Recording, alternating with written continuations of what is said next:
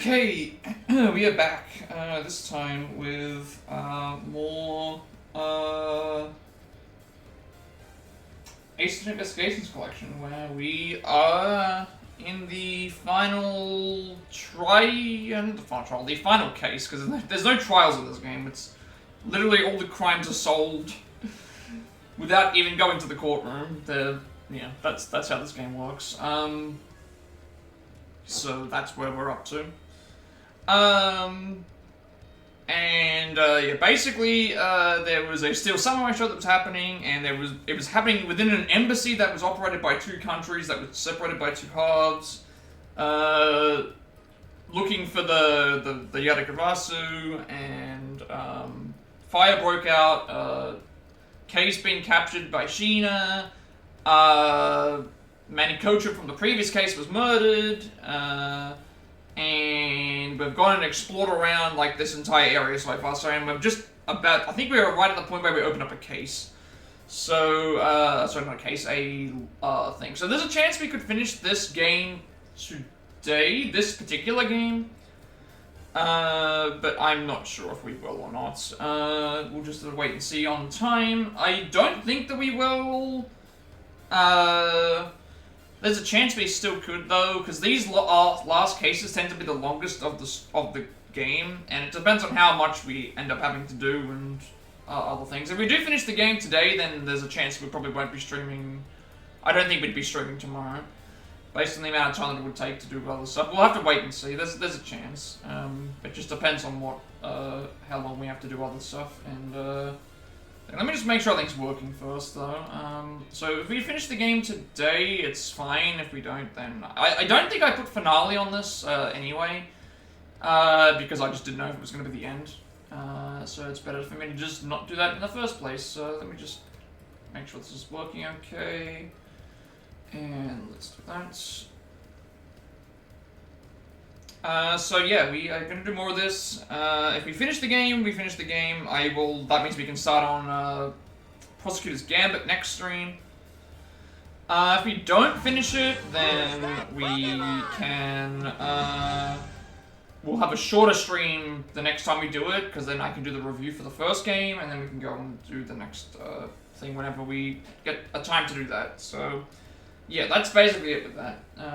Obviously, the rest of this week, I'm going to try and do more of this. So either today or tomorrow with the end of the first game, I would think, and then the rest of the week will be the second game.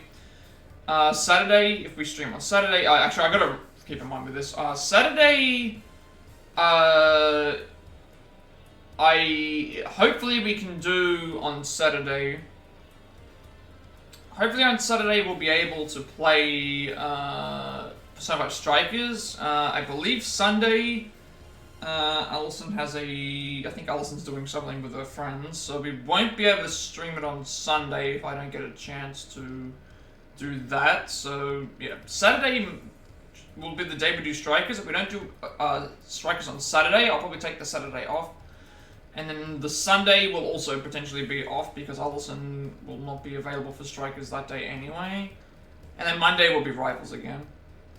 So we'll just see how things go. There's a chance that we'll take both weekends off if I don't get the upload done on Friday. But we should be able to, I think. If we don't, then we don't. It's fine.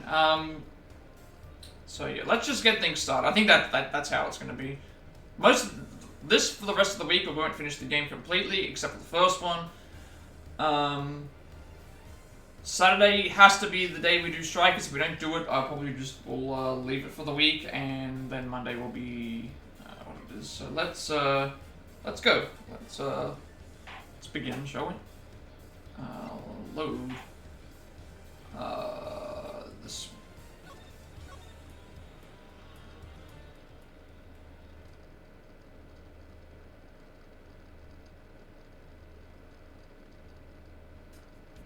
Alright, so, from what I remember, we were just about to start investigating the safe and checking everything that was in the vicinity. The only thing I don't think we've checked is this note, so,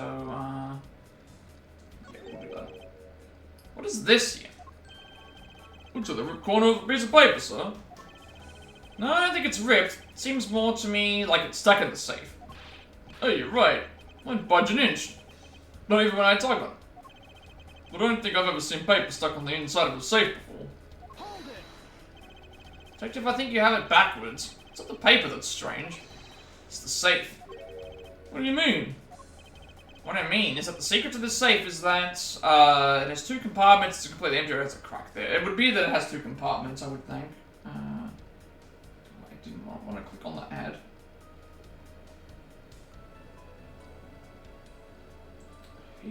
I hate these pop-up ads that appear on my guides. Especially when you click the skip ad option and it doesn't skip the ad. It's really bad.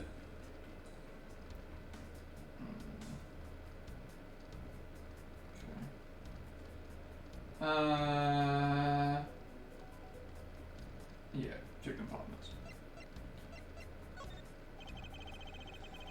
Even just eyeballing it, you can see that the inside is a bit too shallow. Furthermore, with the unnatural way the paper is stuck at the back of the safe, I'd say that there is an extra bit of space behind this back wall of the safe. In other words, the safe has a 2nd compartment. What? I suppose that you are correct in asserting that the paper is stuck in an unnatural manner. However, if what you say is correct, and there is a 2nd compartment, how do we go about opening the door to it then? As you can see, there's no other lock or keyhole in sight. Actually, there is one more spot of interest to me on this safe. Yes, and I believe that spot is the keyhole to our mystery 2nd lock. The safe and its locks. Alright then, since you are so sure of yourself, show me how you deduce your answer. Okay, so now I'm gonna deduce. This is where we do the deduction, I should say.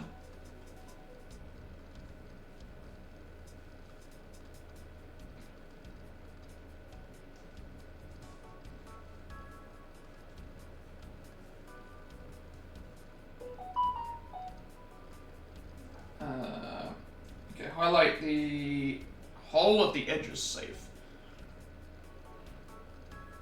So we highlight the hole at the edges. Oh, they mean this. I don't know why they just said. Why they didn't just say this one on the side. Stop giving me Chemist Warehouse ads.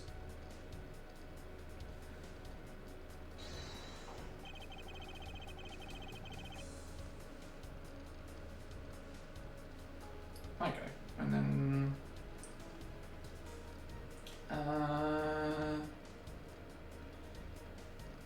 alright, so then we're at the right point. So give this to the key, Yadagarasu's key. Doesn't the shape of this keyhole remind you of something, Francisca? The shape. It does look very familiar. However, I believe it's simply a latch hole for the safe's lock mechanism. It's just for keeping the door shut, nothing more. Hold it. Is that so? The person who used this safe, Mr. Cochran, made sure this safe had 2 compartments in order to hide something. Do you honestly think someone like that would allow the keyhole to the hidden half to look so obviously like a keyhole that even the average person could figure it out? You can't be serious. Are you saying that this hole is the keyhole to the hidden compartment of the safe? That's precisely what I'm saying. I will prove to you right now that Yadagarasu's key is the key that will open it. Yadagarasu's key. Miles Edgeworth, this had better be a very bad joke. Sorry, this is no joke. Yadagarasu's key is the very key that will open the 2nd compartment of the safe. We know that this key opens the 1st compartment of the safe, but the keyhole you're talking about is of an entirely different shape than that of the key. Okay. Let's go over this again, shall we? Yadagarasu's key was originally made to open Mr. Cochran's safe in the Cadopian Embassy. We confirmed that as fact by opening the door to his safe with it. Now let's take a look at the back end of the key. Looking at the knife portion head on, what do you see? What are you talking? Appears that you've come to understand what I'm talking about. When viewed head on, the knife's blade is the exact same shape as the keyhole. The real function of the knife portion is to act as the key to the hidden portion of the safe. That's preposterous. Because it looks like a knife and was used like one to kill Mr. Faraday 7 years ago. We fell under the misconception that it was always meant to be a knife. But for both the safe and its key to conceal such clever tricks, whatever is hidden inside the secret section must be of incredible importance. Then it's even possible that what I've been searching for is inside. Scruffy, hurry up and open that safe. Yes, sir. Opening it now, sir. These items, they're... It's a bunch of funny shaped things. Guess they're... You're in the way, now move, Scruffy. Didn't think I was in the way. These pieces of art, they're identical to ones that have been stolen from various countries around the world. Figured as much. These are the treasures the section of the safe was to hide from view. I believe a more thorough investigation is required. We'll look at the other stuff later. These are pieces of stolen art from around the world. Wonder how much they're worth. Especially this one. Scruffy, don't touch those valuable pieces of art with your filthy hands. Why, do you have any idea what would happen to you if one of them were to break? Is it just me, or did she hit one of the pieces of art just now? Can we not just look at them specifically? But this sort of trick into one safe is really something. Yeah, it's neat how the safe has 2 compartments, but what's really impressive, so at the other end of the key was another key. I totally hadn't noticed. If Mr. Coachman was just paranoid, or if he had secrets of that great value. Speaking of paranoid, I went sharpened both ends of my pencil. But then when I went to erase something, I got all paranoid that I was going to stab myself. Please refrain from dispensing your special brand of unrelated stories while on duty. Yes, sir.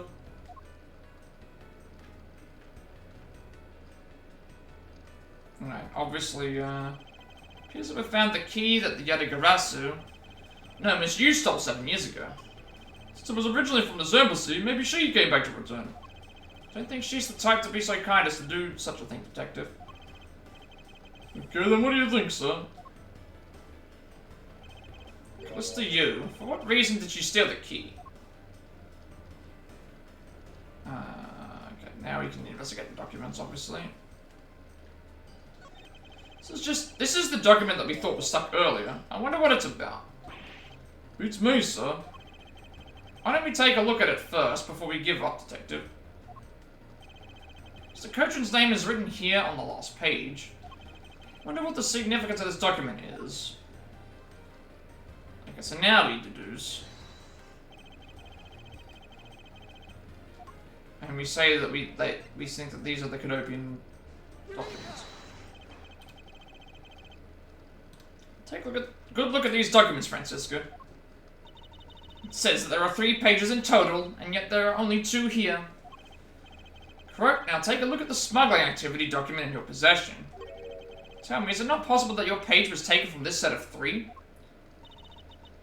Well, it certainly looks that way. By putting our multi-part puzzle together, we seem to have arrived at an answer. And it seems that you have now found what you were looking for.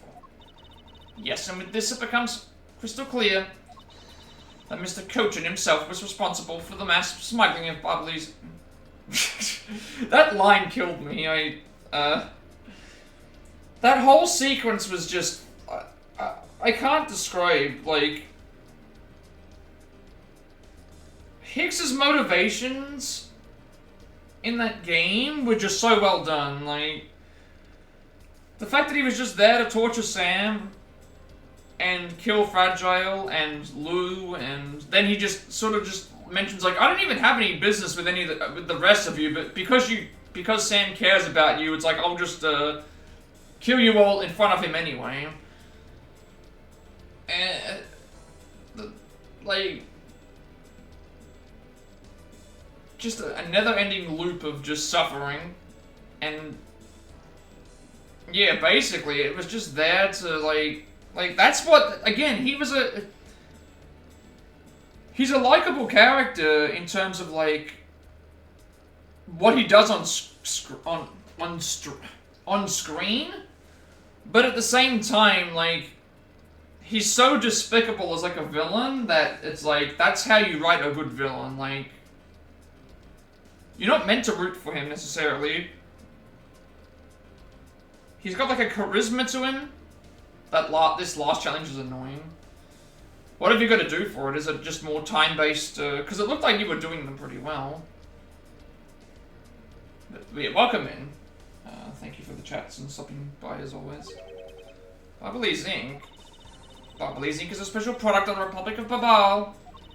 However, due to a special reason, only limited volume is ever exported. Yeah, I don't know, like, those Horizon games seem like they weren't for me. I get why they're popular, but at the same time, like,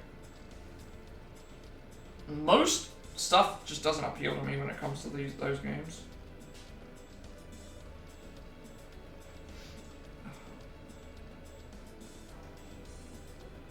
Hopefully you can get through it, though. I thought you only had to do one.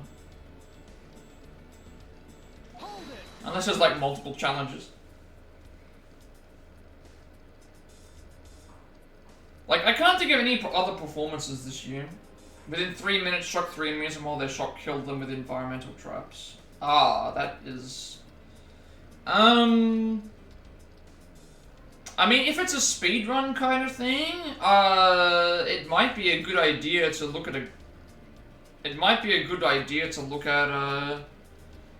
guide, because at least that will have the most optimal route. Like, when any time that it comes to something with time and speed, YouTube is your friend.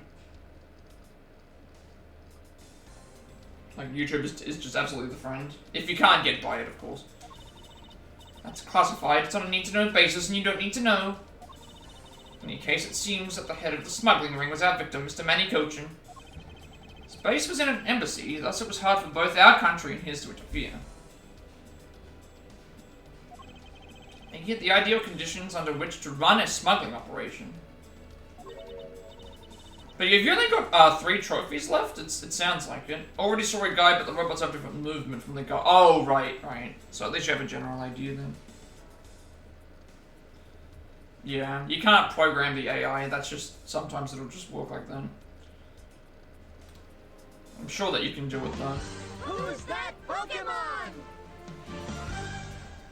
I don't know, you're getting through games so much faster than I am. But then again, I'm also, like, focusing on Switch stuff, but even then, I still take... I think, like, whenever I see an estimated time for a trophy guide, and I read it, I'm like, okay, add, like, 15, 20, 30 hours, if not more, onto that. I'm just way slower than everyone else. I lost the person I was to rain judgment down upon with my whip of justice. Only if he is dead, we still have a responsibility to look into his misdeeds. You expect me to whip a dead man? Well, I'm not interested. 12 trophies in total, but 0 challenges left after this, which is 1 trophy. Ah, I see. So, 9 challenges left, not 0. Cisco, you must know that Manny Cochin was the suspect in the KG-8 incident. Of course I know, on top of being the head of the smuggling ring. There is the matter of what really happened in that case that needs to be resolved. Did you already finish Zero Dawn, Sir Platinum? Because that's Forbidden West, obviously, so obviously that's a sequel. Did you already do the original game?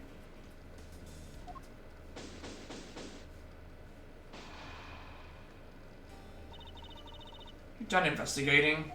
Oh, you don't own it. Okay. You realize now, don't you, that this girl is the only one that it could be.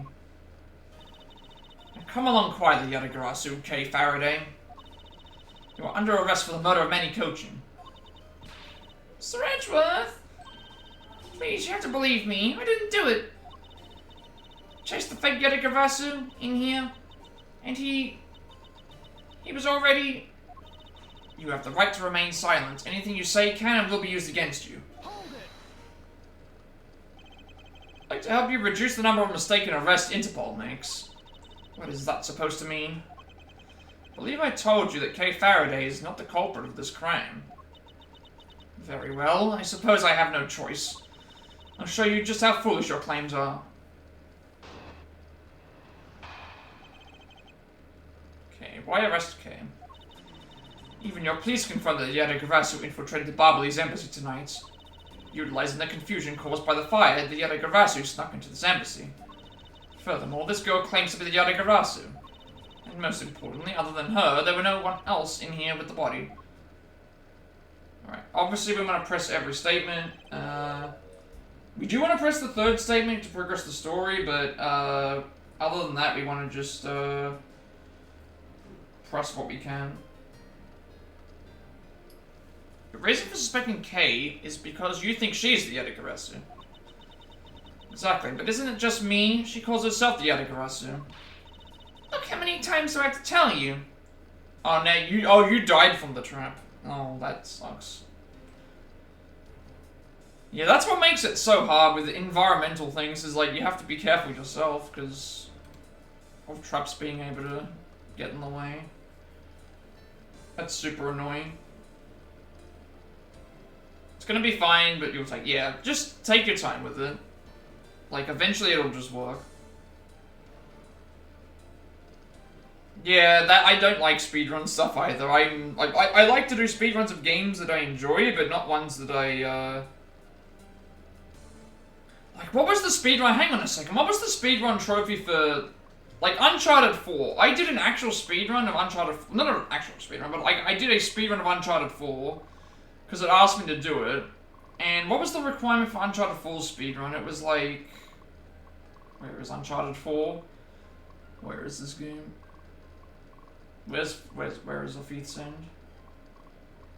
Here it is. What did they want me to do for the speedrun? I didn't get it.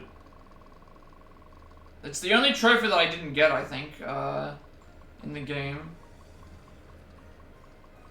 Actually, no, I didn't make the enemies drop their grenades, because that was stupid. That's the only trophy I didn't get. Ah, here it is. Complete the game in 6 hours or less. I tried doing a speedrun of this game in 6 hours or less, and it took me 7.5 hours.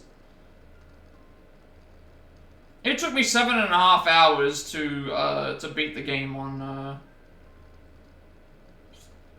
the easiest difficulty with, like, infinite ammo. Like, I don't know why it took me that long, but sure enough, like... And keep in mind, I played the game on... Well, technically I played the game... my first playthrough of the game was on Explorer. Because you have to unlock crushing in the game, I believe. You can't unlock it from the start. And then I did a playthrough on crushing. And it's like, speedrun the game in 6 hours or less. It's like, yeah, about that.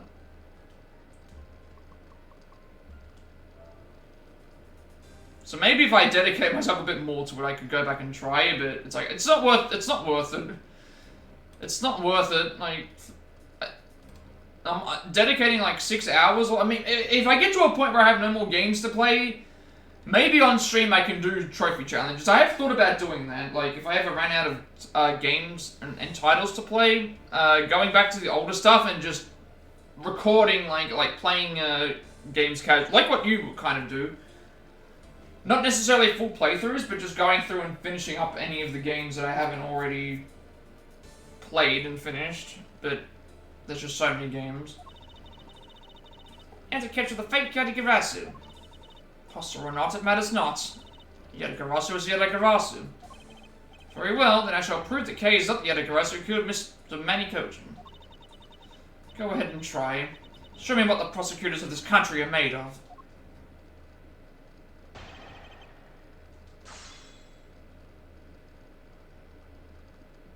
It's also so hard when it comes to speedrun stuff, like, yeah, there are guides that exist for speedruns, but at the same time, like, it's not something that, like, you can just sort of explain, like, to someone. It's like the Roadster races, like, even if I was an ace at, like, racing games, it's hard for me to coach somebody else on how to do it, because it's not something that is, like, just, you can just teach someone to be a good racing car driver in games. Some people are, like for me, I'm really bad with using sniper rifles.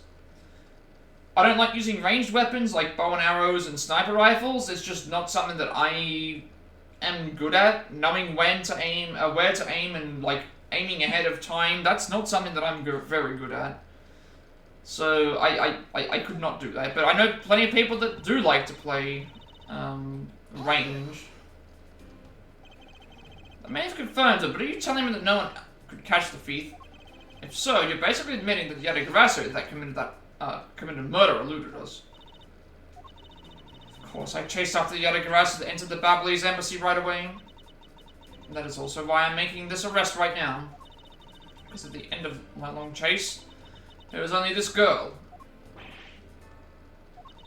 In case this is what I believe happened tonight. Hold it. Confusion caused by the fire. Are you saying the Yadagarasa was not the arsonist who started the fire? A suspicious person in a long coat was spotted in the area. Officers in the area claim to have seen that person start the fire. Sounds like we have a phantom in our midst. In a way, he could be considered a phantom with the way he randomly appears. Alright, so we skip the third one, and then we go to the fourth. And then we'll go and cross the third. Hold it.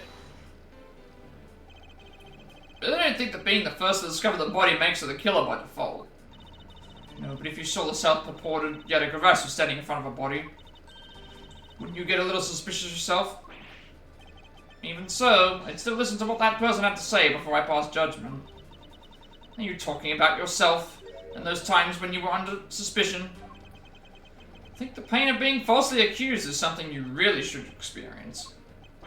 I personally know that feeling really well, sir. Given my situation, I now know exactly what it's like too. I'm fine with never experiencing it, ever. You know what I'm wondering? I wonder if Francisco would ever get accused of something. Because they've never actually shown that side of her, have they? They've never exposed that side of her where she's the one who's under scrutiny. Like, she's always been the person who's come back to, like, save the day. Like, when we needed her to be the prosecutor in Edgeworth's case, when we needed her to help us out with a few things, but we've never seen her under the pressure of, like, what if she was accused of being a criminal from the very beginning, and seeing how she would react to it. You're done with your little group conference. Agent Sheena suspects Kay of murder simply because Kay is the Yadagarasa. But if I can prove that the Yadagarasa's goal is not related to murder, then I may be able to begin to reason with her. Alright, so skip to the third one. Hold it. Just because she calls herself that, it doesn't prove that she's the killer. No, but it does give her a motive. The Yadagarasa sent a card saying, "I will be there to steal your dirtiest secret." Furthermore, there are documents pertaining to some smuggling activity in this room. She obviously wanted to steal them. You can't do it, they're always out of range.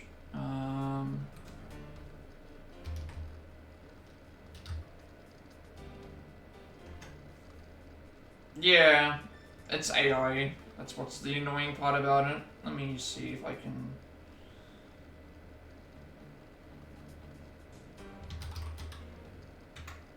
Maybe there's a written guide that's better?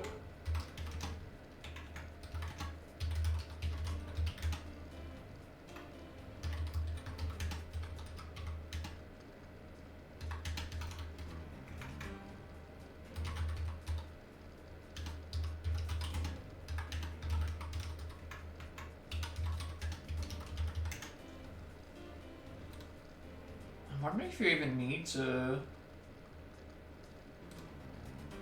Wiki's pain is so good, yeah. You just have to have luck. Are there the one other thing I can think of is there other hunting grounds? Because if there are other hunting grounds that you can do, maybe you don't need to do the same requirements.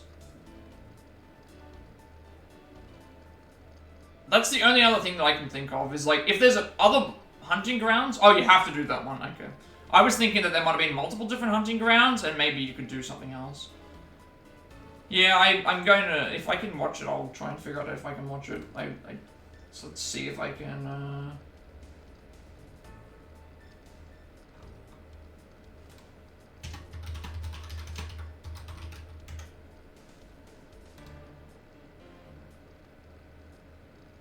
There's 4 hunting grounds.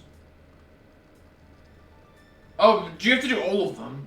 Oh, you have to do multiple. This is one requirement for the. Oh, right. Okay.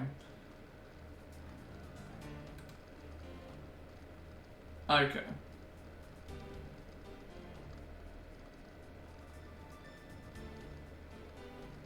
What did people say for this one? Ah, here it is. Shock 3 machines near a scrounger by overloading the thing with shock ammo. Oh, this one here. Use environmental traps set up in the thing. Use a warrior bow to build up shock elemental quickly. Use focus to highlight the traps. Lure machines under a trap and shock them there. Then shoot the trap. Oh, okay. So they want you to. They want you to lure them to under the trap. I figured that they would like. I don't know if there's a way to lure them, and then warrior bow to build up shock elemental. So that's not a lot of information. Shock and trap trial. Let me try looking up this.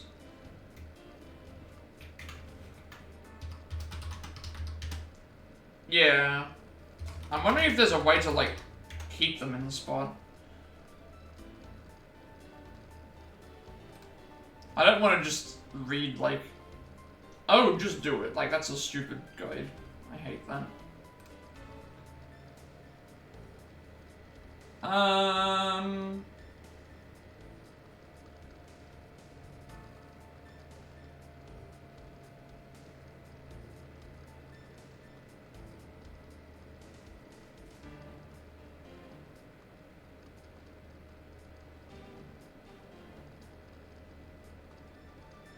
Do you have to do them all at once?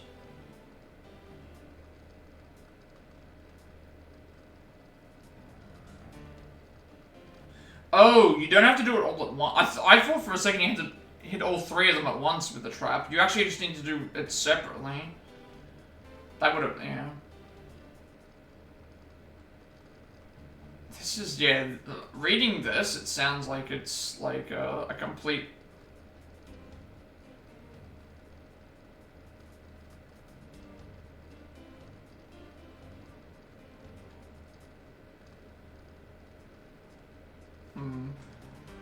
So I don't know, like, it's hard to explain how to do it because I've never done it myself.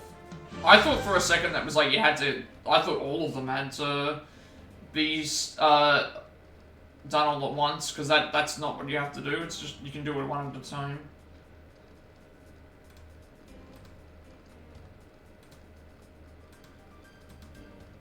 Oh, you did it, good. Now, I was just quickly reading to see if it, like, I was reading to see if, you had to do all 3 of them at all 3 of them at the same time or not, because obviously that would have made things a little bit different, but at least you got through it. So she killed Mr. Coach and the key. Yeah. I was looking at guides, and I'm like, hang on a second, there was a guide that was actually saying one of the AIs walked into another one. Ah, that's good then, yeah. There was a guide that someone wrote, and it was just like, oh, they were like, lead all of them. They would like lead all of them into the one trap and then do it. That's all that it said. It was just like, it was one of those generic guides that we don't like, where it's just like, oh, you just need to shock the 3 enemies and lead them into a trap and trigger the trap in under 3 minutes. Like that's all that it was one of those generic. Yeah, it was one of those generic guides that we don't like. The ones where it's just like, oh, you just complete the roadster race, and you get an S rank. It's not that easy. Like, I don't like those. That's why I was looking at text-based guides to see if there was something. Which is very sound. I expect nothing less of Agent Link's secretary. However, that statement just now didn't sound it right. Might just be the opening I need. At least you got it done. That's one set of trials down.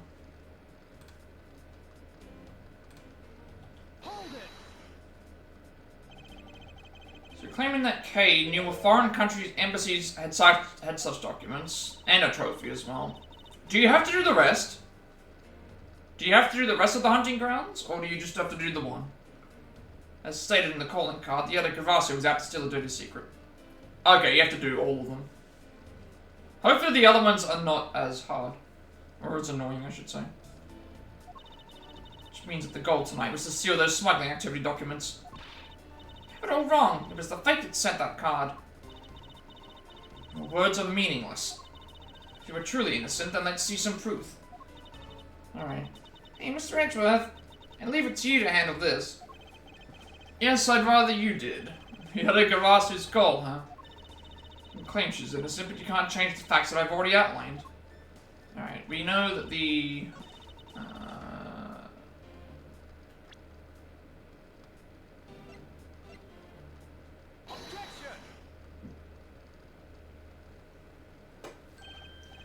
Agent Sheena, I regret to inform you, but there is a flaw in your logic. Yeah, it's always good to see that you succeeded. A little bit of frustration is fine, but at least you actually got the goal accomplished. Like, that's the one... The worst feeling is going through and doing something, and then getting to a point where it's like you just know that you can't finish it, or something just goes wrong, it gets too frustrating, but at least you got it done. If you claim that she is the killer, and the other Gavasu, I'm certain that securing the smuggling documents is not the motive behind the murder. The key to the safe in this room was found in on Mr. Cochin's body. Furthermore, the other Gavasu would not be so stupid as to leave without the documents. By the simple fact that the documents were still in the safe when we looked, it's obvious that the killer's target was not the safe at all. And perhaps you didn't know that Mr. Cochin had the key on him.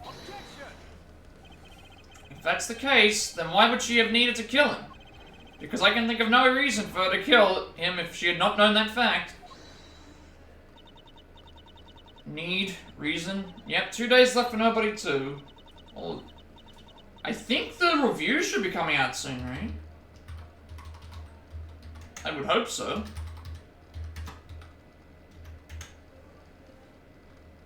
The reviews aren't out yet.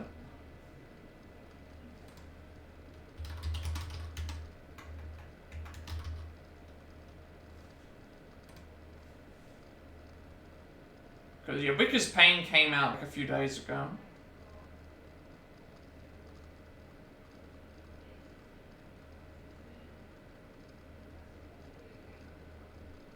And also the reviews, like, for Wicker's Pain was, like...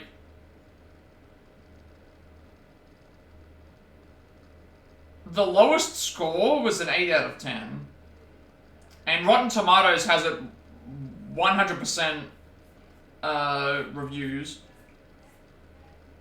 from the early screening, so probably later today or tomorrow. Yeah.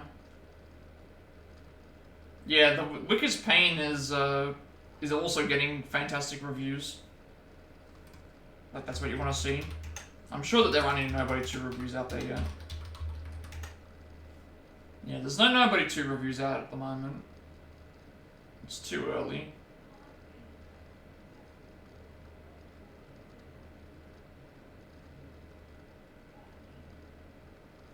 But it's gonna be fantastic, I think.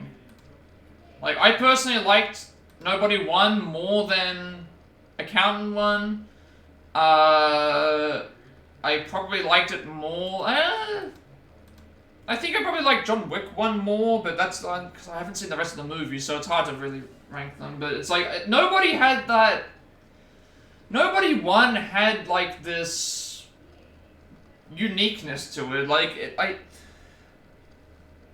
a lot of problems with these movies, like Taken and John Wick, is that you don't see the characters necessarily vulnerable. You see them just... Which is still great, because you still see them doing creative and unique kills, but I think the thing that makes Nobody work is that you see him being vulnerable. Like, that bus scene fight, that first part is like him struggling a little bit to get back into the groove, and then he hops back in, and then round 2 starts, and then you get that stuff. So it's like... I like the vulnerability that they show. It's similar to like what they were talking about with Ballerina, where... They at least explain in Ballerina, like, yeah, she's going to be up against men who are probably, like, gonna outthink, so she's already kind of training to be better than that. And so there's that vulnerability there that you don't expect from, like, characters like John Wick, who usually get through these movies just killing people, and they're just unstoppable killing machines. I think that's why I like Nobody more. It's a little bit more relatable in terms of, you know, he has a family to protect. he's kind of out of like what he's doing. He's not used to just fighting the way that he does, and then he still has all those moments that make you, you know, cheer for him, and also just.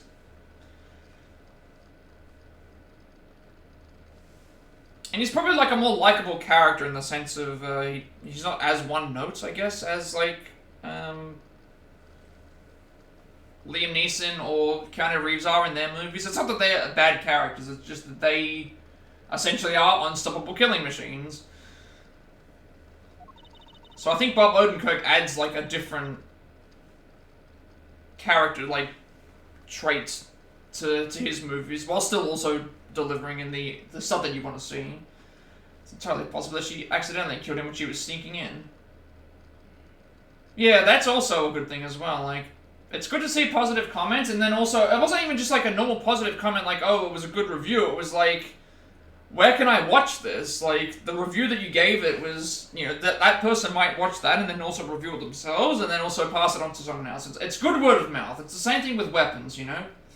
I was a bit iffy on weapons, the trailers were okay, the synopsis was okay, but then your review made it sound like I liked the separate chapter thing that you were talking about.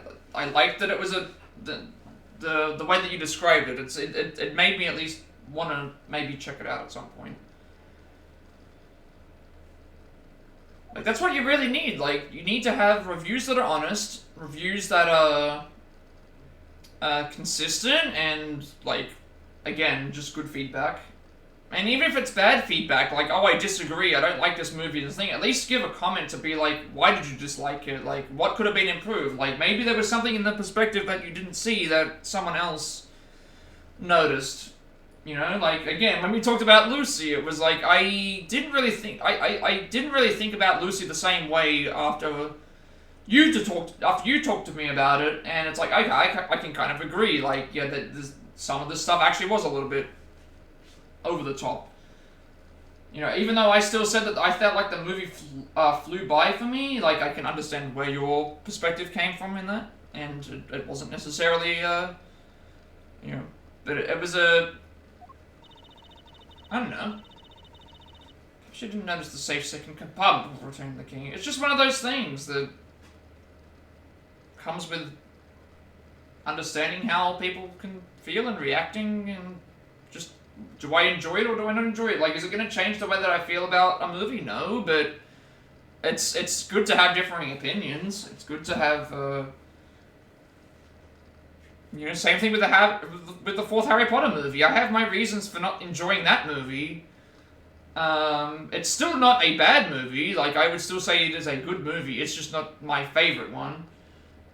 It's certainly much better than The Cursed... If they ever made... Let me just put this out there right now. If they made The Cursed Child into a movie, that movie would make Goblet of Fire look like Nosferatu. I'm gonna put that out there right now. Like, if you have not read the play for Harry Potter and the Cursed Child, it is the biggest, like, fan fiction, nonsensical, like, plot that you could probably think of for a Harry Potter. Time travel,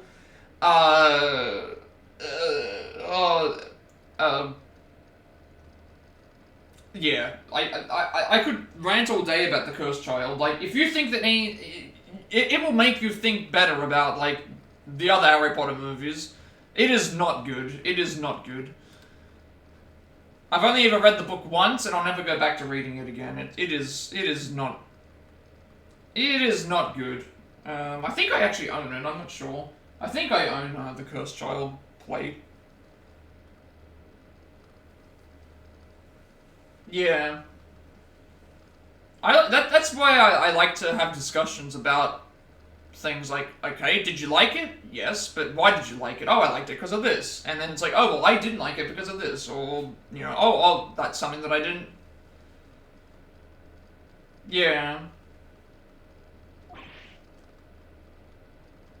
Well, that's why I think, like, in some circumstances, like, some people just watch movies casually and they don't break down everything to be like, oh, this is something that was really good. Like, some movies you can't really do that for, but I feel like something like Dracula, you have to, not in general, like a Dracula movie, you have to kind of, people already have misconceptions and things about Dracula and vampire movies in general. Like that's like, I guess that's how some people might even think about Sinners. To be honest, some people might have been thinking about Sinners like, oh well, these aren't accurate vampires because these vampires aren't out for blood constantly, and they're not like, they're not turning into bats, and they're not wearing dark capes and things. It's like, but it's a different kind of movie. Like you don't need to make a vampire. Not every vampire needs to be the same. Just like how werewolves don't need to be the exact same thing. You know, even Underworld did vampires a little bit differently. It's not your traditional like, wahaha, I'm Dracula, I'm gonna suck your blood and I'm going to you know, fly away. And it was a little bit different. Like I think it's unfair to say that, oh well, Sinners isn't a real vampire movie. It's like, no, they've just taken the concept of a vampire and they've just changed it. Like, I like the idea that they did with it, where it was like, yeah, they want to spread people being vampires, but their reasoning for doing so is like, oh, you're alone. Oh, you're unwanted by these people. Come and join our coven, basically, and then you'll be able to live forever and you won't have to worry about these people anymore. Like, that's what makes it different. It's just a different concept. Yeah, they're mutated, stronger, smarter. Like, people are going to think, oh, well, a werewolf is dumb and a werewolf is just there to think. It's like, no, like, these werewolves are cunning. They think, like, they're up against a threat that could essentially wipe out their existence. Like, the vampires and werewolves have been feuding for centuries. They have counters to each other. It's not just like one defeats the other because of this reason. It's like, no, like, they have counters on their counters. They, not necessarily having more of one thing or the other isn't an advantage. Yeah, it's just one of those things. It's like they've taken a concept like zombies, like vampires, like werewolves that you've seen over and over and over again, and they've just changed it. And people that say, oh, well, this isn't a traditional, this isn't what a zombie is supposed to be, like, people forget, like, the 28 Years movies, 28 Days Later, that's where the concept of fast zombies came from. Like, Fast Zombies started with that franchise. That's where Fast Zombies came from. Or at least where they were most well known for the time being. Like, Fast Zombies was 28 Days Later. That was where that concept of Fast Zombies started. Yes, it was overplayed years and years and years later, but that was where it started. Fast Zombies is what started that trend. 28 Days Later is what started the Fast Zombie trend.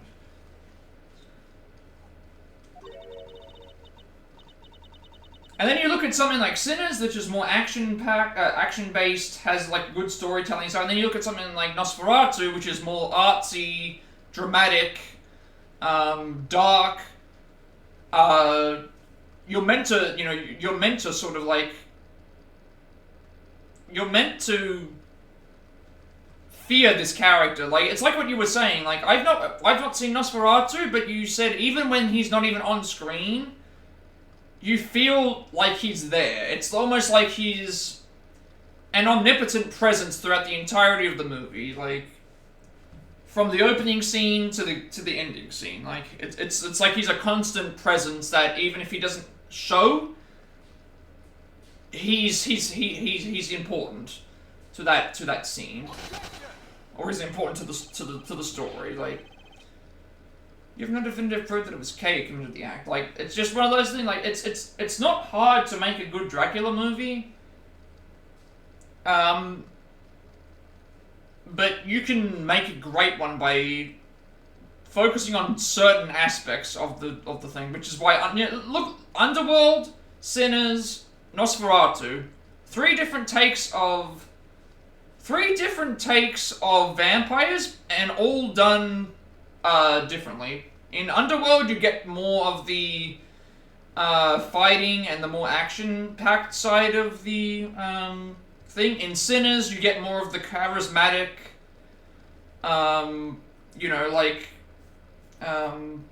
side of the vampire, and then in Nosferatu you get the ominous, creepy, dark version of the character. 3 different versions of Dracula, and all of them executed, yeah.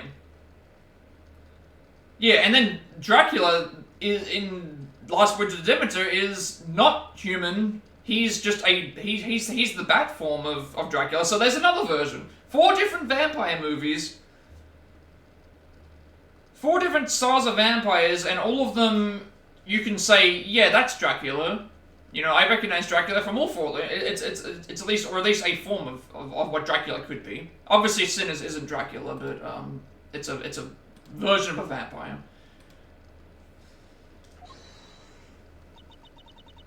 Actually, I do. It's just one of those things. Like it's what people think of. 4 different versions of a vampire, and 3 of them being Dracula in bat form, Dracula in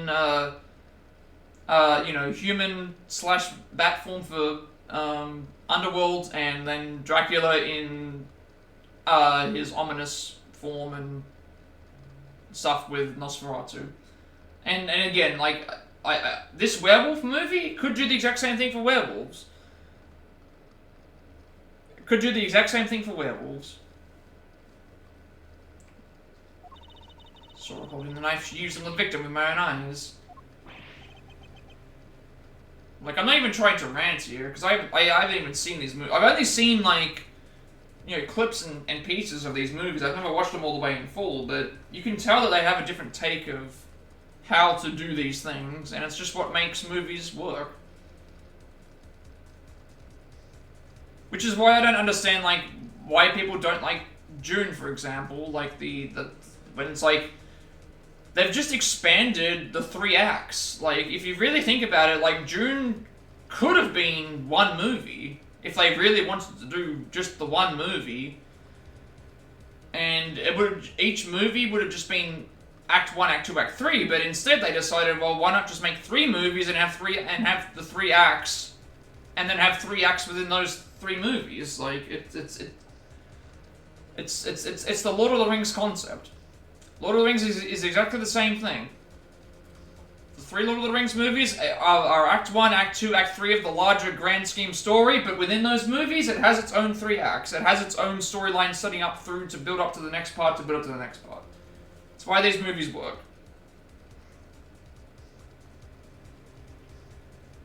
You say what you will about Endgame and Infinity War, at least it can be said that, like, as those Phase 1, 2, and 3 movies were going in, like, it follows a similar concept. Phase 1 was mostly just your introduction stories. And they have stories within their stories. And Phase 3 is your big climax, and then Phase 2 is, like, the stuff that happens in between. Like, it's just what works. Allow me to tell you a bit more about the evidence that will put her away behind bars. That's why we said stuff like, Fantastic Four. Like, Fantastic Four being a good movie is the requirement that was needed for Doomsday and Secret Wars to work, because if you stuff up Fantastic Four, you stuff up Doctor Doom, and then you stuff up Doomsday and Secret Wars. So at least we have something to look forward to. If the Spider-Man movie is as good as it seems like it's going to be, if we get a Punisher Hulkbuster suit, if Hulk goes back to Savage Hulk, even if Punisher gets defeated in the movie, I'm fine with Punisher being defeated in the movie if he still gets to have some scenes where, like, I would love to see a scene where Smart Hulk tries to, like, reason with the Punisher, and then the Punisher just you know, they have 2 fights, you know. Punisher beats Hulk the first time because it's Smart Hulk's, you know, and then the second, you know, if you're gonna do in the climax scene, have Punisher fight Hulk, Savage Hulk with the Punisher Buster, and just do that. Like, I don't care if he gets defeated in the film. If he fights the Hulk and they have a decent fight, and that to me that's good. You know, people say that FF is bad, and praise Thunder Avengers. Or they put it on the same level. Like, I'm not even joking with you. That guy that reviewed Thunder Avengers, he reviewed Marvels, he reviewed Brave New World, a lot of those movies he gave like the same score. He gives most of the movies like a 50. Like most of those superhero movies he gives like a 50. And then he gave Fantastic Four an 80. But he's super inconsistent. Yeah, it's about the family. The movie was about their family. Everyone had that moment. Yeah, exactly. Like, even Pedro Pascal, he was, like, not as annoying as what we expected. And they also gave us Galactus. They gave us Galactus, and it was actually a accurate portrayal of Galactus, and he was an actual threat. What a novel concept. Okay, so now...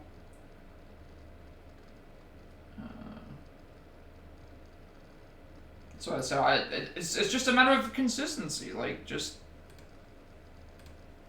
be consistent. It's okay to like or dislike certain movies, but just at least be consistent about it. Like, don't give Dune Part 1 a 2.8 and then give Dune Part 2 a 7.1 and then say that there's so many movies that are on par and...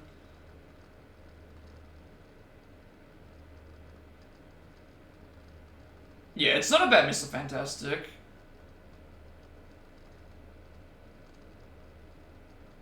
Yeah. And, like, I don't want Marvel to be bad. I don't want DC to be bad. I don't want Disney to be bad. I don't want Ubisoft to be bad. I don't want any of these companies to be bad. All of these companies have entertained me across these years with movies, games, etc., whatever they do. Like, I don't want any of these movies to be bad. Like, even something like Ironheart, even something like Ms. Marvel... You know, Daredevil, Born Again. You want these products to at least be good, because if it's good, it means that they're going to keep making consistently good stuff. But it's like,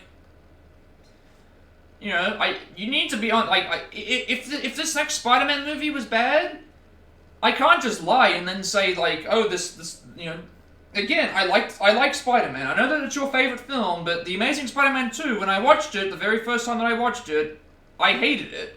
I honestly just hated I hated the Rise of Electro movie. Now, since I've watched it a few more times, I've probably eased up on it a little bit more, and I like it a little bit more than what I did originally, but I have a lot of problems with that movie.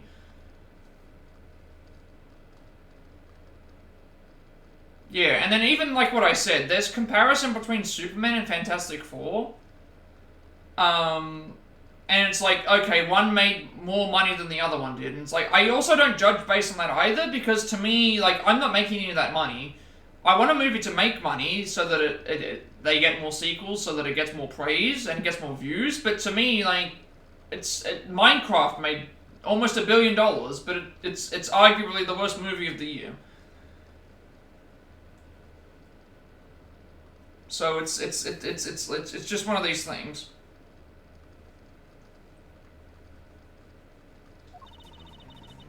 And I get wanting to be a fan, I get wanting something to be good. I'm not even that big of a Superman fan, but I like Superman movies. But there's been a lot of bad Superman movies that I've not liked. The fourth movie was terrible. Superman Returns wasn't even a Superman movie. It felt more like a romance love story, like... Knife wound on the body is consistent with the blade of the knife. Like, there was a lot of, you know, there's been a lot of bad Superman properties. You know, Batman v Superman for me was bad, not because of Henry Cavill, but because of just, that movie basically scared me away from extended cuts. Like, I don't want to watch the 4-hour Justice League cut if I already felt the way that I did about that movie. The knife with the butterfly handle is the murder weapon, which the killer was holding.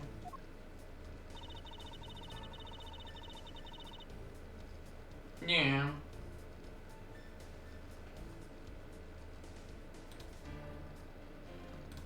And that's the thing, he's supposed to be the leader. Like, Superman is supposed to be the leader in the movie. No, not even the leader, like the leader of the Justice League. Could you imagine the leader of the Justice League telling all the other superheroes, you know what, there's an alien invasion happening. We don't need to help these people, we have other things to do. Assume she obtained the knife from a display rack and used it on the victim.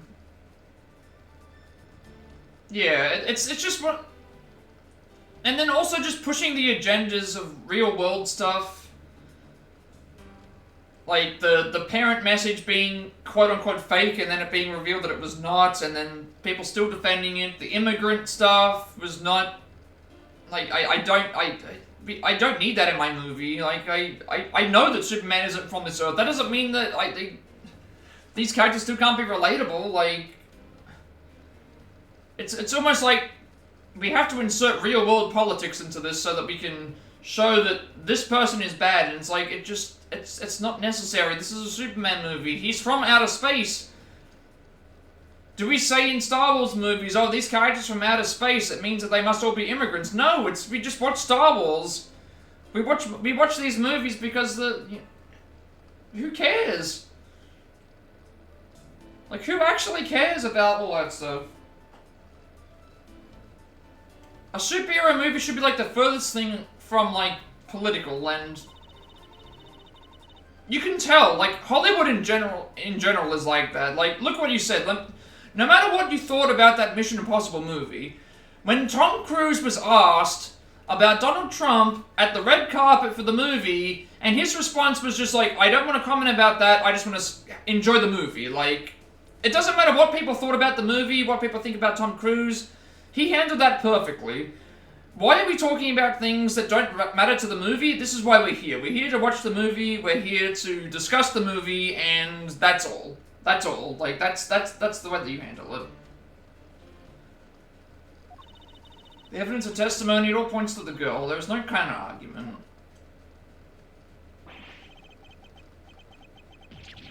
That is your definitive evidence? See now that she is definitely the killer, right? No, Mr. Edgeworth, you gotta believe me. It's just one of those things. I don't mean to rant and rave about stuff, but it's just like, especially with this game because it's a thing.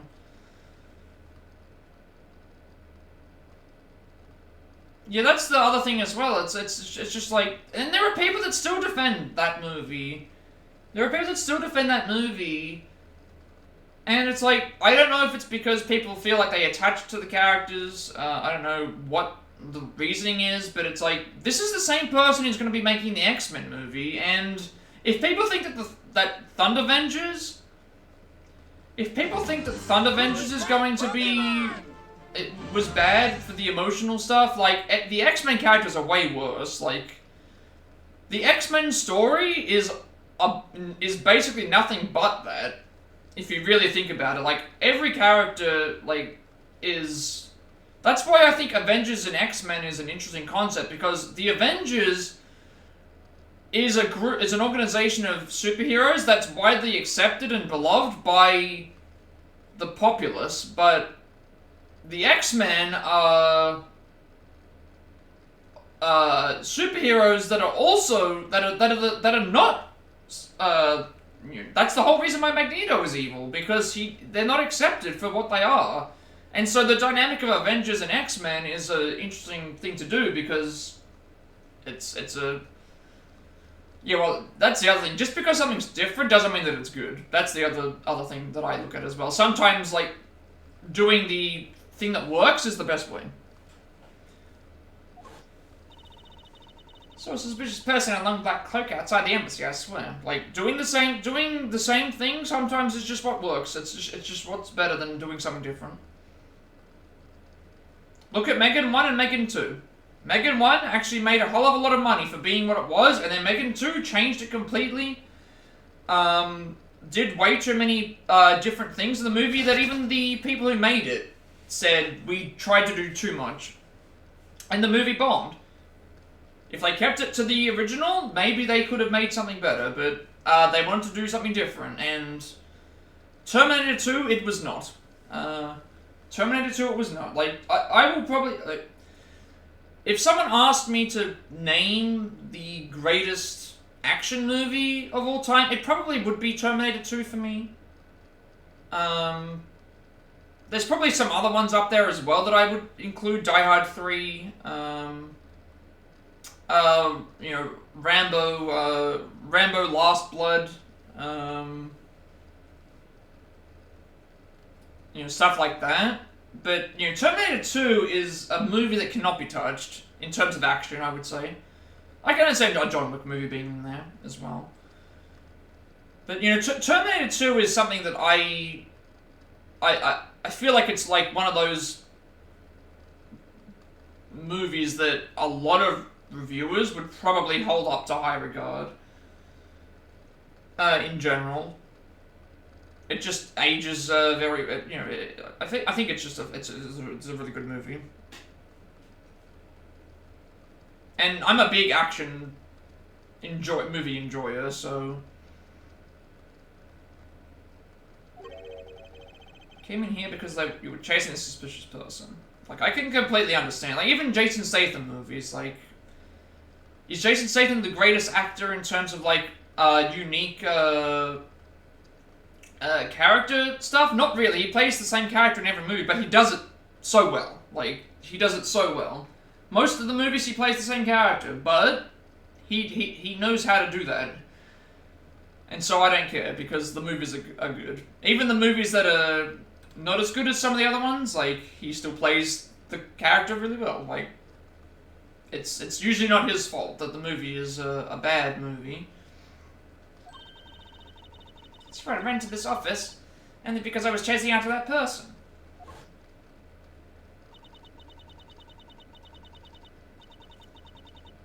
And also the way that he, like, bounces off of other actors. Like, in Hobbs and Shaw, does he play the same character? Yes, but he's also, like, really quick-witted with, like, you know, he's competing with The Rock in terms of, like, charisma, and he's going back and forth with The Rock on screen. I know that it's a movie, so it's scripted, but still, it's like he's still going back and forth with The Rock in terms of their line delivery, and you know, his action scenes are usually better than The Rock's action scenes are.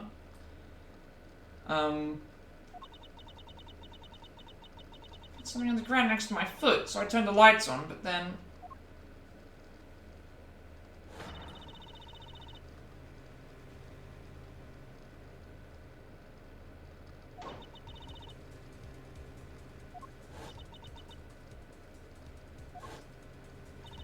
Yeah, the airplane scene in Fast 8 is great. Fast 8 is probably my... Yeah, I would say that Fate of the Furious is my favorite of those movies. I think it's, how would I order them? I think it would be like F8 then F7. F6 is really good. I think from 5... Yeah, 5, 6, 7, and 8 are like the best ones for me, because I wasn't a big street racing... I'm not a big street racing...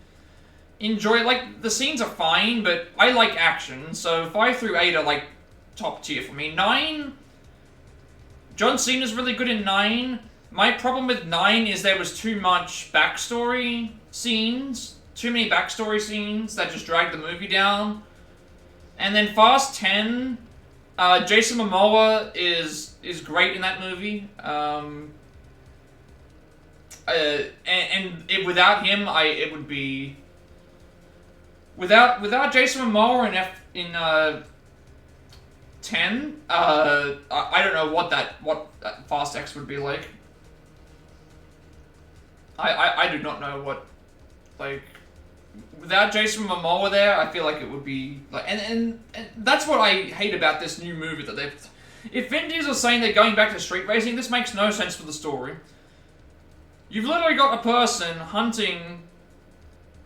You've got a person hunting your entire family down, and then you're gonna go back and street race? Like, oh, you didn't like the airplane stuff? Yeah. Yeah, that's where it just felt like we don't know how to top the previous movies, so we're just gonna do something outrageous and ridiculous.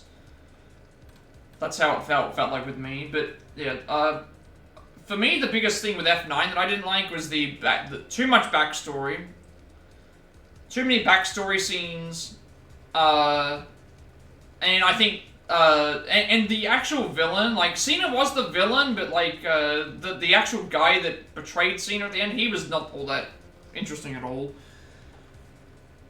And Charlize Theron is I like her in all those movies, like, 8, 9, and 10, even though, like, I have problems with those, she's great in those as well.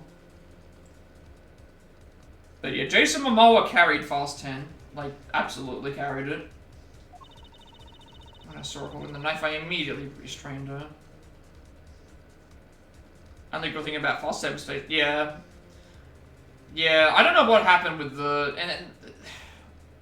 like, the scenes with Cena and the kid, Jason Statham didn't really do much, the stuff with Han still doesn't make any sense. I hate that they're bringing characters back all the time. Like, again, death is so pointless in... Like, I have no reason to... Like, death is so pointless in the game. Han came back, Giselle came back, they're talking about bringing Paul Walker back. I mean, he didn't die in the movies, but still, it's like... Do they not have any, like... other ideas? Like, just end the series. End the series, and... just, yeah. It's really annoying. So, yeah, Object K felt by her feet on the floor was the murder weapon. And the knife analyzed right away, but we failed to find anyone's prints in it. Yeah, yeah. And granted, it was just like... It was so silly to... Even in Fast 9... I think he was only in one scene for Fast 9 as well. Because he was only there at the end credits, I think. Was that the movie where he was at the end credits? I think it was. That was the movie where he was beating up the guy in the in the boxing bag, and he opens the door and then Han was there. Was that Fast 10 or Fast 9 that he had the end credit scene? There was one of them that he had an end credit scene, and he that was all that he did. Because that was the way that they brought him back. Because Fast 10 ended with The Rock coming back. And they did the thing with Jason Momoa. So Fast 10 ended on The Rock coming back, and then Fast 9 ended on Statham coming back. So hopefully they get more roles in the next movie, because they need to do something. But no, they keep bringing characters back. It's like death means nothing.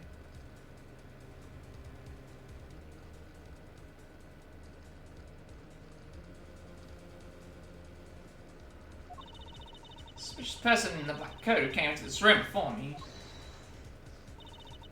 Continue to insist there was such a person, but if there was, where'd they go? Oh, that's the other one as well. Hobbs and Shaw. Honestly, I would probably put... I reckon I would go 8.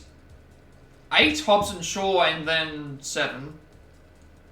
Like, I really like Hobbs and Shaw. I think I would put 8 above Hobbs and Shaw, and then I think I would put Hobbs and Shaw above 7.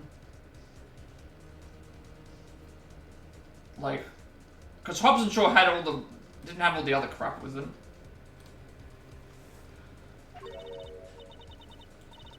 Like, no, they came in here. Sounds like the desperate excuses of a suspected killer, not trustworthy testimony. Idris Elba was good as well, yeah. No, I didn't say that he wasn't. No, I just meant, like, yeah, that line was great. I didn't mean that the other stuff was the thing, but he was... Like, he was great in that delivery. He was great in that role. And they could make more of them if they really wanted to. Because we still don't know who he was working for. We still don't know who Idris Elba's character was working for. We just know a name, but they've never mentioned it in the other movies, so... You understand, don't you? We can't trust this girl's words, Mr. Edgeworth. She has a point.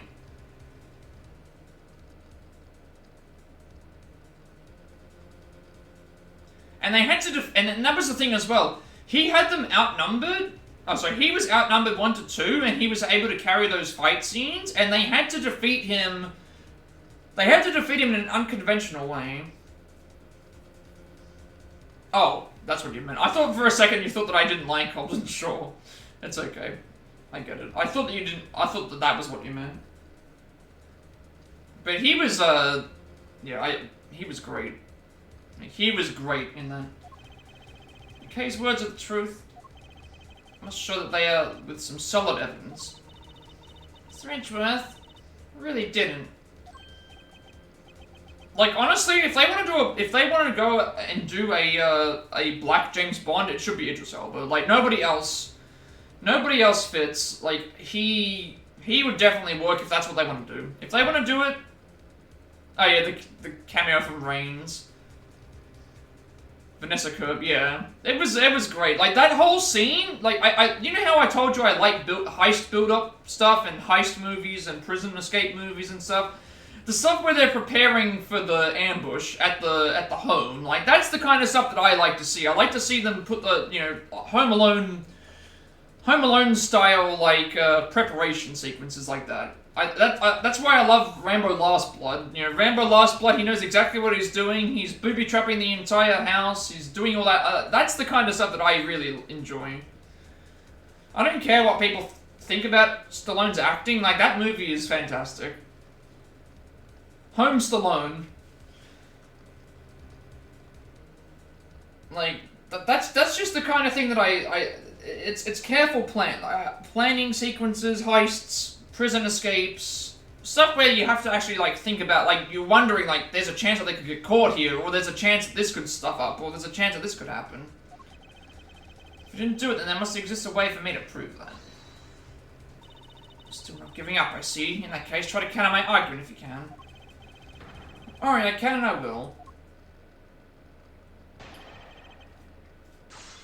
Like, I'm convinced at this point, yeah, that's the other thing as well. Like, Nobody 2 will definitely have that. From what we've seen in the trailer of Nobody 2, it looks like they have, like, I think they're gonna have, like, a setup in the theme park, because stuff with the roller coasters and stuff with the, like, there's gonna be a setup sort of scene in the actual theme park, because it looks like they battle it out at night, and they're gonna be, like, booby-trapping stuff. Like, that's gonna be the climax of the movie, I reckon. And there's at least 3 fight scenes. We got the fight scene on the boat. We got the fight scene, in the car park, and we got the fight scene in the actual theme park itself. So there's gonna be at least 3 different fight scenes that we get to see. And my prediction is the boat fight will be like the first one. That'll be like the boat fight won't be like it'll be like the bus fight scene. Probably not as brutal as the bus fight scene, but it'll be like the introductory fight scene, I guess, kind of. They'll do something with the haunted house. They'll do something with the mirror room. Like, the mirror stuff would be good. I kind of like what they did with Skyscraper, where they had the mirrors at the end. I quite liked how they did that.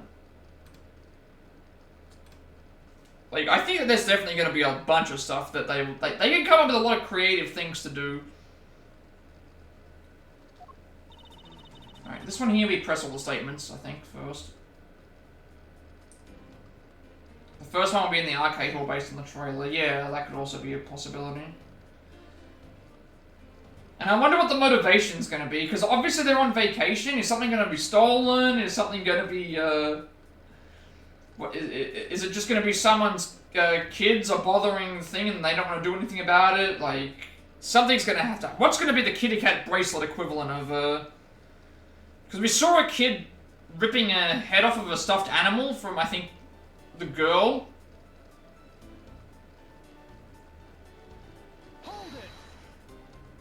Does this mean that you already have the results back?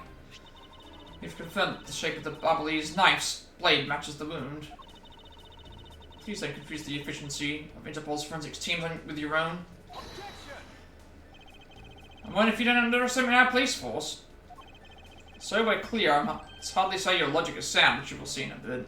Like, I think I'm not trying to overhype the movie, because obviously anything can, you know, thing. But from what I've seen, it looks like it's going to deliver on the things that I like. Oh, yeah. Yeah.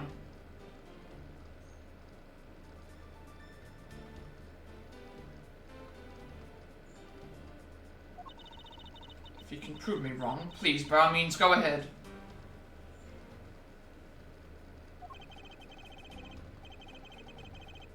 That's been my intention all along. Now, let us return to your testimony. Yeah, I think there's going to be a lot of fun stuff, because they're also bringing back the father's coming back. I'm assuming that the guy that he was on the road trip with at the end of the first movie.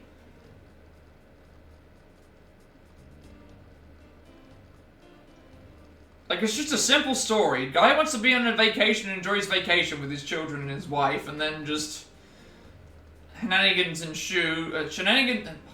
ensue, and then, he's basically brought back into being, a thing again. And there's gonna be comedy in it as well. That's the one other thing as well, is like, the movie is serious in parts, but it's also just comedic, and also has that vulnerability that I was talking about before, where it's like, he's not gonna just be fighting everyone. Yeah. Again, just these quotable lines. That was not what I wanted to do. A lot of these quotable lines that are gonna make people want to watch.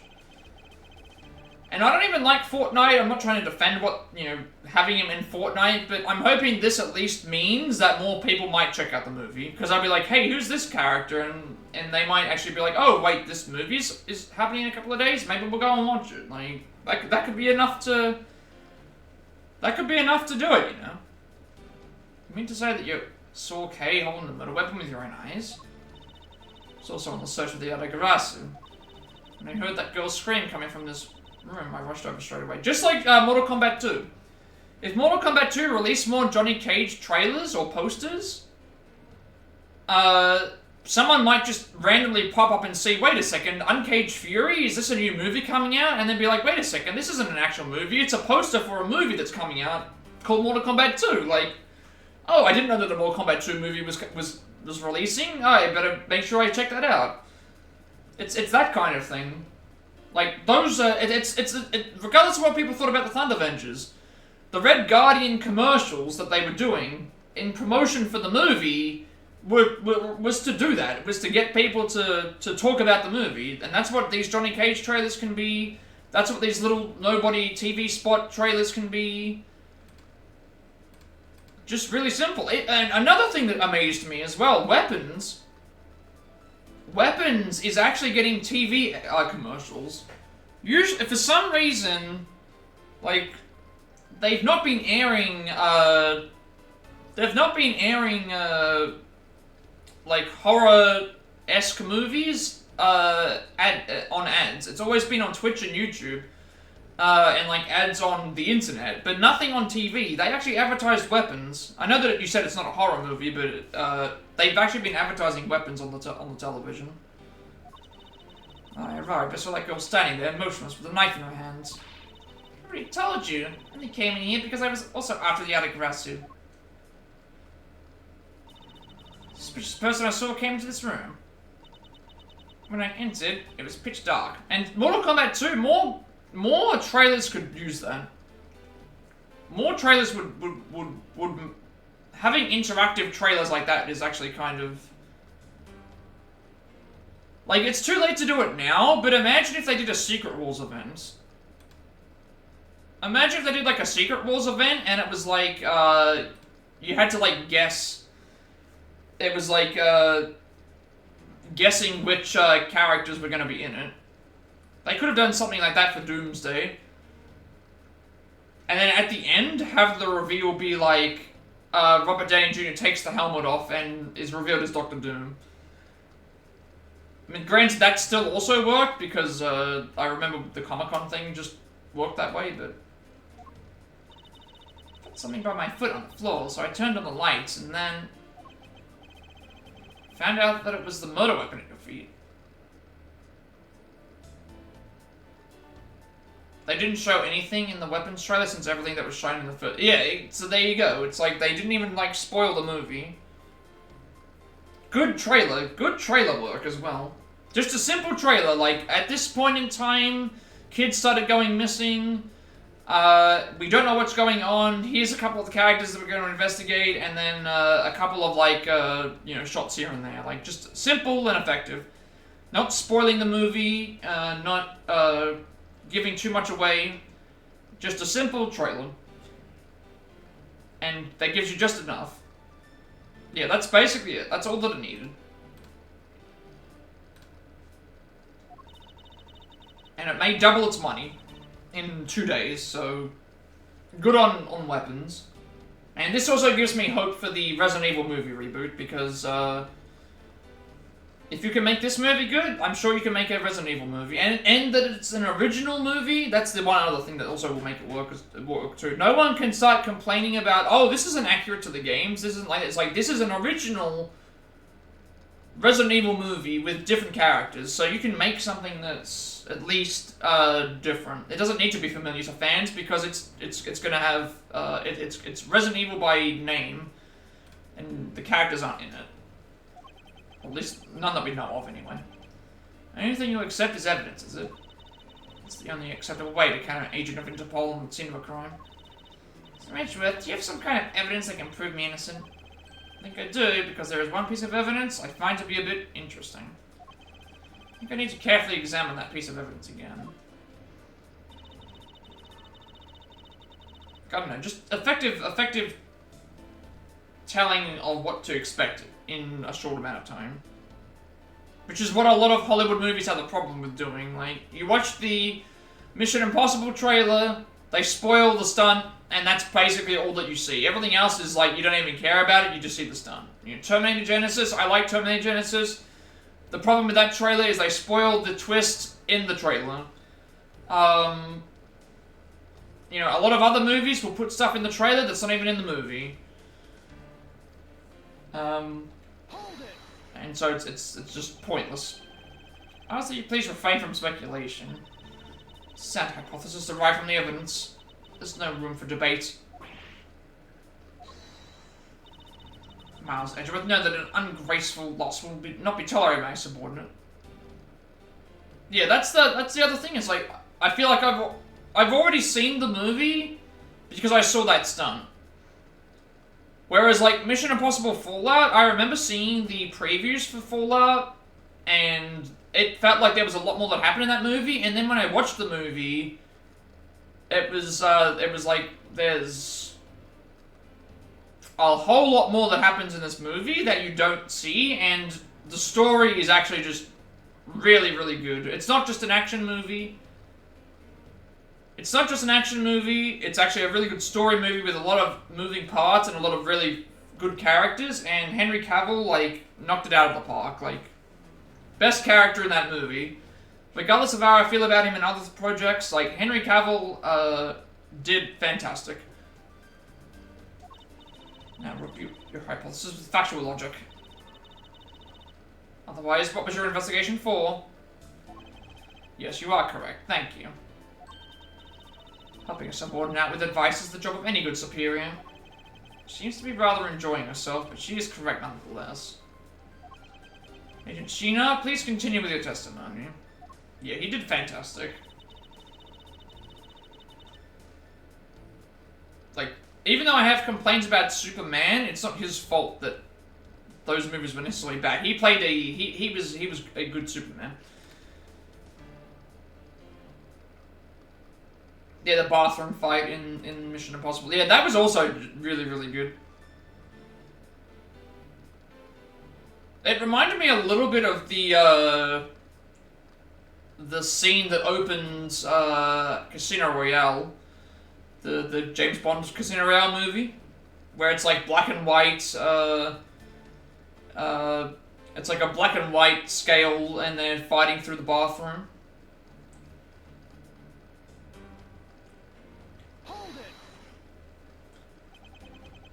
The three-piece set. Is there really no other like it? Let's ask Ambassador Polino for more details, shall we? The knives are indeed special. They have the butterfly, the symbol of the Republic of Babal, engraved on them. Because there are only 3 of them in the world, they are very, very valuable.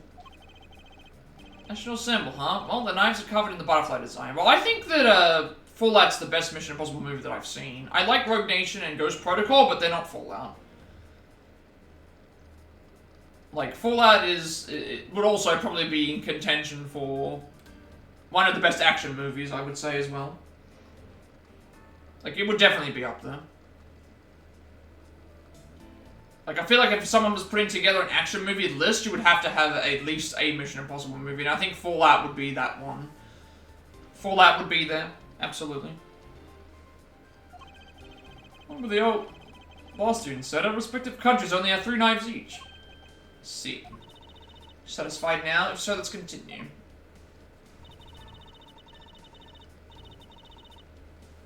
Hold it.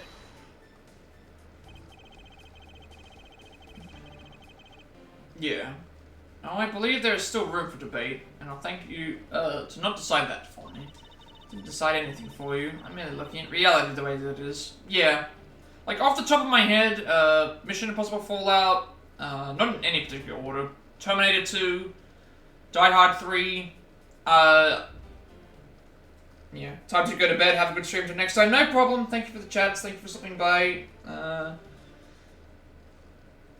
See you the next time that we see you. 2 more days till Nobody 2, or less than 2 days actually. And good trophy progress, good chats as always, and everything else in between. I'll see you next time. Objection. Are you sure you're not just viewing the facts through rose-colored glasses? Mr. Edgeworth, I think she's mad at you. Perhaps, but our definitions of reality are a tad different. Two of you done chatting? Agent Sheena's proof is the Barbley's knife that Kay was allegedly holding. Yeah, so, how are you gonna prove that Mr. K didn't do it, sir?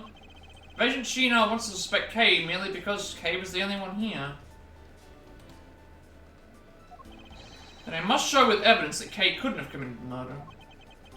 Do you have such evidence, sir? Yes, there is one piece of evidence that seems very unnatural to me. I believe it is my duty to point out that to Agent Sheena.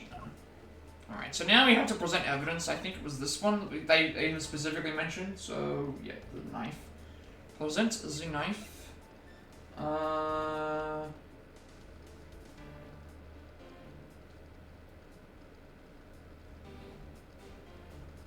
Oh, there's also a bad ending here too. I should also intentionally run out of,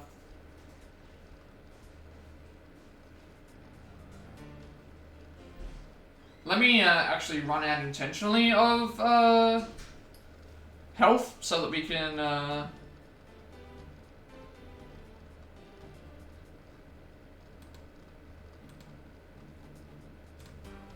me do that.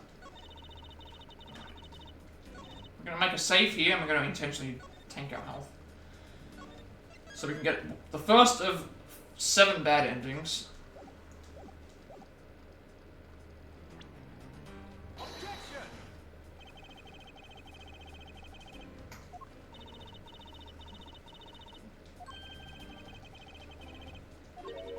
No, I just don't have a worthy response. In any case, I have some documents I need to attend to. Guess she feels that she has no need to counter my argument. Yeah, it's because it's wrong. Alright, again, just intentionally tank our health so that we get... these endings might actually be even extended because it's the last case of the game, so... Even you can't talk your way out of the this piece of evidence points out. I guess not. Because I don't need to talk my way out of it.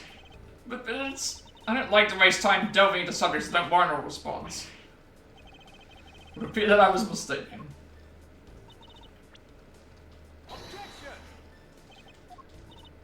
Come on.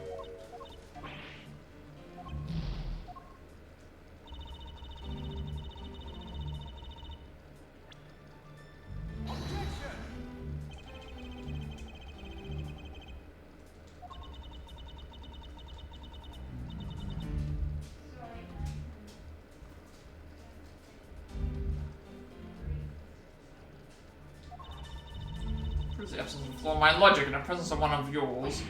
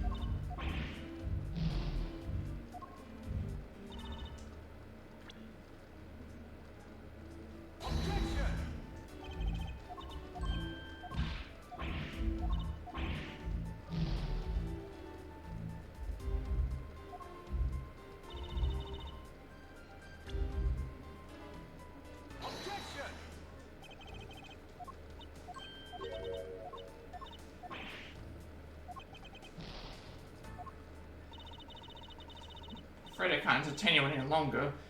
Disrupting the investigation. I'll be taking the suspect in now.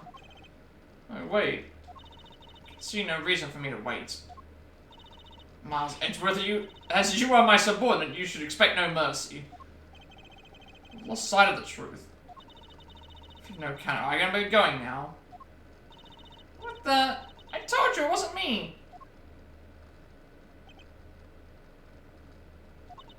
Mr. Edgeworth! Yep.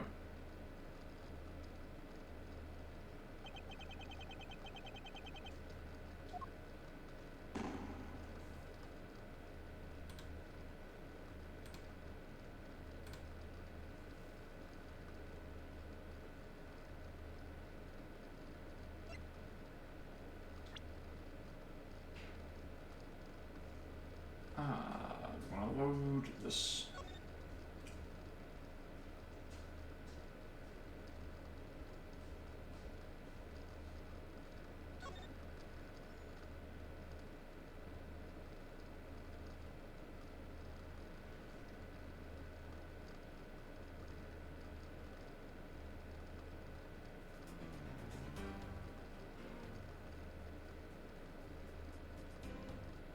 Okay, so now we can present the right evidence. And that got us the bad ending, so yeah.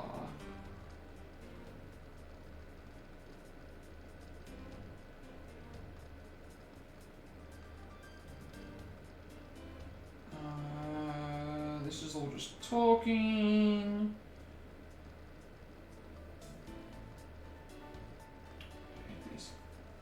You can't even close down. So stupid.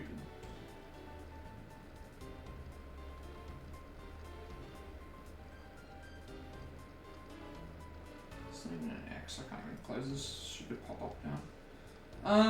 That's good. That's good. That's investigation. Okay, that would be here. Alright, that's fine.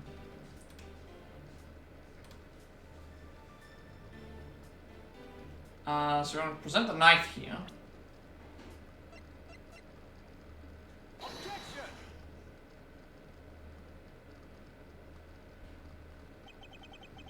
So what weapon was the knife with the butterfly design on it? Is that really the truth? What are you getting at? I'd like for you to take a look at this. More news every day. Every day is good news. Hopefully. Welcome in, Rinsler. Thank you for stopping by. More news is good news. I must hear the news. There is blood on the blade, and yet there is not a speck of blood on the handle. This signifies that at the time of the crime, a different handle was attached to this blade. The knife that Kate was holding. You are my go-to person to chat to this event. Ah, I see. I see. Well, I appreciate that. Had its weapon handle switched and was in fact not the real murder weapon. wasn't the real murder weapon? This knife can be taken apart. Shall we give it a go? Oh, we're going to take the knife apart. Sure. As you can see, the Barbalese knife has now been disassembled into 2 parts. The killer must have pulled the murder weapon out of the victim's body. Proceed to swap the knife's original handle with the butterfly one. It was all to create the illusion that Mr. Cochin was killed with the butterfly-themed knife. Wait, I didn't see what happened there. This should clear up any and all suspicion surrounding the case. So with the real murder weapon's handle, its blade is yet to be found. Your argument isn't airtight yet. How so? It's possible that the girl herself is the one who switched the bullet handles. Don't be ridiculous. For what purpose would she do such a thing? I don't care to know how a criminal thinks. The way they view the world is beyond the comprehension of a normal person like myself. Therefore, I wouldn't put anything past them, no matter how odd it may seem. Truth is right here, there in front of you, and this knife will show you the way. You will come to see that Kay is not and could not have been Mr. Cochin's killer. There's quite a lot of Mr. Cochin's blood on this blade. Thanks to being a prosecutor, I guess I have become accustomed to seeing blood. This is not what's important right now. Just a moment, gotta do something, no problem. Take your time. Take your time.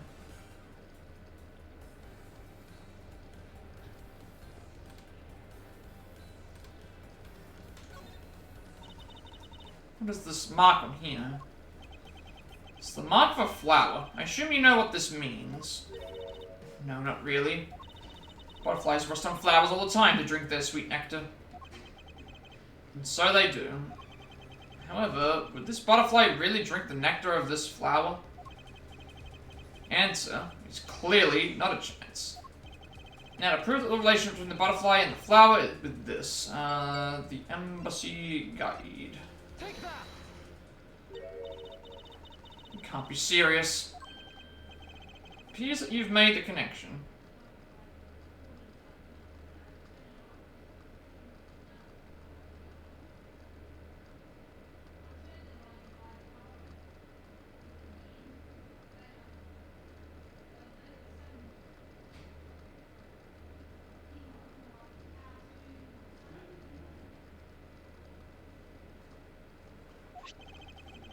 Wait, oh, did it just freeze? Hang on a second, the game froze, but then the thing didn't. Okay. The flower on this blade is designed after a certain country's national symbol. That's right, the Kingdom of Alabast. In other words, this blade is from one of Alabast's ornamental knives. It's part of the knife handle, has Babal's national symbol of the butterfly on it. Therefore, it is undeniably Barbalese in origin. But as we both know, you can't kill someone with just a knife handle. You made a solo track as a gift to... Well, thank you for her joining me on the Me and You song, and she is going to listen to it tomorrow, apparently. Oh, nice, nice. Hopefully she's able to listen to it.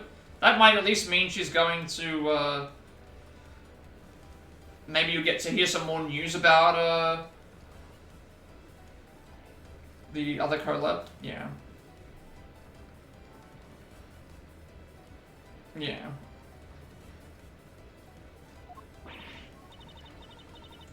After the fire had broken out, that's right, Kay entered the Barbalese embassy after the fire had taken place. Yeah. It's something at least. I hope that it works out. Especially if she shows interest and likes what she hears, she might be like, oh, I have incentive to continue doing this. Furthermore, she had not been to the Alabastian side of the building before then. On top of that, not a single person passed between the two countries during the fire. Which means that Kate could not have transported an Alabastian object over there. This makes it impossible for her to be the true killer. She's definitely got a wig on. Whoever this is. Way to go, Mr. Edgeworth, sir. What a great victory. She's all about K-pop, mostly? I mean, Yeah, K-pop is very, very popular.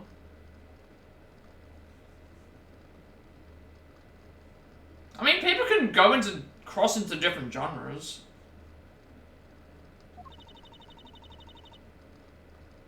Yeah.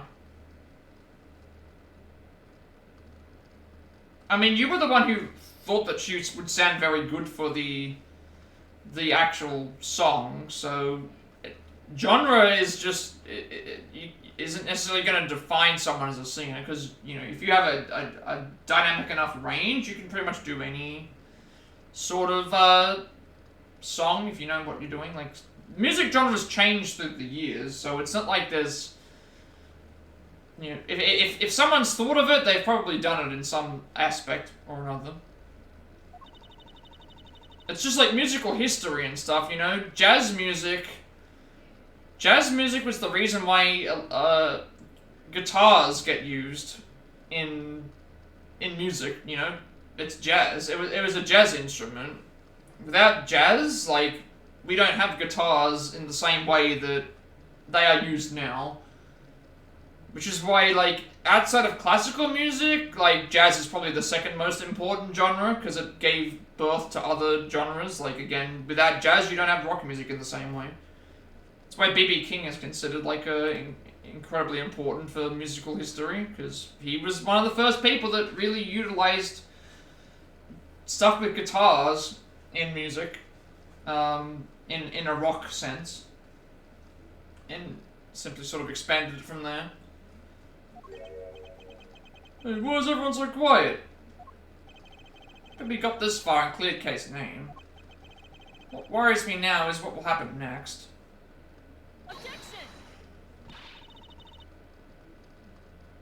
What is the meaning of this? Even stuff like K-pop, like, it's not to say that K-pop and J-pop weren't popular back in the day, because obviously they were, but they weren't nearly as popular to a massive audience as they are now, because of stuff like Psy, and stuff like BTS. Like, BTS is if someone says BTS, they probably know who BTS are. Just wanted to say one last thing, you might have to play Death Stranding 2 again and make a video of a Higgs compilation. You could, if you really want to make a Higgs compilation, you could just take all of the Higgs scenes from the videos that you've already uploaded, and just put them into a, what do you call it? We call it the Higgs director's, what's the name of it? Like the Higgs cut, or the Higgs, you could just do that if you really wanted to. Just take all the scenes that Higgs is a part of and just put them all into one supercut. That's what it's called, supercut. Death Stranding 2 Higgs supercut.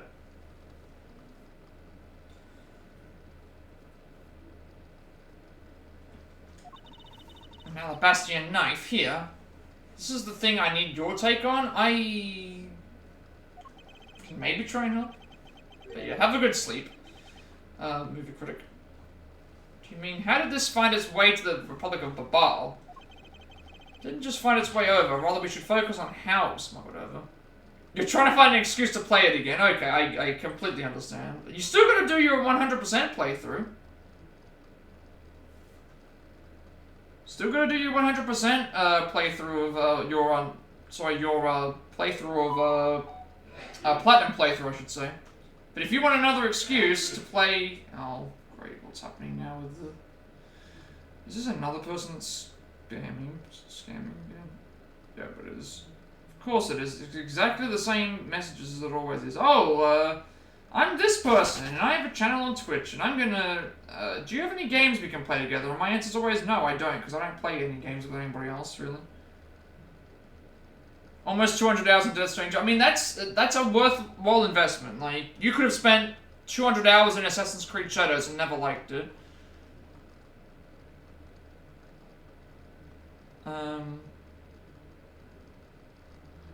And I'm glad that you've at least found, like, Death Stranding 2. You found a reason to play Death Stranding 2. Like, Higgs has given you a reason to potentially play Death Stranding 2 for a third time. and maybe even more times after that, and the platinum, obviously. Like it's really up to you. Like, and then you get to re-see the Higgs scenes again in the concert. And maybe, who knows, maybe Troy Baker performs on the guitar live. Maybe he does the torture scene where he's in the guitar and he's in costume. Wouldn't that be something? Like if Troy Baker just came out and started playing the guitar live for the torture sequence before you get the confrontation thing. My brain hurts thinking about it while we're just standing around. Thinking while you're on the run, and that's a real way that Great Faith operates. Yeah, the platinum is a must before the concert, but I definitely think you can get it before then. Like, concert's in January, you've got 4 months.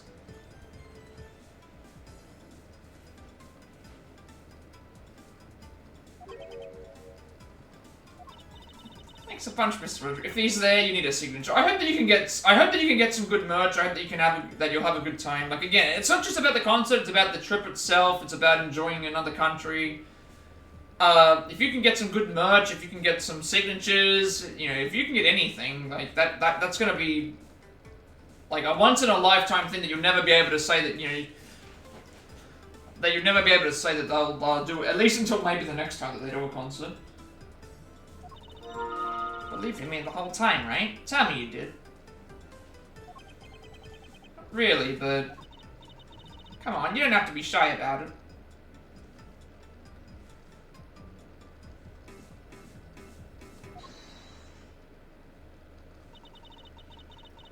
Argument is still not airtight. Would you care to elaborate? I understand now that the girl didn't commit the murder.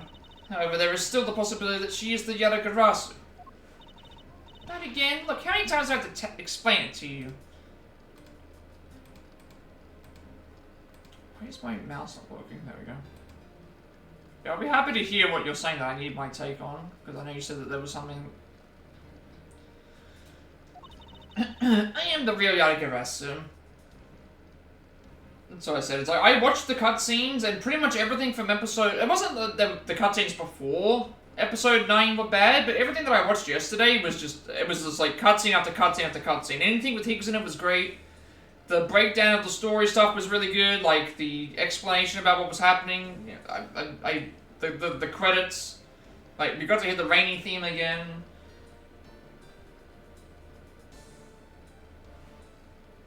Good to take so many pictures and maybe videos, the quality is good, but at least pictures pictures with the greetings from Berlin with the schnitzel on the plate. No! I mean, yes and no. Oh, not the schnitzel pictures. Oh. Yeah, have a good, thank you for the chats. Have a good sleep, and I will see you next time.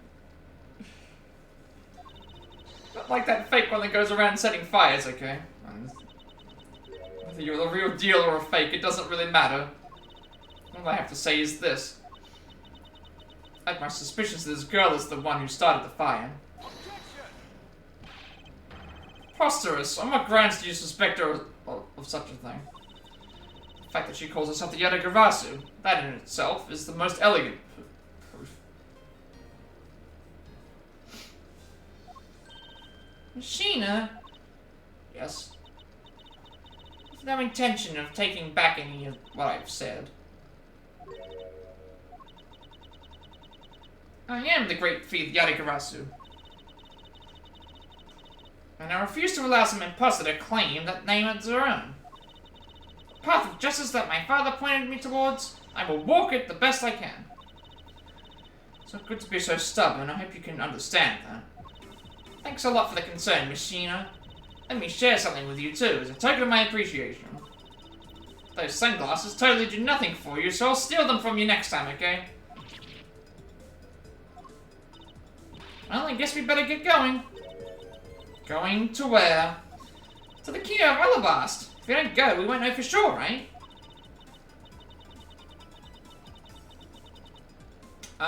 Do you think I should text her that it's a gift of mine or a thank you song to her, or just say the song she should check out and leave it at that?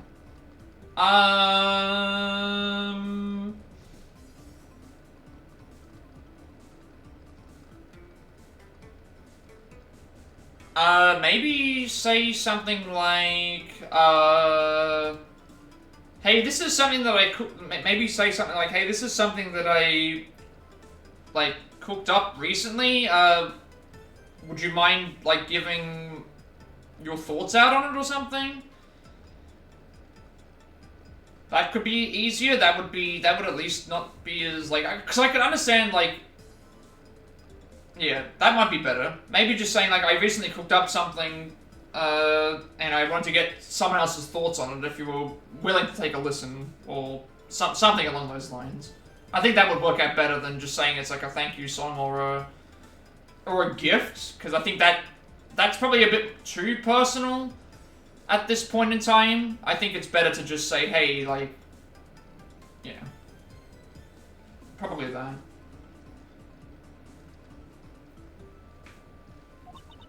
To see where the Alabastian knife came from. We'll have to pay the Alabastian embassy a visit. Yeah, because if you look at it in the other sense, she could be thinking... You've got to think about it from the sense of her perspective as well.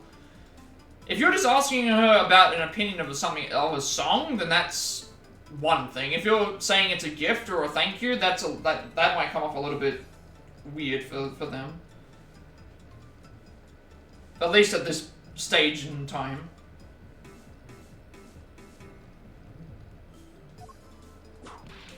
Not that I would know, but that just seems like that would be the case. As you are subordinate, I would not tolerate you bringing the investigation to a halt.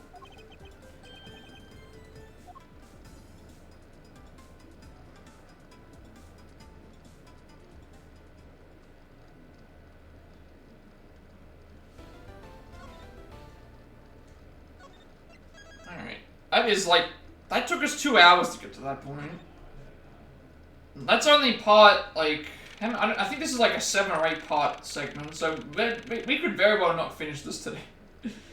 Like, it's gonna take me a while. Also, these damn ads will not go away. March 14, 7:44 PM, Theatrum Neutralis Lobby.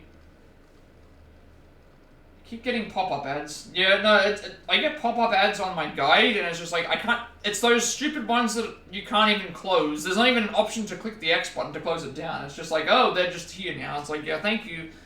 Thank you, ads. At least with my ads, I can kind of skip them, if I get to them in time.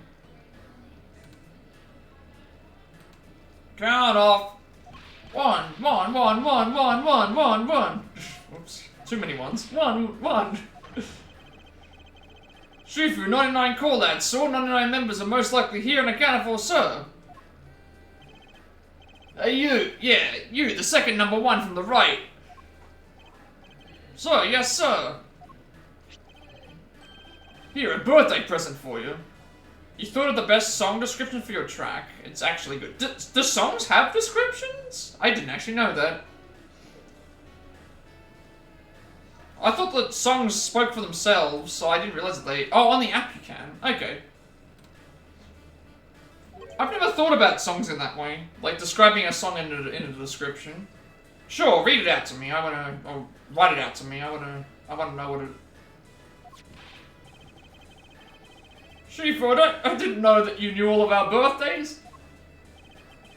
What a kind heart you have. Shifu, you are more of a man than will ever be, sir. I'm really sorry, but it's not my birthday.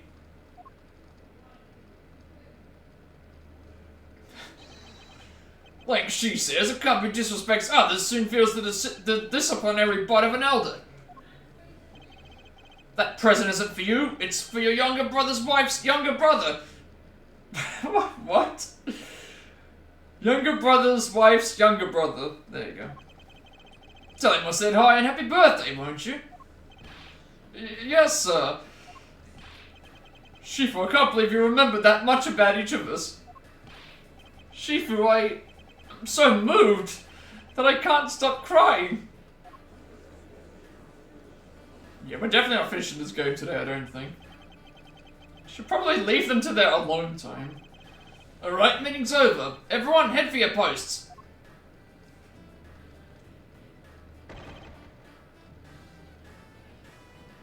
Dismissed.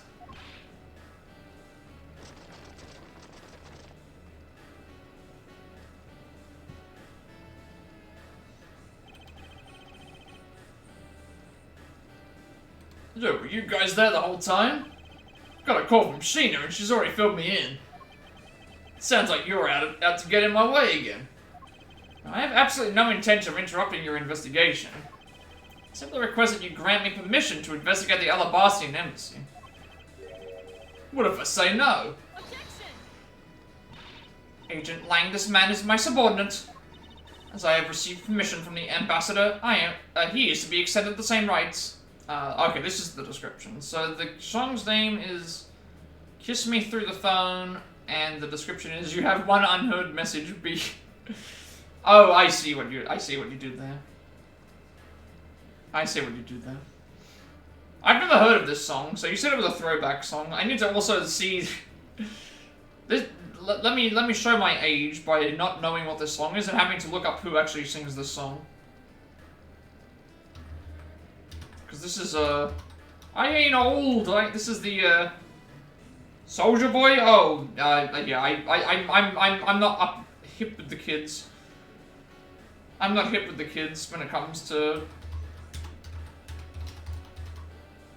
2008? Oh my goodness, that's like, yeah, that's ancient. Yeah, but like, I'm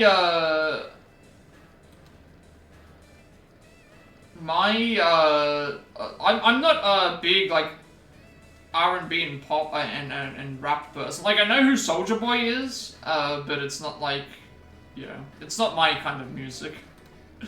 Yeah. Yeah, he was huge. I remember during this time, this was... Yeah, this would have been when he was huge, back in the late 2000s. Like, he definitely was... he was definitely big around this time, I remember.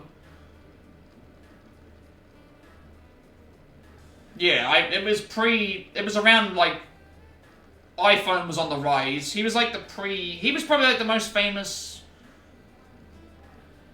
rapper around like the probably around the pre-iPhone era. Yeah. Who's that Pokemon? You have a flip phone? I had a flip phone, but not anymore, because I needed to upgrade, so I've got a Samsung phone. Which I didn't even upgrade that phone until it was literally... Oh, for your cover image. Oh, it's a black and white flip phone, yeah.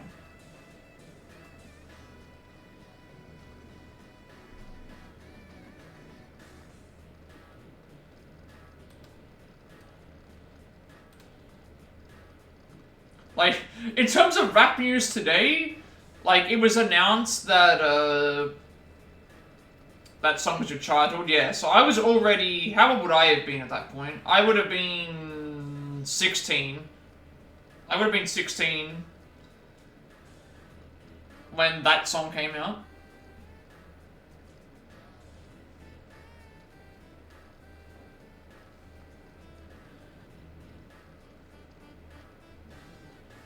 Yeah, you were 6, exactly. So it's a generational thing. It's just yeah. Like, I was around when...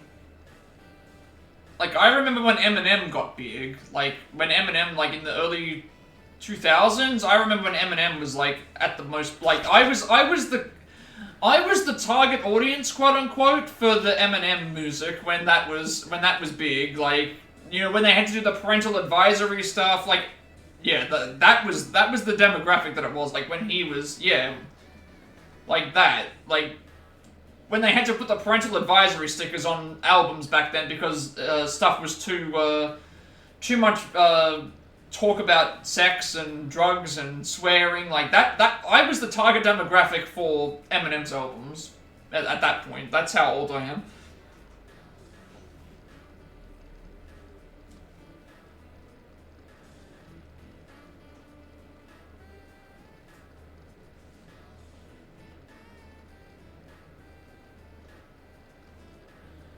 Like, speaking of rap, though, the Super Bowl equivalent that we have here in Australia just announced that Snoop Dogg is going to be performing. You would not believe how many people actually dislike Soulja Boy nowadays. Yeah, Soulja Boy back then, I remember people talking about him and they loved, like, he was really, really popular, but now you don't hear anything about him. I always felt that way about Lil Wayne. I always felt the way about Lil Wayne that probably other people did about some other people. I always felt like Lil Wayne was overrated compared to a lot of other people. Like, I remember, it was about a year or two ago, there were people that were saying, like, Lil Wayne is the greatest rapper of all time. And I could not disagree from the thing, like, there are people that are like that. Sorry, sis, but it's not that simple. So let me, like, skip this ad. There we go, snooze it for 5 minutes. Yeah, it is indeed wild. Even among my elite men, only about half of them are admitted to the country.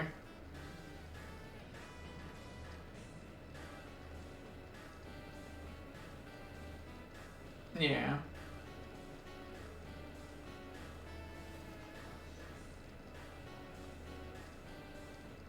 But I think it's one of those generational things where it's like, you know, if you grew up when rap was getting popular, it's going to be like certain people. If you grew up during the 2000s into the 2010s era, it's going to be a certain person. Then obviously there's massively popular people now. I'm going to turn the light on because it's getting dark again. Like there's certain carryover between them. There's certain carryover between different people and different like thing, but sometimes it's a hard industry in terms of being able to appeal to everyone in that way. Like there's different things, and also like again cross platforming as well. Like a lot of people that debate between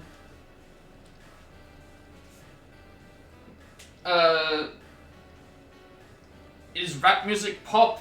Is there rap pop music? Is there, you know, people's definition of rap just changes across the years in terms of, you know, things, you know. Soulja Boy is obviously more pop rap based, whereas like, you know, older school rappers were not, there was no pop rap, it was just rap. That was what, you know, and it was like, but I think times have changed. I think that's just what times have changed. Like, it's not always about talking about gangs or talking about violence all the time. Like, you know, there are people that don't talk about all that stuff. Well, there's people that talk more, and then you've got a lot of people that, you know, the really fast, like lyrical based rappers that just can spit rhymes really well, like, and really fast. And they do that for like all their songs, and it's like that's like an art in itself to be able to do any of those things, let alone, you know, I can barely string a sentence or two together without making a mistake, let alone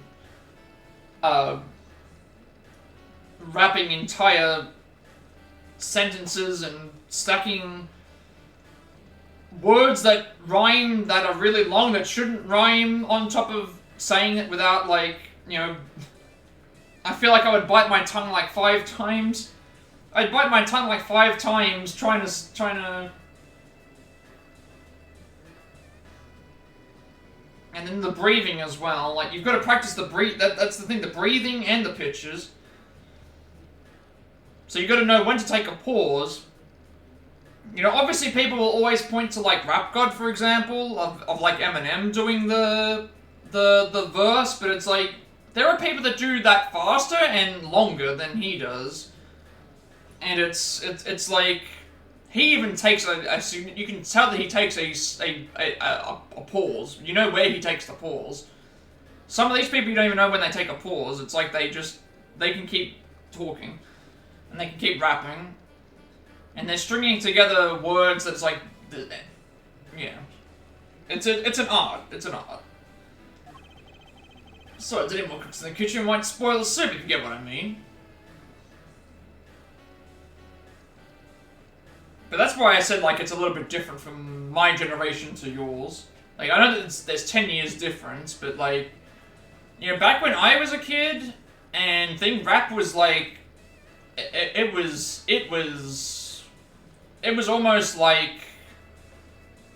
See, I think for you, rap was more like popular. It was more like a popular thing, because it was transferring into the iPhone generation, transferring into the YouTube generation, that sort of thing. For me, none of that existed. It was the beginning of, you know, during like 2001, it was like the beginning of downloading music off the internet. YouTube didn't exist back then, so the only way you could get, you know, people buying... I forgot to skip the ads, never mind. This is what happens when I get distracted by my chatting all the time. I forgot to skip the ads. I'll wait for the ad to finish, it's fine. I was about to snooze the ad, I forgot to do that.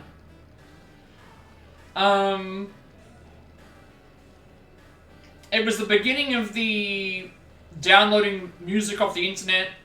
You had to buy CDs.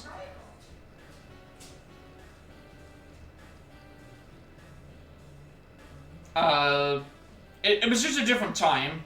Like, Spotify is basically, and streaming is how people consume media now. Like, I was around when LimeWire was popular. LimeWire was like the tool for downloading movies, downloading music back in the day. Like, the initial start of, like, illegal downloading of music. That's just what it was like. Now, we don't even have to bother about that, because you can literally load up an iTunes, load up a Spotify, load up a SoundCloud, load up something on the internet and be like, hey, here's an entire album that you can, like, rent, that you can listen to. It's much better for the performers, at least in terms of, and you can make money off of YouTube, music videos. You know, when I watch music videos on the internet, watching music videos, there used to be shows on the TV. Shows on the TV would have just hours of music videos playing one after the other. They would count down every week. They'd do a countdown of like the top 20 songs. So you would see what was what was popular. Like, music videos getting banned for being too raunchy, for showing like satanic symbols, for showing like religious stuff, for drugs. Like, it just doesn't happen anymore. Like, it just doesn't happen. It's not the same world. It just doesn't happen. But it's like, that's what made things really popular. People remember like music videos, and they remember downloading things. Like, now you can just find it whatever you want on YouTube. Dare you make such assumptions? It is a different world, but at the same time, it's also just like fun to look back in time and think, you know what, I remember when there was no YouTube and you'd have to, like, you'd be on dial-up connection waiting for hours to download a song or an album, because, again, back then we didn't have internet speeds the way that we do now. You'd be spending like a day or two downloading an album.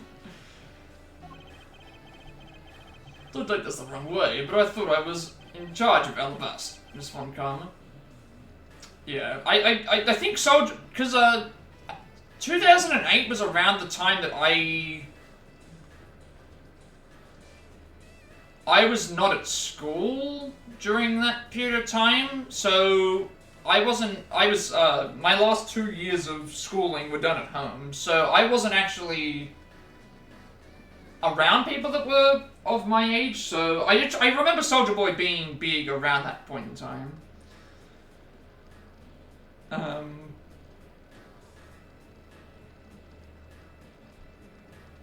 And then, like, obviously everything else afterwards is, I just sort of just research on it and stuff, and I just read up on things if it interests me. Or I watch people that talk about stuff like that. It's not really like my passion, I guess I would say, when it comes to the thing, but I'm sure that you did a really good job with the cover.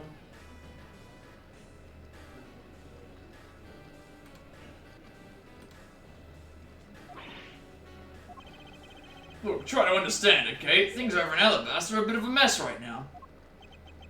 What do you mean by a bit of a mess?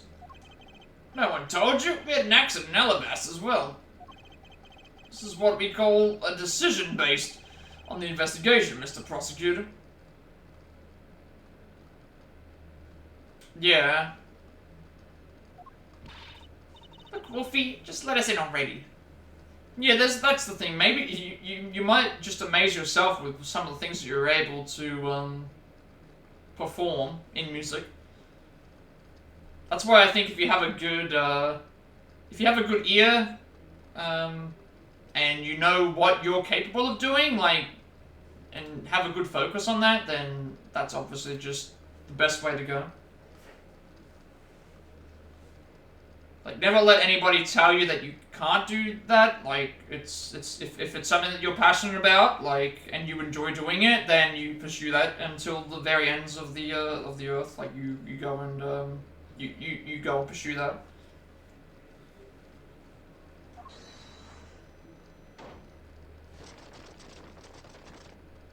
So many famous people in history have been told that they couldn't do something, or they've been held back, or they've failed in their initial, plan in their life, and they've turned something around and become some of the most famous people on the planet in history,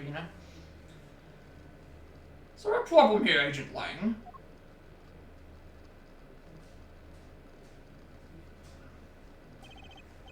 Not really, just having a discussion about whether or not to let these guys in. Ambassador Alba, I ask that you please allow these people to join the investigation. Yeah, that's how you have to look at it. There's always going to be people that are there to put someone down to try and make themselves feel better, and the only way to do that is to rise above it and just pursue your passion and pursue what you want to do and just defy any and all expectations, and you might even do something greater than you even expect that you can do. Pokemon?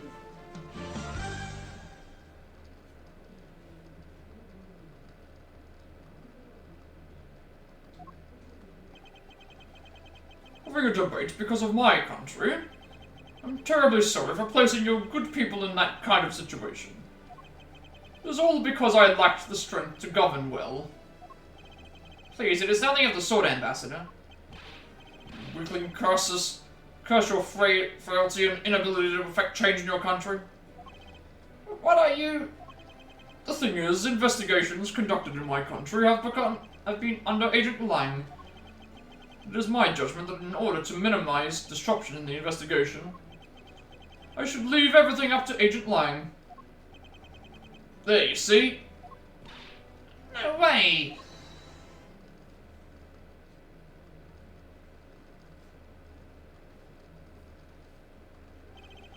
Ambassador Alba, I ask you to please reconsider letting them into Alabast. What's that? My very own secretary has been murdered in the Babalese embassy. And he was apparently caught up in some very shady dealings, completely unbeknownst to me. So I ask for your cooperation in our investigation. These aren't much, but I hope they can cover your travel expenses to Babal someday. Alright, I get it. Even if you beg Ambassador Alba, I still have to give the final okay anyway. You're going to head out, but it was fun sharing stuff with you again. Have a blessed day. No problem, thanks for stopping by, thanks for the chats as always, and the updates on the music stuff as well. You enjoy the rest of your time zone. Night. It'll be night. Alright, you hear that, Mr. Edgeworth? They're in. Not so fast, my little crow girl. You're still a witness in the Babal murder. So I'd like you to please stay in the Republic of Babal. Detective Gumshoe, please take good care of Kay for me. Yes, sir. Sounds good to me. The fewer troublemakers, the better.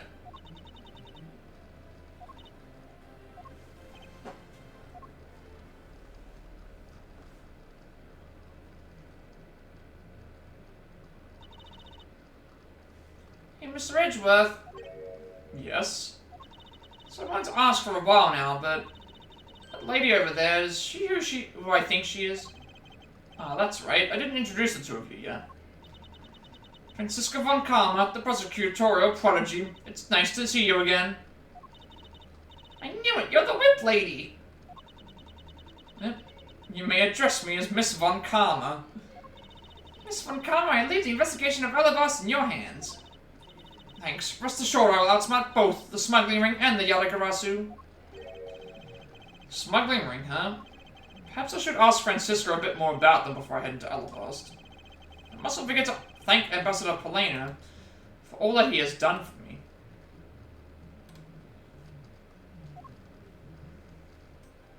I'm assuming we do our investigation now.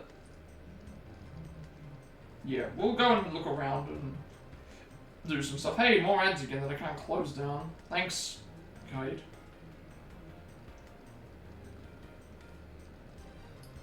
Yeah, we'll do our investigation along here and then we'll see how things go. Let us see what we can do.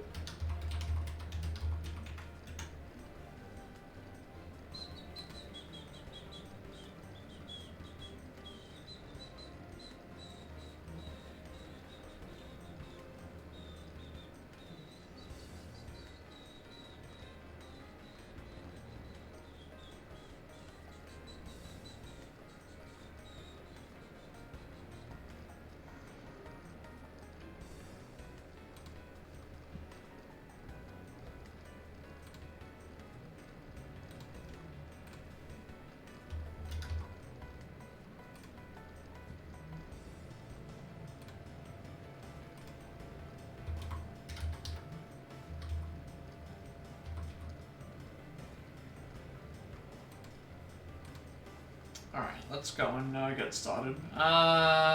They said we had to talk to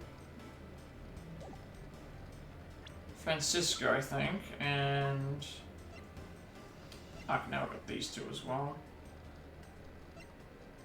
Cursus Alba, age 72, Ambassador of Alabas, also retired Army may explain why he's overly harsh on himself. So we do have to... I'm not sure if I can... There shouldn't be anything in here to investigate, because I've already talked to everything in here, so...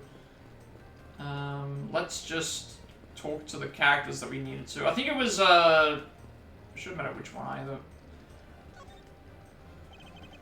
Made so much progress in your investigation in such a short period of time. It's truly amazing.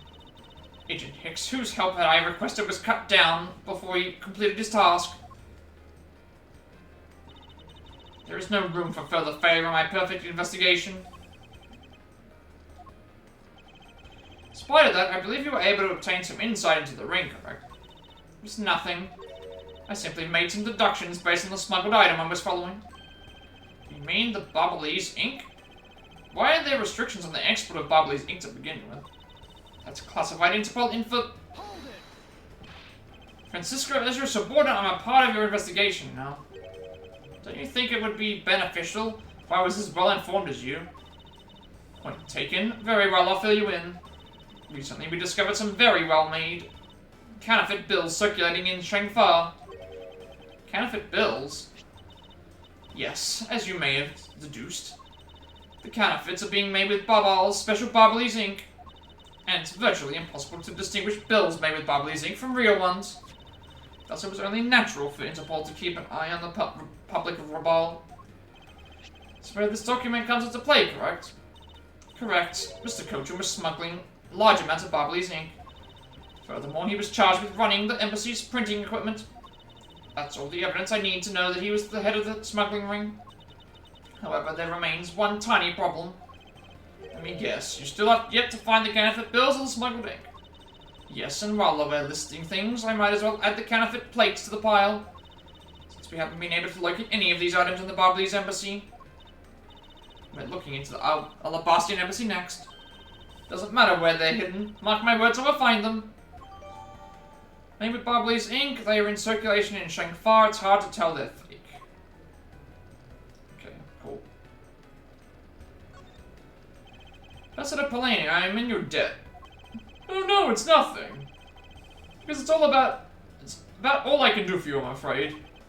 Only asking you please bring Manny's killer to justice.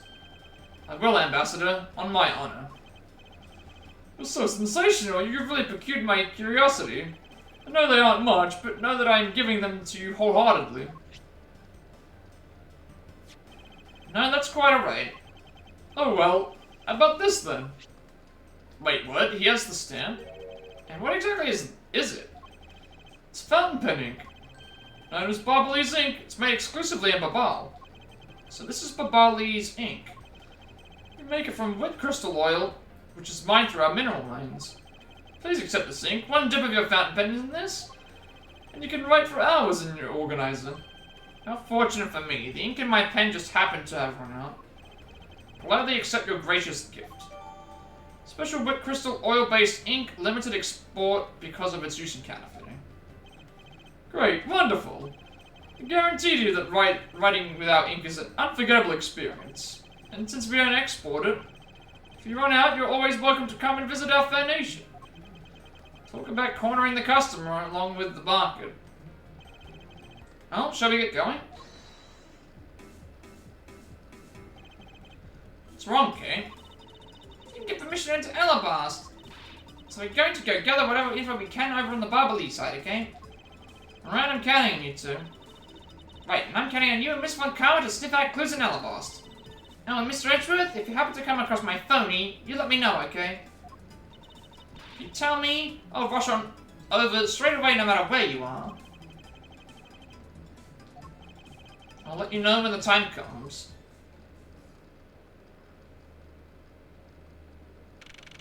March 14, 8:17 p.m. Alabastian Embassy Ambassador's Office.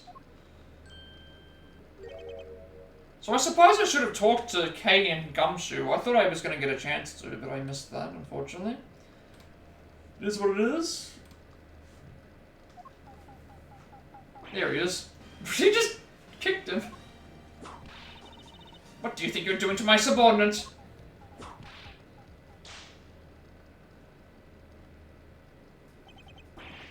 You're...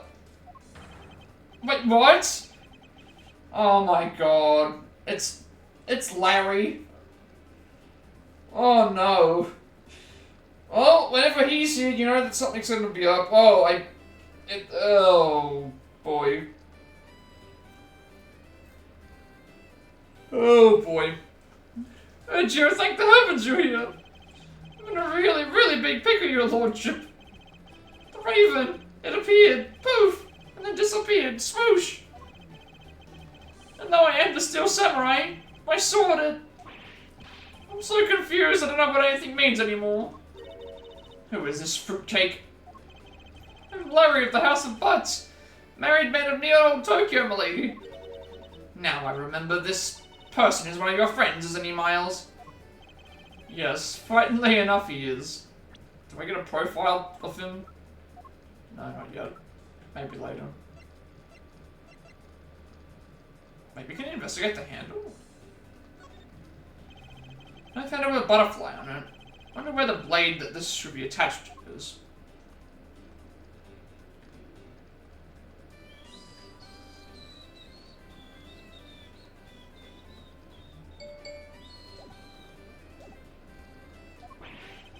Hey, what's up with that answer? Best bud is in a bind, you act like it's no big deal. What sort of bind are we talking about here? Suspect kind. Accidentally became a suspect in a murder. I see, that is quite the bind. Not that we're in the least bit surprised. Yes, I pretty much expected this news. From the instant I saw this unlucky face. His name is Larry Butts. I've known him since grade school, and for as long as I've known him, he has been the world's largest source of trouble with a capital T. Hey, what kind of introduction is that? You're so mean, Edgy. If you're not careful, you might find your tiny number of friends go down by one. That was uncalled for. Besides, you're... Wait, hold on. Larry, it was you? You're the one who wrote my Steel Samurai autograph. Oh no. Oh, it was. Oh right. Yeah, I forgot about that. I forgot completely about that. I forgot completely about it. He got a Steel Samurai autograph. I think it was the real Steel Samurai, and it was Larry who signed it for him. That explains the him getting the words wrong.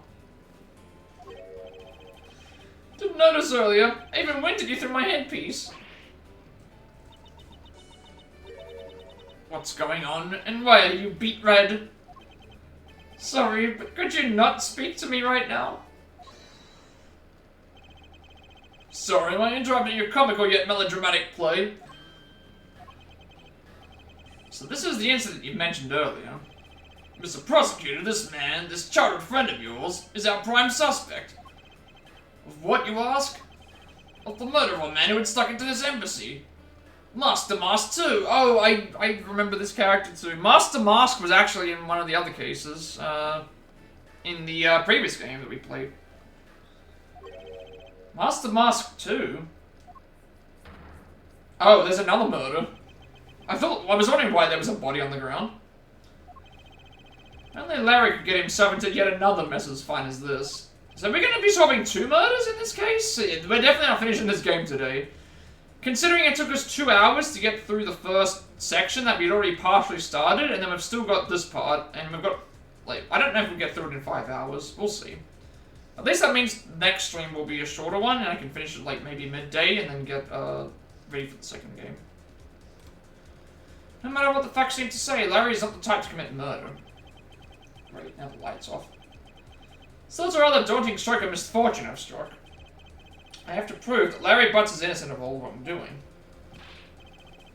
Shifu, we've identified the victim. Good work, I'll take that report now. Agent Lang, would you mind if I took a peek at it as well?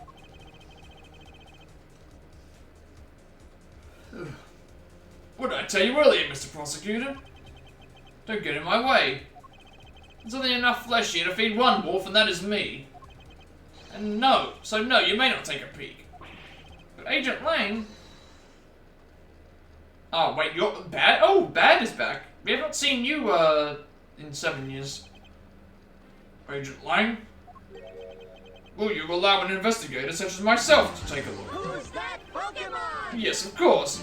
Let the detective see the file. That's actually, yeah, again, everything's coming full circle at this point. Everything is coming full circle now. We've now got, characters of the past coming back to the present. You're the prosecutor, Mr. Edgeworth, right? Fancy meeting you here, detective. Weren't expecting me. Ever since that day, 7 years ago, I've chased after Yadagarasu non-stop. I even pressured Interpol into keeping me in the loop, in case a car was ever found. Did I check this? The man under the Steel Samurai mask, a friend, the suspect in the Mask 2 case, age 25, and then obviously, what incredible dedication to the case. Detective Bad knows the Yadagarasu's MO very well, and his passion for the chase hasn't died down in these 7 long years. It's something I can respect. But Detective Bad, I must ask, are you going to make an ally out of this prosecutor? My only goal is to arrest the Yadagarasu. If you can get to the bottom of this case, then I'm willing to share info with him. I'm in your debt, Detective Bad. Initial investigation. About the murder of Damask 2, would you be willing to fill me in on a few of the details? When the Yadagarasu showed up, Agent Lang and I took ourselves off guard duty.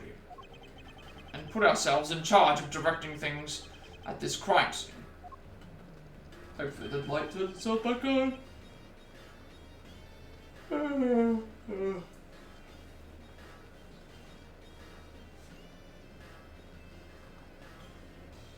Taking advantage of the chaos, Damask 2, he broke into this embassy. Probably to steal some treasure or another. And I suppose he lost his life when he was forced to fight someone else in this room. Suspect. Why exactly was this man placed under arrest, Detective? A samurai? Spawn looking suspicious, but not for the reasons you suspect, I assure you. As you can plainly see, this is completely harmless. Well, it was just a random guess. It's not like he's actually under arrest. Tonight, here at the Alabastian Embassy, Ambassador Alba was to give a commemorative speech. And that's when the Yatagarasu showed. Keep in mind, the Yatagarasu isn't who I'm talking about right now. Oh, stop yawning. I don't even feel tired. Maybe it is the light. I did turn the light on because it was getting dark, but now it's off, so it's now weird. Those seats for the guests who had been called to sit in them were empty. A no-show? Who was it that failed to take their seat? Steel Samurai. Till the speech was to begin, each member of the entire Steel Samurai family was to wait in a separate room. However, for some weird reason, that man was spotted in a different location than his assigned room at that time. And where was he? Oh, that's Larry. He was on the roof with one of his legs down a chimney. Is that... yeah, that's supposed to be Larry. That chimney leads directly into this room. Larry Butts, you've really outdone yourself this time. What were you thinking? In any case, I believe it's high time for me to start my investigation. Alright, obviously we'll talk to everyone first. Alabastian Embassy Ambassador's Office. So talk to everybody first, get all the information, and then we usually do the deduction with the logic.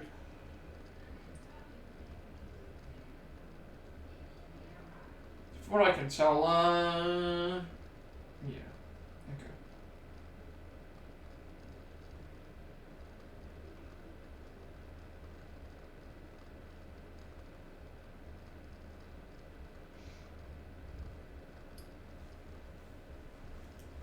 Here when it gets dark so that I can not see, well, the glare I should say. The glare is bad.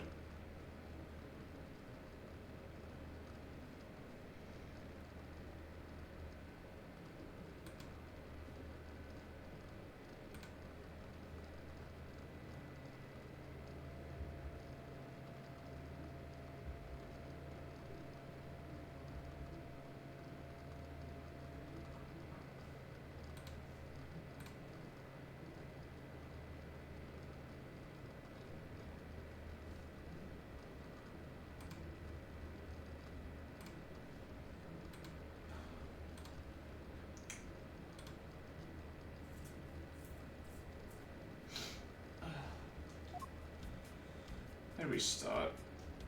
We have no logic, we have no...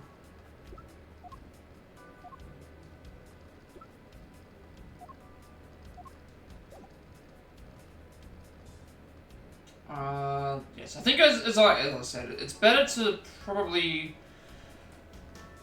talk with everybody first and get all the evidence and then deduce everything all in one clump. Because then if we need to get any missable stuff, there was the exact same statue sitting in that Barblaze office we examined. It's the Primidux statue. It was the national treasure of the Principality of Cadopia. There was only one of these statues, meaning that one of the two is a replica. Both Alabast and Babal claim to have the real thing. What an incredibly childish fight to have. Both countries claim to own real one. National treasure only Ambassador and Secretariat can touch. My questions will have inspected every suspicious thing. Okay, we already know this one. Primidux statue, there was one of these on the bubbly side as well. Here it's very valuable and made of pure gold. It was the national treasure of Cadopia. There was only one of these statues, meaning that one of the two was a replica. I mean, that's an easy way to actually know which one's real and which one's fake, is if one of them's gold and one of them's not, then clearly the weight would be off. Surely. Surely the weight would be off.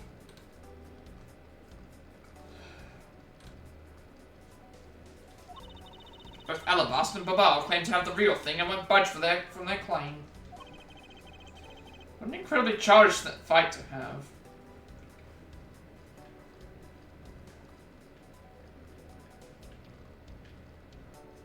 Obviously the knives exist.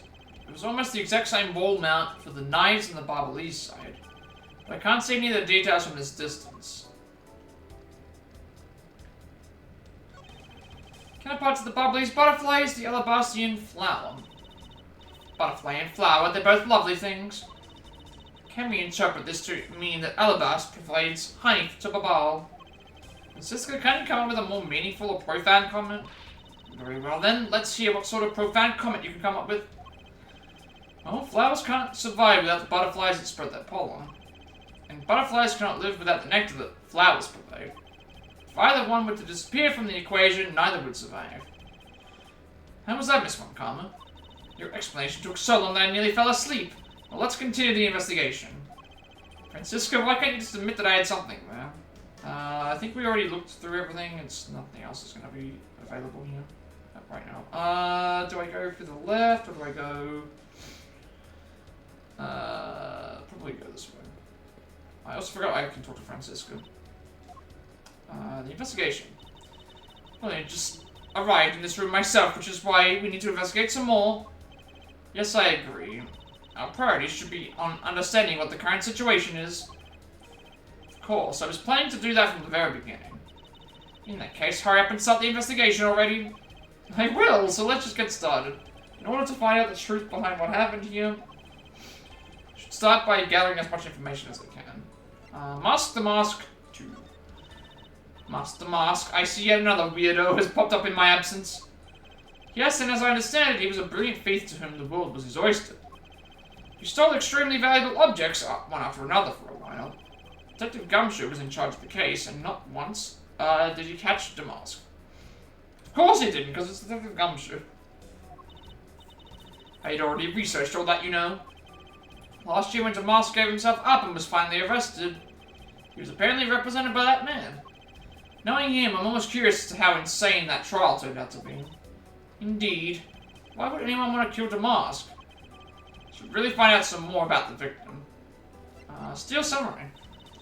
What exactly is that hideous fashion faux pas of a costume he's wearing supposed to be? I feel like I've seen it somewhere before. But there's something different about it than what I remember.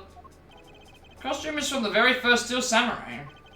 It's a live-action superhero show on television beloved by children adults alike. Steel Samurai's weapon is the Samurai Spear. And it is with the Samurai Spear that he performs his special attacks, which enthrall all who watch them in action. You seem to know quite a bit. Not at all. In any case, Francisca, I believe the samurai you are familiar with is the second one.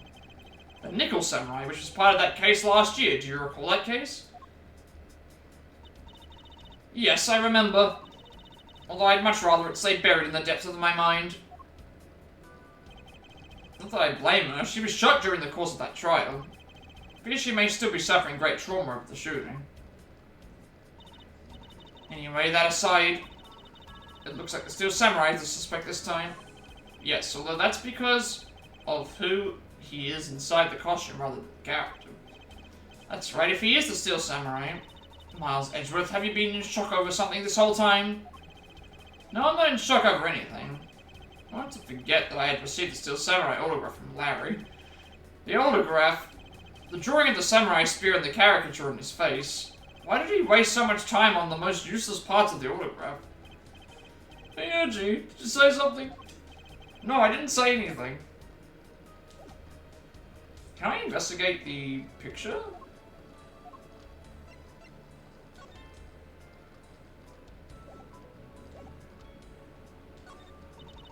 There are decorative plants here as well. This room is overflowing with nature. Humans used to live in the grandeur of nature once long ago. I believe I'm not mistaken in thinking that those people truly love nature. This is coming from a man who loves shows featuring costumed actors. She just had to go there again, didn't she? We can't exit right now. There's a grandfather clock just like this one earlier in the Barbalese embassy. You know, symmetry is a fine thing, but their interior design really suffers for it. Really, I think this clock actually fits the decor of this room quite well. I suppose the wood does suit the all natural atmosphere of this room. Its design and the material it's made of strikes a good balance with the plants.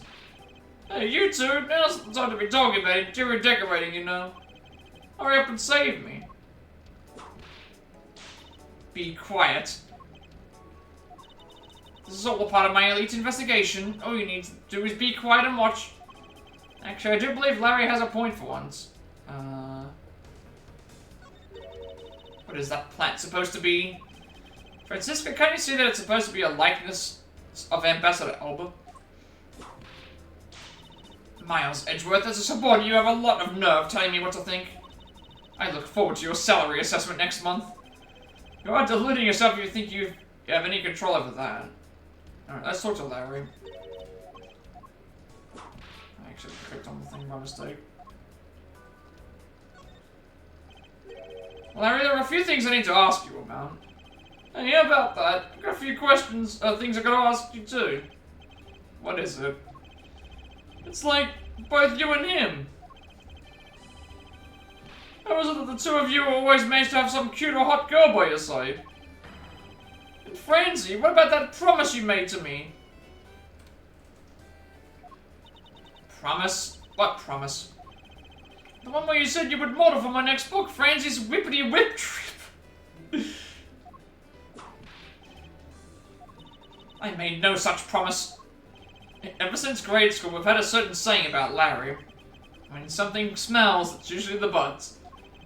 One needs to look no further than this man to find the king of troublemakers. Steel Samurai. So I recall, aren't you calling yourself Loris Dunim now? Let's Junim, Loris Dunim. Get that straight in your head, Edgy. Now I remember, you're that rude, pale imitation of a real artist.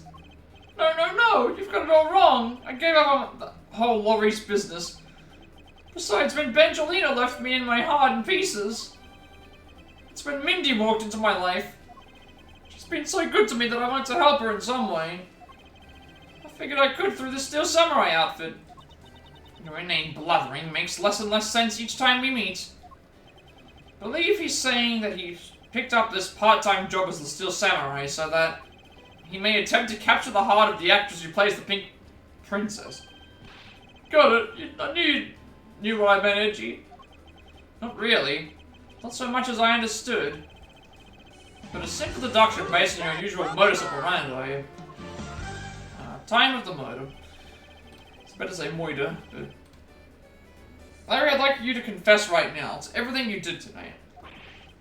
Confess? Hey, don't tell me you suspect me too. Nonsense. I don't believe you have the mental acuity needed to plan and execute a murder. However, we are talking about you here, so I find it hard to believe that nothing happened. The past experience has taught me that you are always at the center of some insane event. Edgy, how can you be so mean, stepping in with your words like that? Fortunately, I don't have the time to search out a key to unlock your heart this time. So I suggest that you cooperate and tell me what you know. Okay, I get it. Just stop Francis from whipping me from behind. So I guess you know what I did, right, Edgy? Can't even begin to imagine. However, I imagine that whatever you were up to probably was beyond my imagination. So you will tell me exactly what you did, Larry. No, not yet, Edgy. I'll take more than that to loosen my lips. A lot more! Confess, now. Okay, well I was up on the roof. And why took you up then? Oh, you know that wintry costume of the legendary hero? Legendary... hero? Santa Claus? Santa... Claus? I want to do that thing he does, so I climbed into one of those chimneys. But when I got there was smoke pouring out of the chimney. Smoke was pouring out the chimney when Larry thought to climb down it. And... well, I couldn't go down the chimney with smoke coming up, right? So I gave up. Larry, you do realize that Santa Claus does not exist, right? Edgeworth, how dare you? How dare you, like, ruin that for everybody? How dare you ruin that Santa Claus isn't real? Like, that is a crime. That is a bigger crime than, that is a bigger crime than, thing, yeah.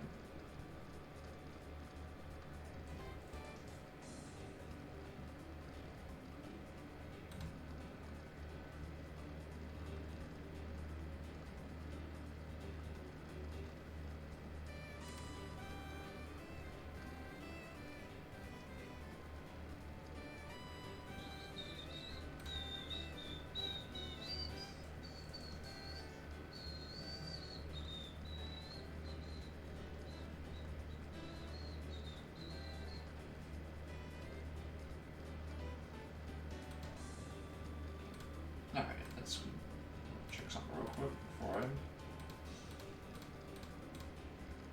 thought I noticed something. That's fine. Yeah, he just ruined it for everyone. Of course I know. I did graduate from junior high, you know.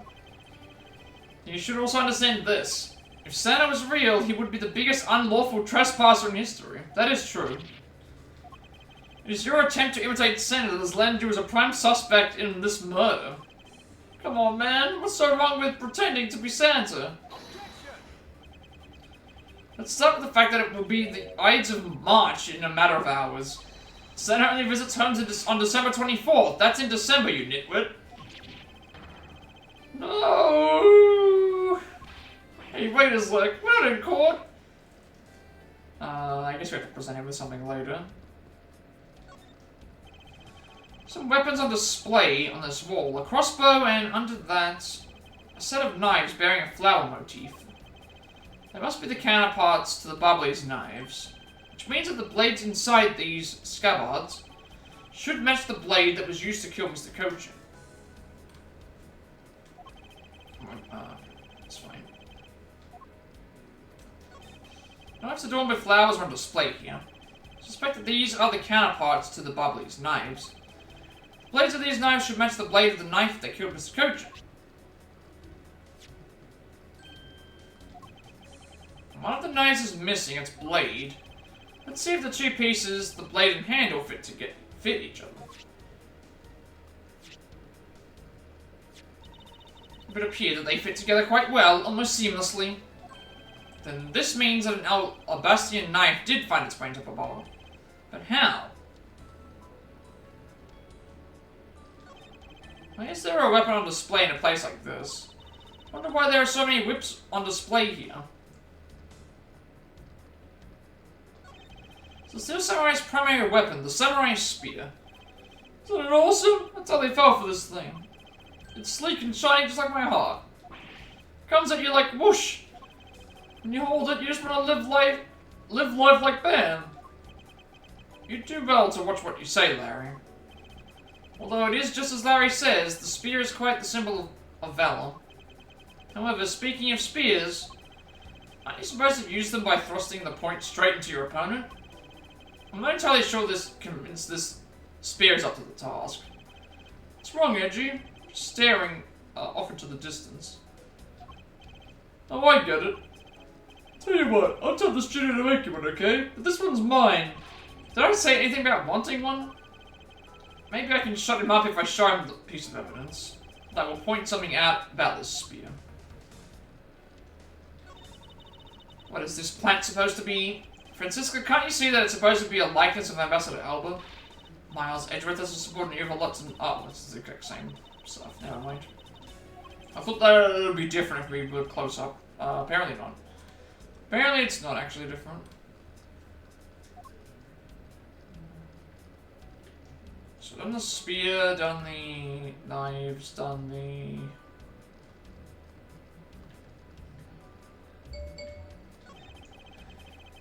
You can spot absolutely no difference between this Primidux statue and Babal's. The statue's face looks a bit like that costumed hero you like so very much. I only wonder why you Americans have such an affinity for this kind of face. The statue wasn't made by an American, you know. At least I don't suppose so. Sure. Counterparts of the Ablaze butterfly is the Alabastian flower. Butterfly and flower, they're both lovely things. Can we interpret this to mean Alabasta provides honey to Babal? Francisco, can you come up with a more meaningful or profound comment? Very well then, let's see what sort of profound comment you can come up with. Well, flowers couldn't survive without the butterflies that spread their pollen. We already read this. Never mind. Why is it repeating?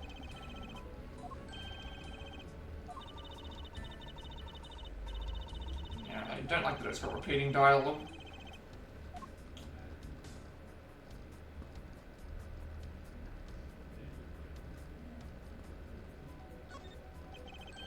Did some investigating over in the Ablaze embassy too, right?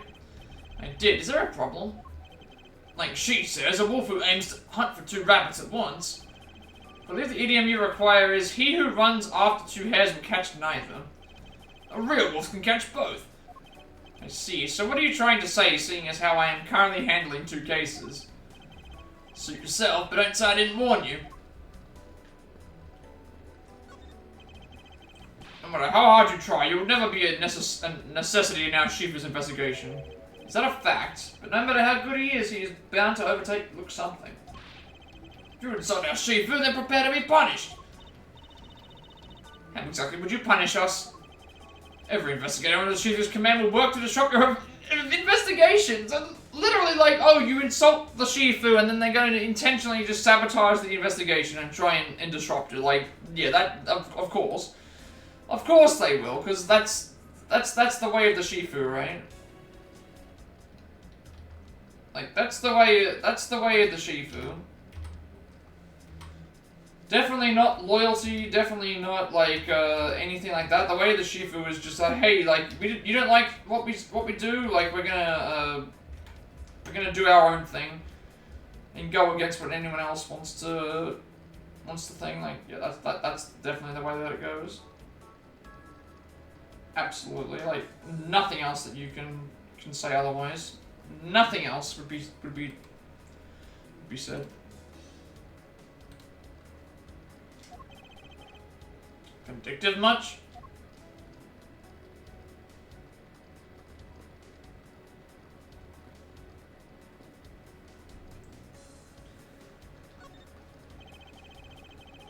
The person shaking hands with the Steel Samurai in this picture is Ambassador Elba. It was taken just before the murder. Hang on a second, the statue's been turned. It's not facing... The statue isn't facing the statue was facing, this statue's facing to the side, but the other statue is facing forward. Steel Samurai must be very popular. They're even using the National Treasure as backdrop. I just don't understand what exactly is so great about Top Knot there. Clearly there is a depth to this show that a young person like you can't fathom. Speaking of young people, aren't young children the target audience of this show, of costumed actors? Taken in front of the Alabaster statue. Yeah, so this is in front of the Alabaster statue, but this statue is facing to the left instead of facing forward front. So it's been moved.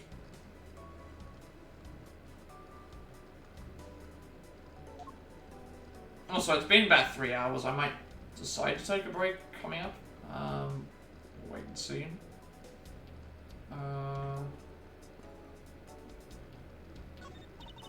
It's a fireplace, and by the looks of it, I don't think it's been used recently. Yes, I can't say that I see anything unusual about it. So we do have logic at the moment we can use, but we only have the one. I'm wondering if I should just take the break now or do it later. Two gorgeous flowers are in full bloom here. Sure, flowers as lovely as these must have an equally as lovely name. Miles Edgeworth, you done staring? I should hardly think passion flowers are all that rare. Passion flowers? It's a rather unusual name. It was named by a priest in the 15th century for the Passion of Christ. As they say, you learn something new every day. 2 large flowers in bloom, the vines are supported by stakes and are still growing.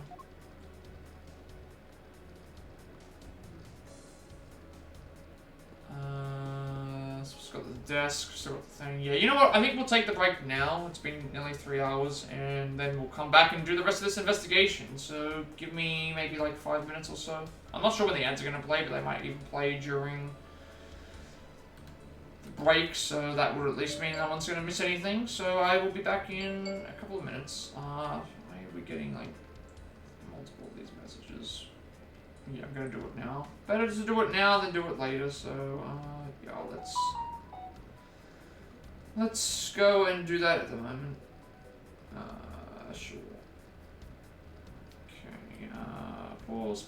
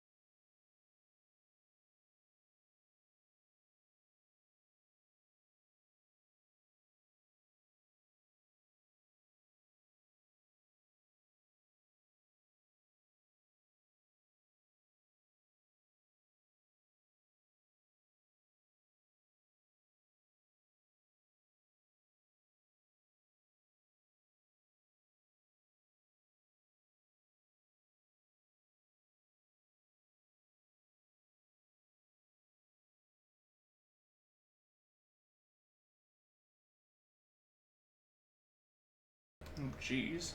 That's how long it went by? And... Okay, never mind. Nearly 15 minutes? And the ad's playing? I thought that the ad would have been already played, and it's like, now the ad's actually... Now the ad is playing. I'm back, though, at least. It's fine. Let me just get the game sound working again. Okay, and it's actually decently lit in here, I guess. Okay, well, I'm back.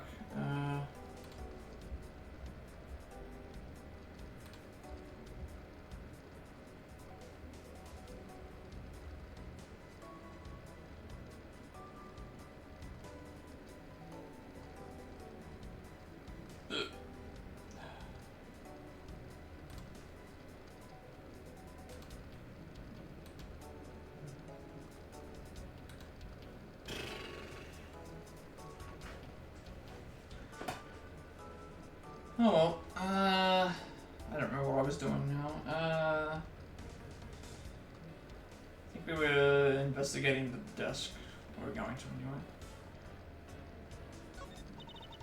This must be Ambassador Alba's desk. His notebook is upon his desk. He must have been in the middle of some important work. Sapling growth log, it finally sprouted today. Funny, it doesn't look like important work to me.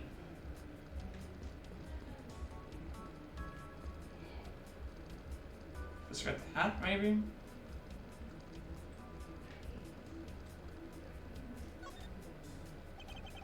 This is the victim Damask, too. What is with his gaudy outfit? You don't know about Master Mask? A few months ago, this faith caused a lot of havoc in the populace. So this faith is separate from the Yaragarasu. I thought they were for a while, because their MO and targets were different. Damask likes high-value trinkets and jewels, and being gaudy is his signature. Gumshoe was in charge of that investigation, so he'd know more about Damask. That's alright, or I'll probably hear tales of his failure anyway. You haven't changed a bit, I see. In any case, let's get started here, shall we?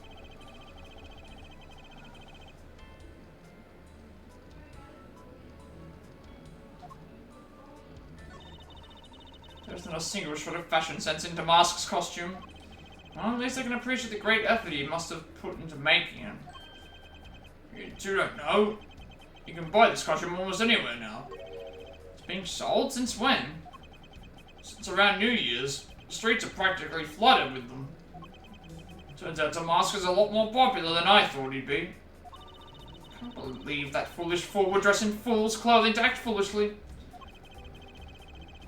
Your point about 3 foolishes back, Francisco. This is the murder weapon in this case. There's blood on the blade. It's a rather sweeping sword, isn't it? What did you expect? Still Samurai Daddy's secondary weapon? And they call it a secondary because although he uses his sword in most of his battles, it's his trusty samurai spear that he turns to in a real fight. You sure know quite a bit about the Steel Samurai. It's only because I saw the stage show earlier. The owner of this sword is the Steel Samurai, or in other words, Larry. Should probably ask him about it, as detrimental as it is to proving him innocent. A weapon that's used on stage is thought to be what killed Damask too.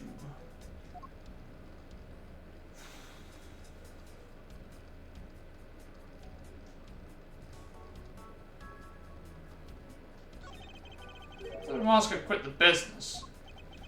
This guy, he's just a copycat using the name. A famous successor.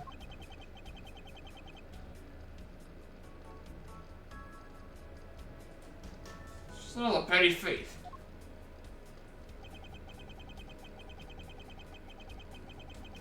Real identity is an out-of-work guy by the name of Kashinu?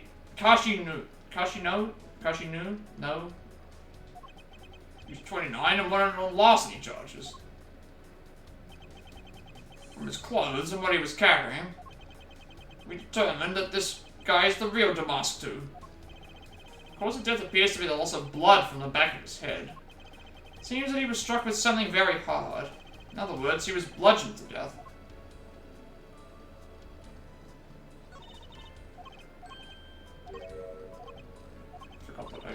pretty... What is he holding? Looks like a piece of paper from a notepad. Repeat the directions on how to reach this room or how I'm here. So what have we got? Alabas, Primidux, statue, 5th floor, ambassador's office. Who's that Pokemon? Anyway. So this is why I hate like these messages. Like three of these groups, and it's like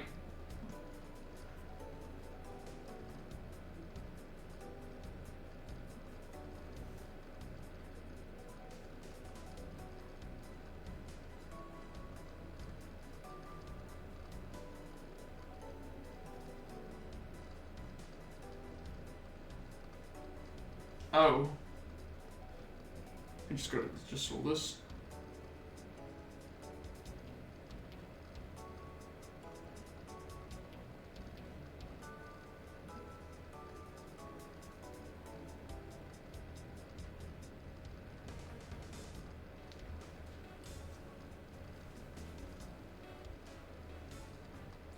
Hey, it's an Among Us.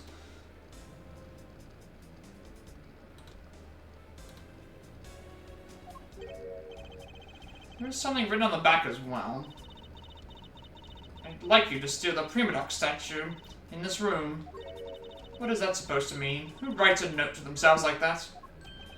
If I had to guess from the text, I would say that this is actually a request from someone about what to steal. So who is this person that requested the feather of the Primidux statue? Request for the feather of the Primidux statue with a map of where the statue is. We'll have a look and see what that has to... So we have not invested the, looked into these, things right at the moment.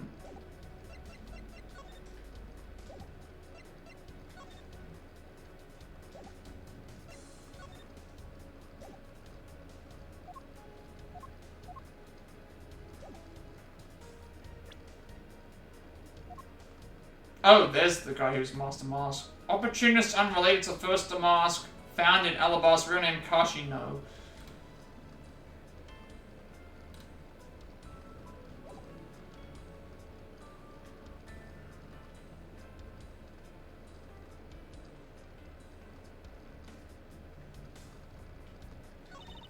Suppose this was the wrapping cloth Damask 2 used to carry his stolen goods.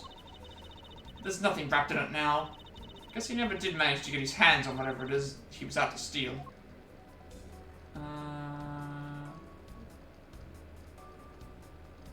Is that everything investigated for the thing? Yes. Okay. Can I get around to the body? No, I can't get around to that desk. Alright, we'll talk to, we've gone around and talked to everyone, I think, so... you didn't have any questions. I think we can ask you questions now. Murder weapon. Larry, about the samurai sword that was used as the murder weapon. Oh, that. Well, I shook hands with the ambassador in this room, you know. Yes, apparently you did.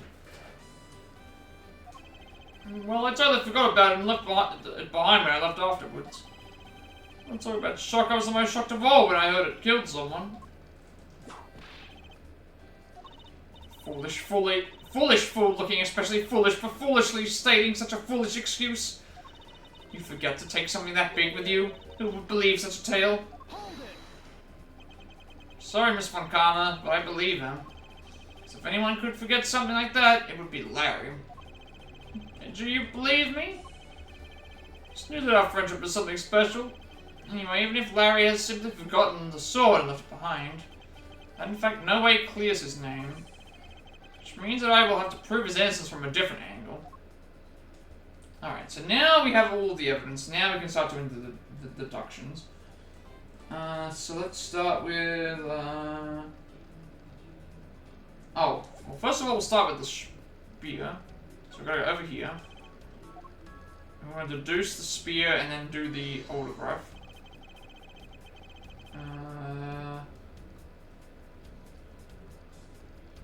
And then that's all done.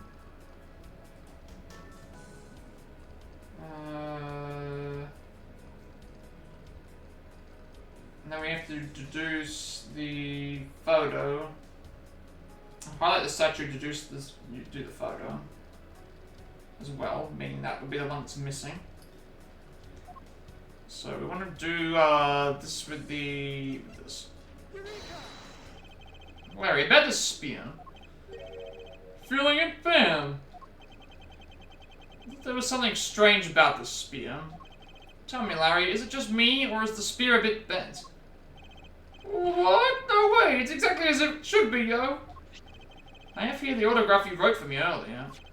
Now take a good look at this, which you drew with your own hands. You can see that the spear is clearly of a different shape. What do you have to say to that? I'm sorry. I hold the spear in my hands, all of a sudden I feel super powerful. And then during practice, I was spinning it around and around. And bam! I hit the wall. Unbelievable! This is an embassy. I've always been like that ever since I was a kid. One time on an overnight field trip, I bought a fake sword and played with it late that night. I'm just a useless, hot-blooded man. Larry, clarify that for me, will you?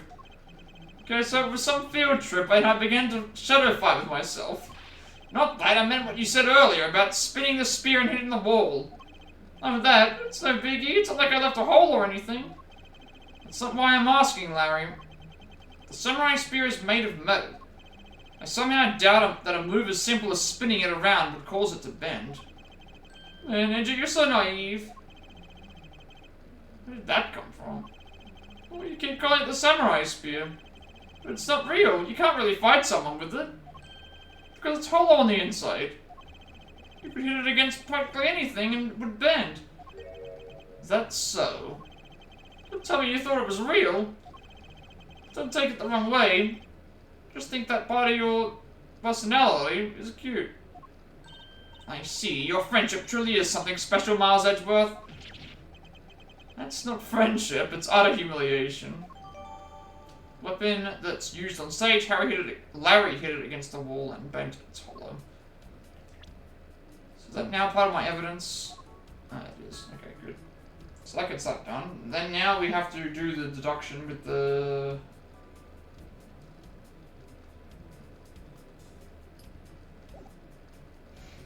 Do another deduction here.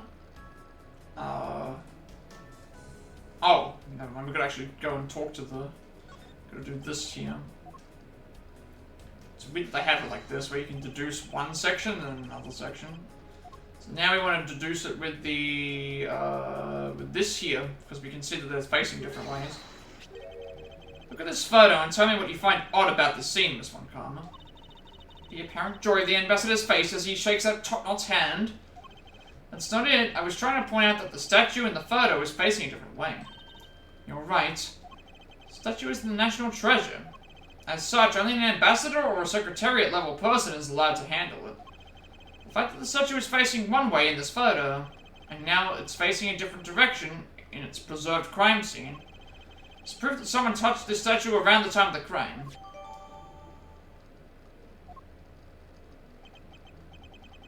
Guess that about wraps up my investigation. That's... Oh, the Pink Princess. Oh, Pink Princess, how you feeling? Still feeling ill?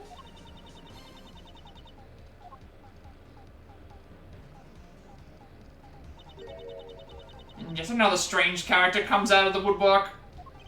And so the Pink Princess also comes to pay the Alabastian Embassy a visit. I believe I mean to speak with her as well. Okay. I'm assuming we just go and talk to her, because we've already done everything else. That's done. Pink Princess happens here. That happens. And...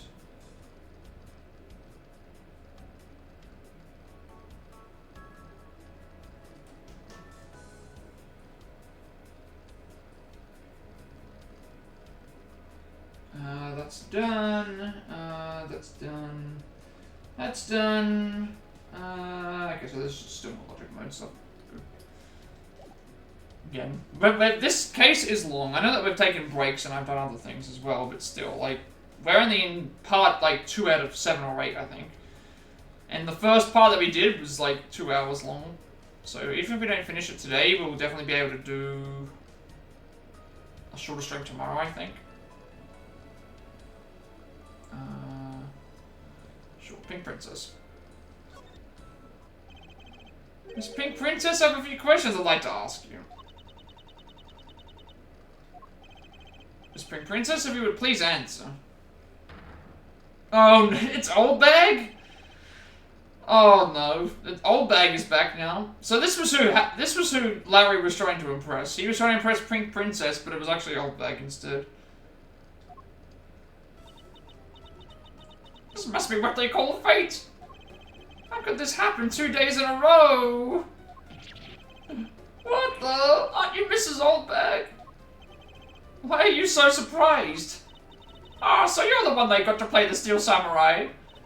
It's too bad I didn't realize that until now. You are acquaintances with Larry?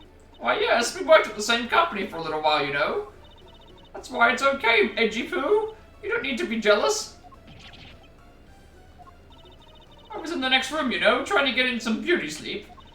But it was so noisy here that I couldn't fall asleep, so I came over to complain. So imagine my shock when I saw my precious Edgy Poo waiting here for me. I mean, who could have imagined that you would ever come to a show like this? I guess I've misjudged you, Edgy Poo. You misjudged him? I thought he was trying to avoid me, you know. That was no misjudgment on your part, that's precisely what I was trying to do. It looks like the winds have shifted, and he's now willing to be chased after. I'm simply overwhelmed. Don't you worry, Edgy Poo, I'll chase you forever, to the ends of the earth. Isn't that just peachy? This is one of those rare times when Francisco and I actually see eye to eye. Yep. When I say everyone's coming back together, I would not be surprised if we see Meekins. The woman behind the pink princess mask, I believe her real name's Wendy Oldbag. Of course. Pink princess. Now then, what are you doing here? I thought you were working at Gateway to land us the Pink Badger. What are you talking about? That was ages ago. That was yesterday. Look, I worked at Global Studios before, a long time ago, right? Well, they called me up this morning, kind of out on the blue, actually. They called you? Apparently the girl who plays the Pink Princess collapsed from a bad cold. Happened so suddenly, so they called me in to be a last-minute replacement. Do they not have enough people on staff at that studio? I really couldn't say no, so here I am, playing the role of the heroine. Instead of that Mindy girl, I mean. Poor girl, I feel bad for her. Because they let me stand in for her. She's going to have a terrible time when she returns. I mean, I'm not exactly great at reading. Oh, I can't read this fast. Like, I mean, I'm going to use the history thing to catch up. I couldn't do that. I mean, I'm not exactly great at reading that strange font they used. Plus, I was called in to be a stand-in at the very last second, so I tripped over all of the most important lines. I threw that ragdoll instead of the shuriken, hit the Steel Samurai instead of the enemy, and the audience was in an uproar. But as an avant-garde actress, they'll forgive me, because I tell you, they're really just a bunch of simpletons. You're a rather lively old lady. So basically received the stand-in request this morning, correct? Got it. If you need to see it, I've got it right here. Look! It appears that she is telling the truth. Request for Miss Oldbag to stand in for Mindy, the Pink Panther actress who fell ill. I tell you, my fine acting moved the entire audience to tears. I'm going to sneeze. Give me a second.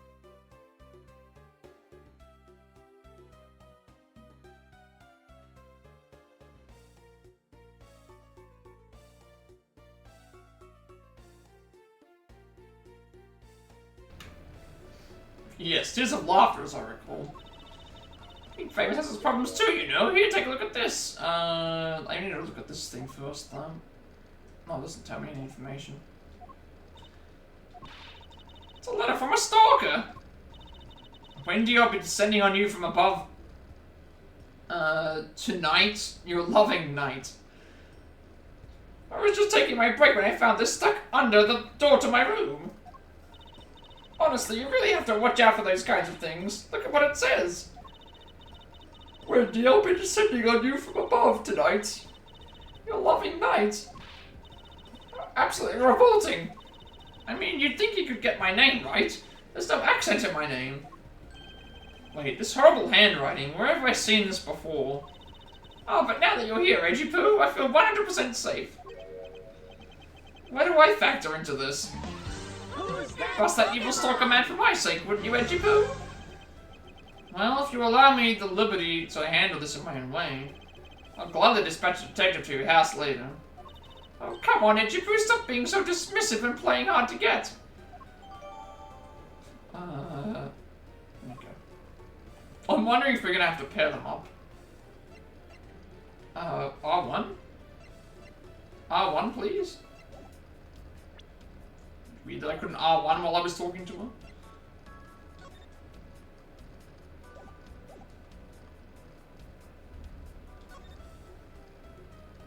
Okay, time of the murder.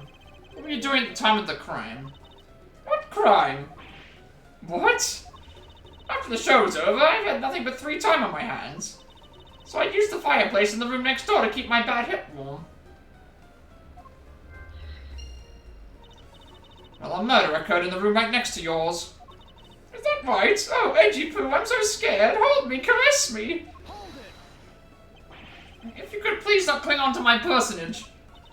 In any case, I take it then that you failed to show up at the Ambassador Elba's speech. Oh, that? No, I didn't go. I mean, I may have had the heart of a young, tender maiden. My body just refuses to cooperate at times. As soon as the show ended, my hips started acting up and got stiff. I couldn't move at all. Can you provide proof of your condition? Oh, you just go on ahead and ask the doctors in the infirmary. They're the ones who carried me from this theater all the way to the embassy. I have to admit, the thought of her not being able to leave that room is rather pleasant. Prosecutor Von Karma, I've brought the police dog as you requested, sir. Good work. You may leave now, officer. This dog? I requested the assistance of a dog and now search for the Yatagarasu. Looks like you guys have some pretty bright dogs in this country, too. Hey, you're a real cutie, aren't you? Yeah, that's a good boy. That's the police dog Gumshoe's been taken care of. I think its name is Missile. What a fitting name for a police dog that dashes out in front and attacks. That action alone is exactly what's going to solve the case for us, you know. Now, Missile, I want you to find some clues. Go.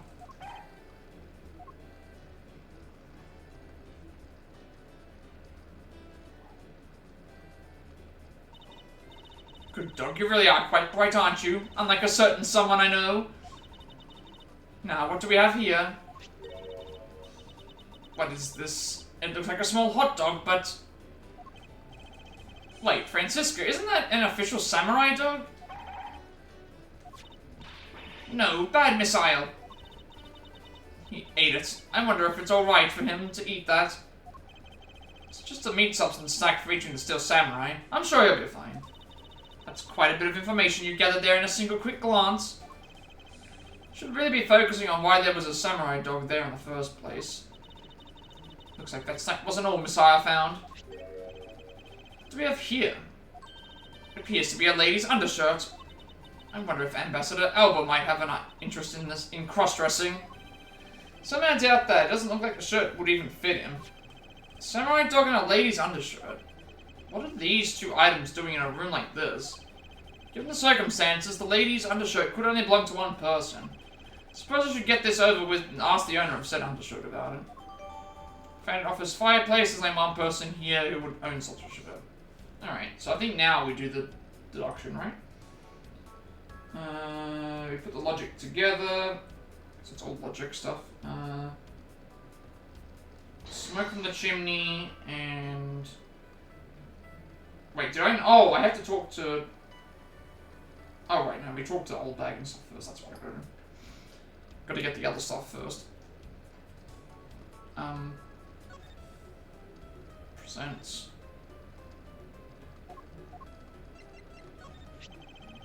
If you could please take a look at this brown colored undershirt. Oh, Edgy Poo, what is the meaning of this? Why did you just do that thing for my bags? All you had to do was ask, and I would have gladly given you as many as you'd like. Thanks, but no thanks.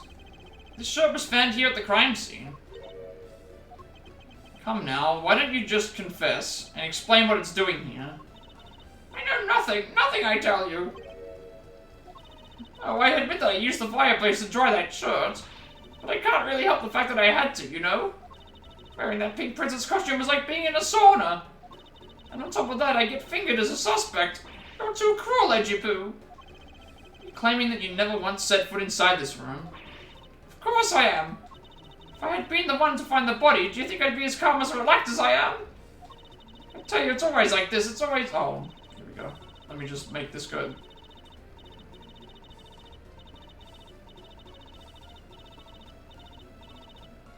Okay. I've learnt my lesson. So it's always my fault. For some reason or another, that weekly tabloid article is missing. The camera is missing. That lawyer always makes sure it's my fault they're missing. Speaking of missing, there's the matter of my husband. Can you believe that when we got married, he said, I guess I'm stuck marrying you? What kind of way to propose is that? What he should have done is whispered in my ear, I don't deserve you, but I can't help it. Will you marry me? Honestly, men these days.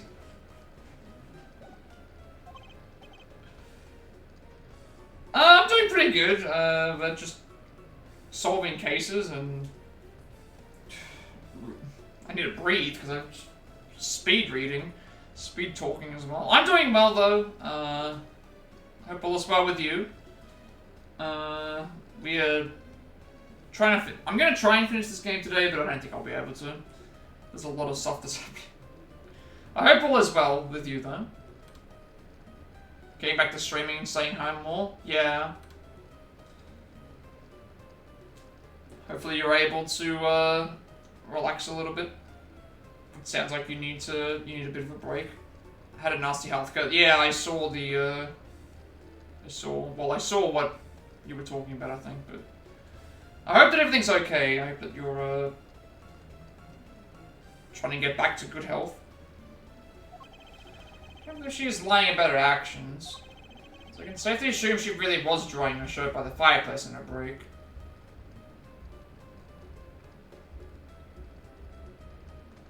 Yeah, yeah. Yeah, you don't want to break, you don't want to, like, break yourself. You want to just try and reduce the workload if possible, and get back to 100%. Somehow the undershirt managed to move from the next door to the next one. The samurai dog was also yours. Ah, that brilliant mind of yours. You really can see through everything about me. So the feeling of dread continues, but I suppose I should ask for more details.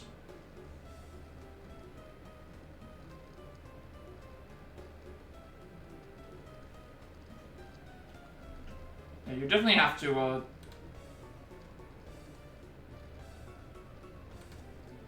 You had to talk with your HR and boss, but it's all good. You're probably going to let it Borderlands and have stream off for a while. No problem, I'll, Are you looking forward to Borderlands 4? I think that's... Is that next month? Next month, I think, is Borderlands 4. I know a few people that are playing that. I also forgot to pause the ads again. Never mind. I know that's coming out soon. Although I have no idea what to expect for Borderlands 4, because a lot's changed since Borderlands 3 came out, and not all of it was great. Not all of it was great. I hope that it's good for people that enjoy those games, though. But it's there's been some developments with. You want something to play and stream, so you're going to do a Borderlands run through? Yeah, that could be a good idea. I mean, considering it's coming up, I reckon a lot of people are going to do that, so that's for sure going to be a popular thing. It's like Hollow Knight, with the Hollow Knight coming out, a lot of people are playing that to prepare for the sequel. There we go, the light's back on again. Samurai Dog was yours, wasn't it? Of course, I'm forever yours, my edgy wedgy poo. If you could just stick to what I asked you. Edgy, you and Miss Oldbag. No! You really don't change, do you? When will you learn how to take a joke? Anyway, that samurai dog wasn't mine. Those things are a present from the studio to the embassy. A present? Studio people basically told us to play delivery boys. We were supposed to hand the dogs off to the embassy people and tell them hi. To pile them on, all into the pushcart just to move them all. Studio guys should have delivered those things by themselves, right, Edgy? So did you deliver the samurai dogs to the embassy staff as per your instructions? Hey, Edgy, don't just ignore me and answer my question. Aren't you gonna stick up for me? About that. See, after the show, I went to rest a spell in the dressing room. Because of my bad hip, you know. There they were, the samurai dogs were just sitting on the dressing room floor. I guess my concern with Borderlands 4 is that because it's been so many years between the third and the fourth game that I just don't know. I have this bad feeling that like it's not that they make bad games, it's that I don't know if the bad business practices and stuff that's happened with the company over the last couple of years, I don't know if that is gonna carry over to the game. You don't want it to, but at the same time, like, so many other companies this year and the last couple of years have been plagued by, usually their games are, usually if the company is in trouble in some form or fashion, the games are in trouble as well.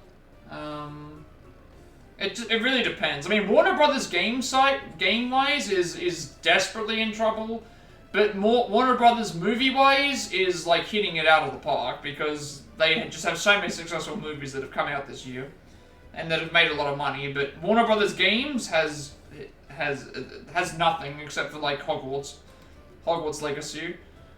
That's all that it's got. Everything else that they've tried to do has like failed. Shadow of Mordor getting shut. The people who made Shadow of Mordor getting shut down. The Middle Earth games. Suicide Squad was a flop. Just a lot. Ubisoft have effectively like ruined like so many future projects. And this is from someone who actually like enjoys Ubisoft games.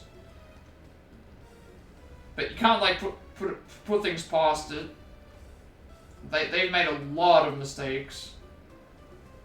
And the company might not even be around in a few years if they get bought out by someone else. And that also makes me a bit fearful of the future, because I don't necessarily think just because someone else acquires the company that they know what to do with it. Because I've seen what happens when companies are bought out by bigger companies. Embracer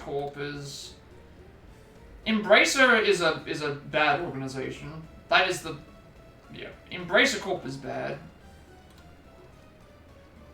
Yeah, it's a lot of big companies getting too greedy and forcing micro... I mean, they've been forcing microtransactions for even years before this.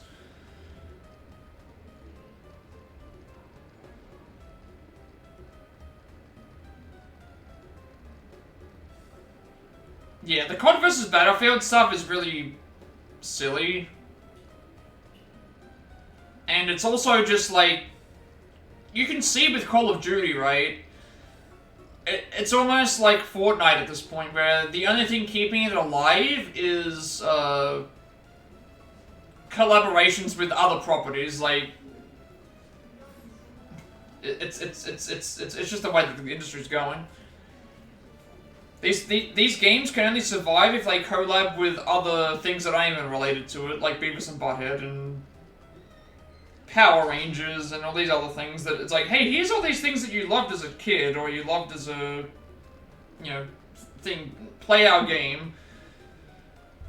And then obviously Battlefield 6 just 3 times the amount of player count on beta is, and then Black Ops 7, people were already not looking forward to that in the first place after that was announced. And Battlefield 6 is already doing better than it is, so... Yeah.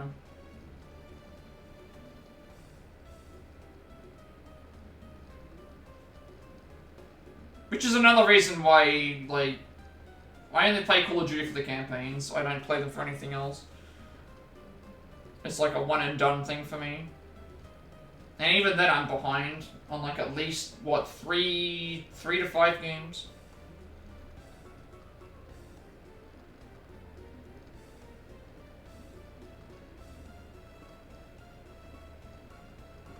They don't want the cartoon skins. They hope jumping it is now, yeah, the realism. Yeah, that is also the other thing too. I think Battlefield is more realistic. Battlefield's more realistic, and you can do a lot more with it. And they were kind of the company that were doing it before everyone else. Like, they were doing Battle Royale kind of stuff before Battle Royale was popular. And now everyone does Battle Royale, but then Battlefield just has been doing it for longer, so they just know what to do. They know exactly what to do.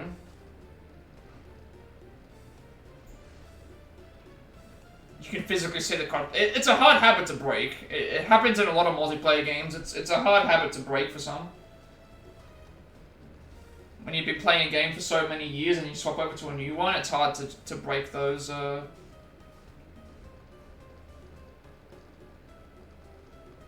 That's why a lot of people who play multiplayer shooters, like, even in... I'm sure you probably notice it in Siege as well. There's probably a lot of people that play Siege, trying to play it like Call of Duty. You can't play Siege like Call of Duty. You just can't. That's not how Siege is going to work. Like, you can spot a COD player in Siege a mile away. Yeah. Corporations have been sampling them as well. They run head face first into a wall or try to slide cancel and just stop mid-fire. Like, yeah. That's basically what Call of Duty's become now. It's just the run and slide game. The run and slide game, and then jump, and then run and slide again, and then shoot, and then do some more run and sliding, and then do I got a pop a perk every now and then do some more running and sliding, and then camping at spawn.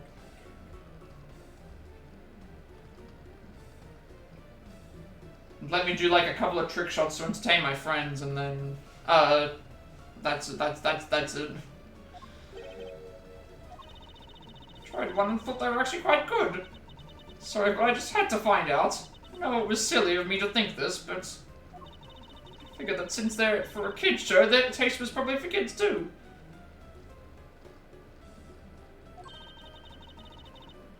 But that's the way popularity works. Once something is popular, everyone jumps to it. Well, not everyone, like more casual players will jump to it. And then they'll play that game like that, and then when they get tired of that, they'll then either move back, or they'll go and play the next thing. And they'll play the next thing. It's the casual players that sell these Call of Duty games, not the hardcore, obsessed gamers. Or someone like me who will buy them for a different reason. And hasn't bought one in like 3 or 4... Oh, I haven't bought 6 yet. But I haven't played like the previous 3 or 4 yet, and I still have them sitting there because the games are getting too large. The games are getting way too large, size-wise, and I don't have the space right now for them, so I just play everything else, and they can just wait. Before I went back to my room, I just had to help myself to half a dozen or so boxes.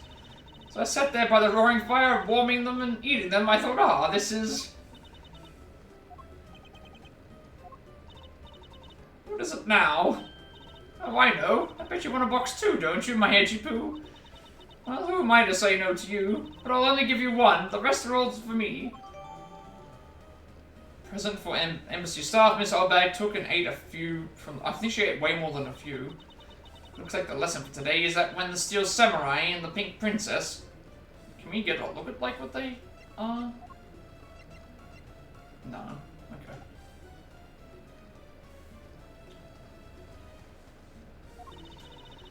Take off their masks, they transform into a pair of annoying troublemakers. Is that everything?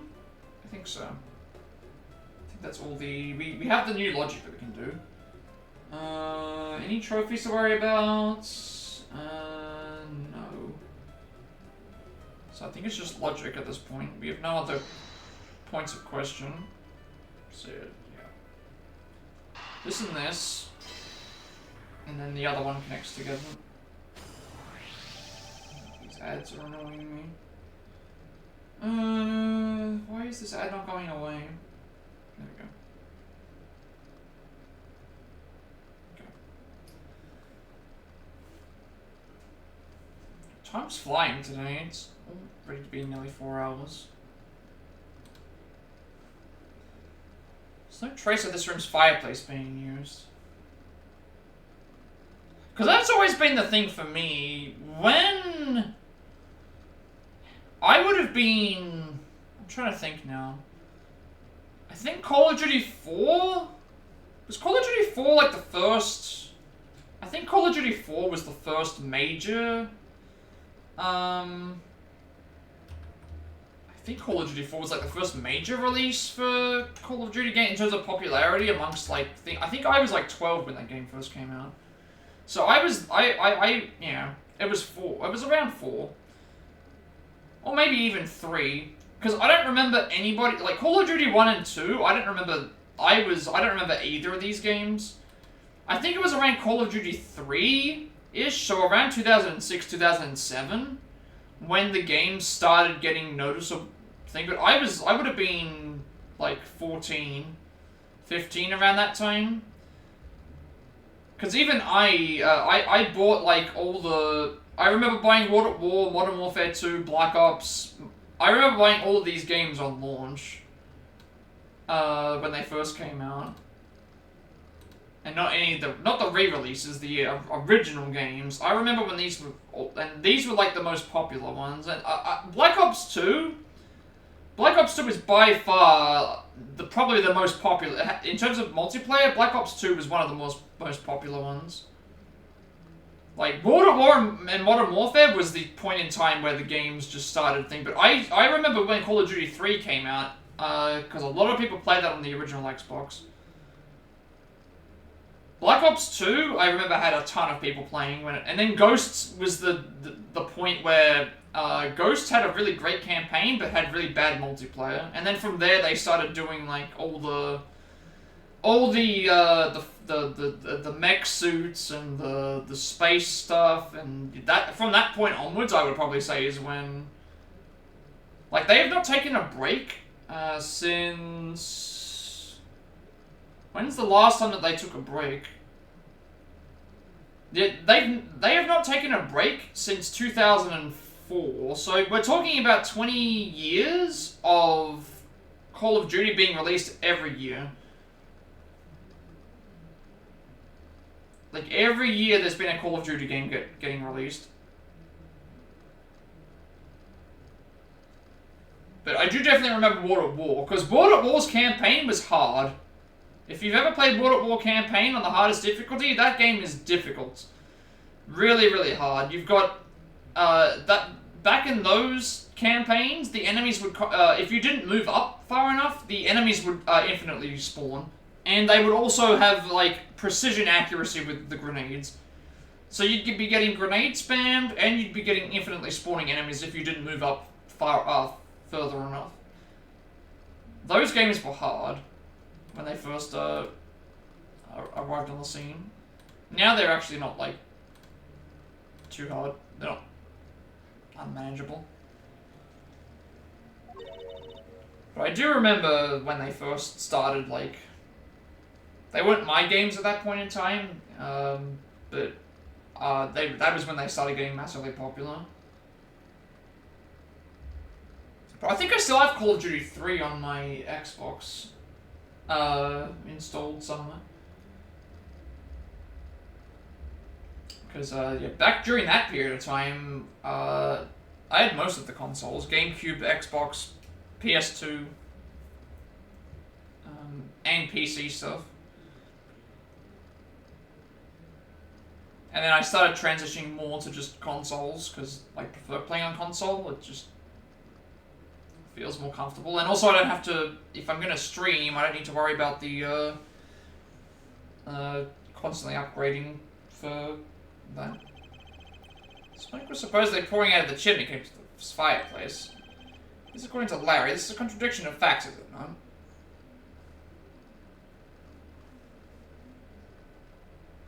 I think my biggest multiplayer stuff was like Halo, though. Halo 1 and Halo 2 when they first came out. I had a lot of friends that played Halo. and so I would often play that. And then on the school computers, we put they installed Halo Custom Edition on there, so I played a lot of Halo at school as well.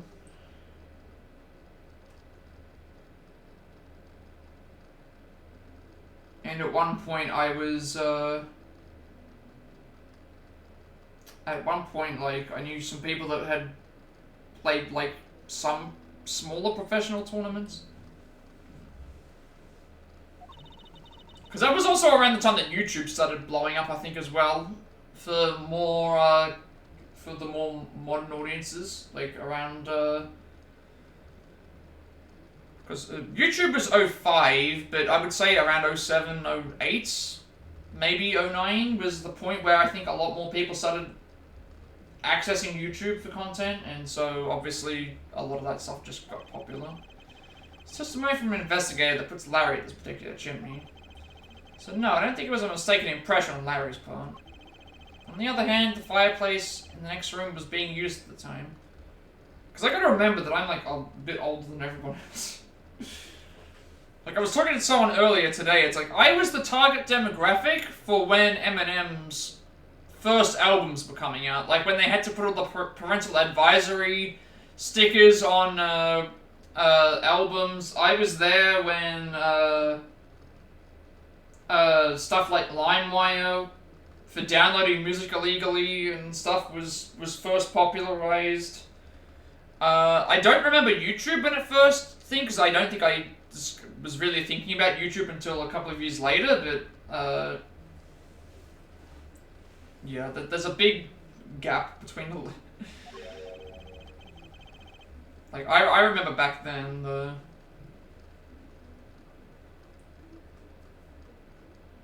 I would have been... I'm trying to think when... It would have been about 2001, 2002, 2003 when Eminem's albums were, like, super, super popular.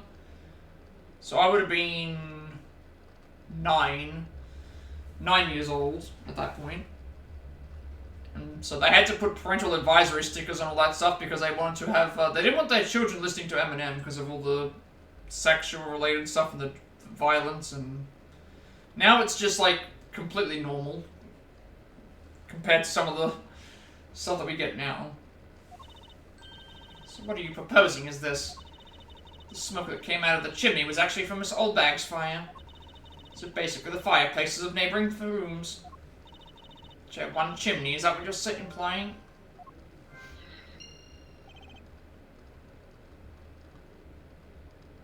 And then mostly just everything else that I've gained from there is just more so just reading. Reading up on history, reading up on like how trends go, and I don't know. I think it's an important thing to like it's an important thing to evaluate the past and look at how things have I'm not saying that everything was great back in the day, but I like for people that weren't around during that point in time, or might not have been old enough, it's like, oh, it's an interesting like little thing. Sometimes people can be surprised about what they can learn. And same thing for me, like I'm not up to date with everything that happens. So sometimes it's just like, oh, I didn't actually know this.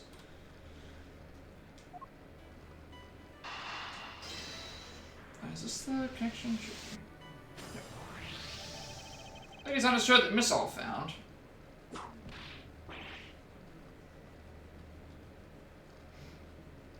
I think it's just always, like, when I was a kid, I would read a lot.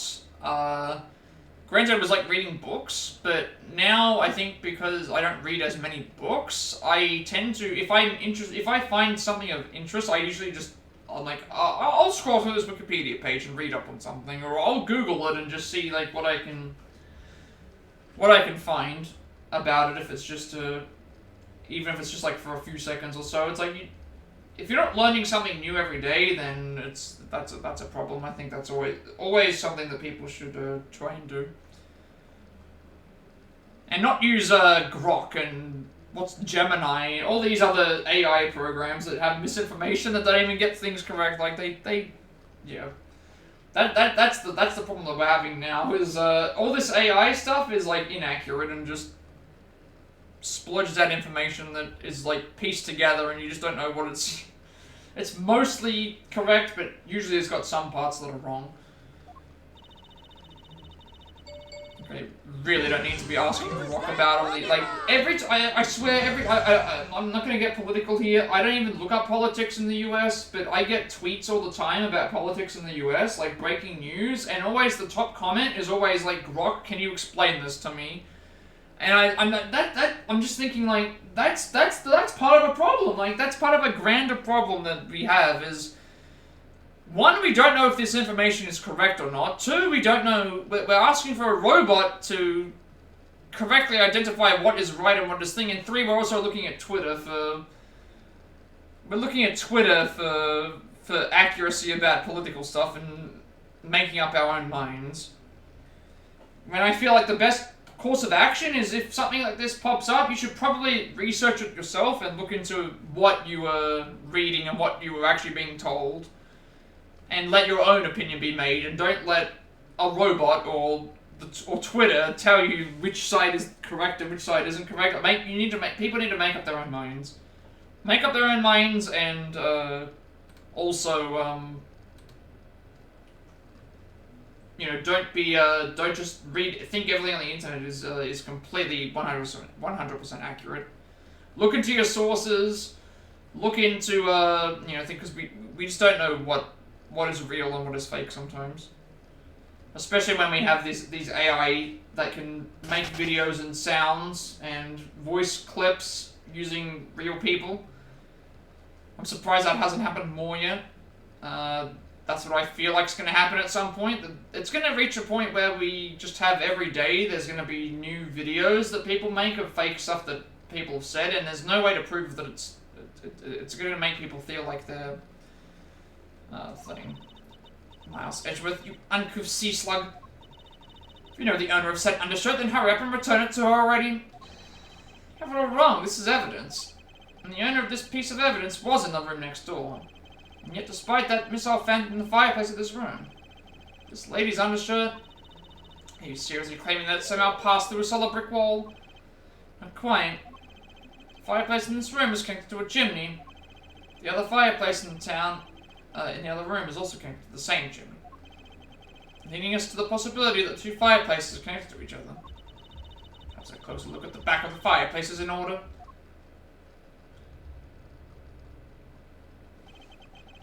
There is an X. There is an X on the back wall of the fireplace. I like that they used the. It looks like they used the damn X button from the PlayStation. Yeah. Let's see if I can't get a better look at it. What in the... The wall separating this room's fireplace from the next room's fireplace apparently turns. Oh, I just see that. I saw that now. As I suspected, this fireplace does indeed connect this room to the neighboring room. The neighboring room? There appears to be nothing particular about the next room. The fact that there is nothing special about the next room isn't what's important.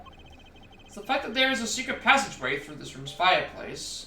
Professor Elba's office fireplace is connected to the neighboring room's fireplace. Alright, so we now know that someone could have just easily have maneuvered through both rooms if they really needed to. We now know that the fireplace connects to the two rooms. But how exactly is that significant? You aren't going to suddenly name the old lady as Damas 2's killer now, are you? No, she couldn't move at all because of her stiff hip. So she could not have been the one. Fortunately, I believe this fireplace had nothing whatsoever to do with Damas 2's murder. Alright, that's all the investigation done for the time being. We are getting close to the end of this part, but yeah, still nowhere close to the end of this. It would appear that the answer has made itself known. You're making quite a confident face there, Mr. Prosecutor. Bring it on, I'm ready to counter any argument you may have. Very well then, if you are prepared, I'll show you exactly where my deductions have led me. Good, I'm counting on you, Edgy. Leave it to me, Larry. My first attack will be to expose your lie for what it really is. My lie? I know that there is still something you are keeping from the rest of us. What's wrong with you? Why is it you won't believe me no matter what I say, Edgy? Curse you, I should just hurry up and die already if that's how it's gonna be. I'll confess to every murder in the whole world, and then kill myself. That sounds... Let's throw everything into mass confusion. You made some wonderful friends as a child, I see. Larry, I only have one thing to say to you. Even if you make that face at me, it's no use. The man who was ready to die is strong-willed, you know? Larry, it doesn't matter what sort of harebrained trouble you've caused. I only ask that you do not lie to me. If you cause an innocent person to be judged unfairly because of some insipid lie, I will never forgive you. Although allow me to say that I consider you to be among the innocent in this case. And that I will draw the real killer out. You can trust me on this. Alright, this time I'll tell you the whole truth, okay? What happened, what didn't happen, the works. Just what happened will do. Now then, if you would please testify as to what you did up on the roof tonight. Alright, up on the rooftop. After the show, I left the pushcart in the rose garden and came to the embassy. Then they took a picture of me shaking hands with the ambassador. After that, until my next appearance, I had some free time, so I wandered around. That's when I spotted the chimney. A chimney like that is a rare thing, you know? So then I went to play Santa and decided to give it a try. Larry, I thought I just finished telling you not to lie anymore. But it's kinda ultra embarrassing. And what exactly is so ultra embarrassing that you can't tell me? Edgy man, I just said it was embarrassing, so of course I can't just blurt it out. So you're just gonna have to reason it out of me. As your superior, I command you to hurry up and expose this man's lie. I have every intention to, for I am not about to let us waste time on such a trifling matter. Alright, so I think we have to press everything as usual, but the last statement's what we have to press. To progress the story along, but I do them all in the first place, so... You left the pushcart. Could you please clarify that statement for me? Yeah, so the wheels on the pushcart got covered in dirt from the rose garden. Would have made a mess on the floor inside, so Ambassador Alba said to just leave it. Well, it would be rather impolite to another dirty country's embassy. Come to think of it, I recall seeing the Pink Princess on my way into the embassy. And what was she doing? Nothing in particular, because she was being carried by some doctor on a stretcher. Still being incapacitated by the pain of her bad hip that she suffered during the show. Why do I keep getting... Am I seriously still getting message spam by Bitcoin? I am. Of course I'm still getting Bitcoin messages, because why not? Bitcoin, Bitcoin, Bitcoin, like... I get it. At the same time, I don't want it. It's a never-ending, like, cycle of... even if I delete them out, they're gonna keep making more stuff and blocking them. They just never go away.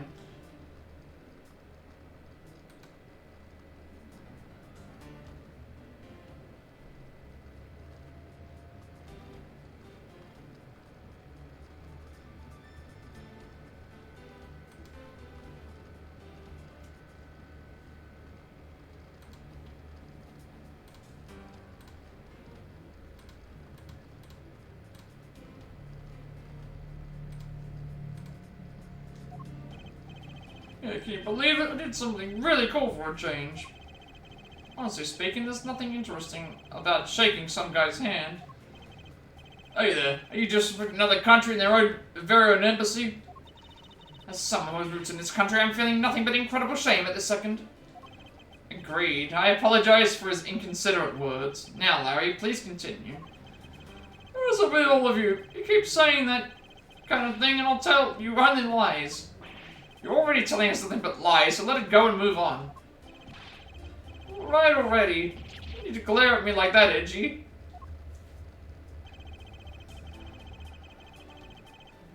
Hold it. Larry, I want you to listen very carefully and take this to heart. The whole point of your life is to cause misery. The whole point of your life is to cause misery and pain to everyone you encounter. No, I get it. I'm totally the bad guy again. Thought you were his friend. Don't you think that was a bit harsh? Like she says, true friends are bosom friends. You're in trouble calling your bosom friend whose shoulder you can truly cry on. Hey, bosom buddy, hope you listen carefully to my testimony. Has it crossed your pea-sized brain yet that Agent Lang is only out to arrest you, Larry? Now then, you were wandering around inside the embassy, and then what happened?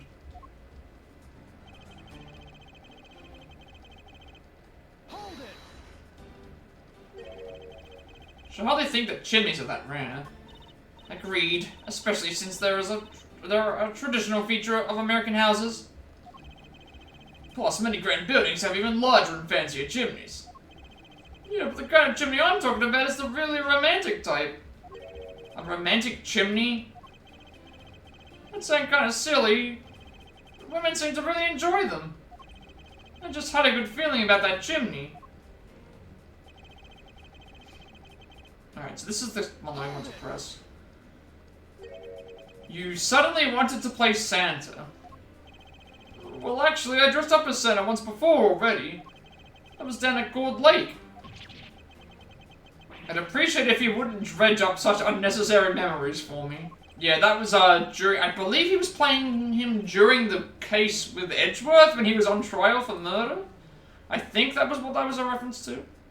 I think that was what it was a reference to. It was a reference... Definitely a reference to the previous game.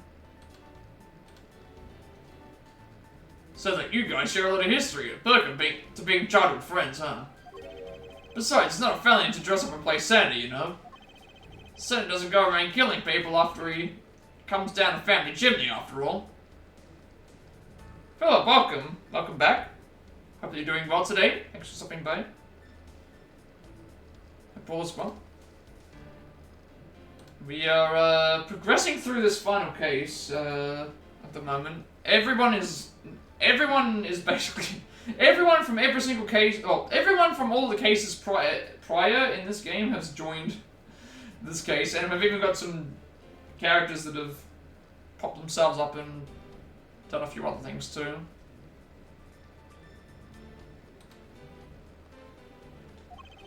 Actually, is it worth delving into whether or not playing Santa is a big deal? I believe it should be. It should be a big deal. Yes. We're about to go into another rebuttal. Another testimony rebuttal. So, yes.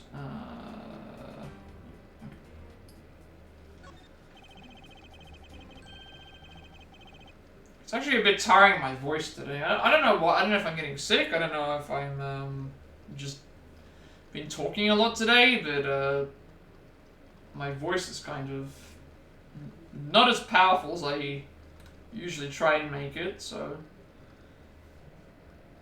Oh my god, what do I keep seeing? I swear, all I'm gonna keep seeing is damn... Snoop Dogg is gonna be at the grand final. The thing is, I don't care. I don't need to listen to Snoop Dogg anymore. It's over. I swear everything that Snoop Dogg attaches himself to is just bad.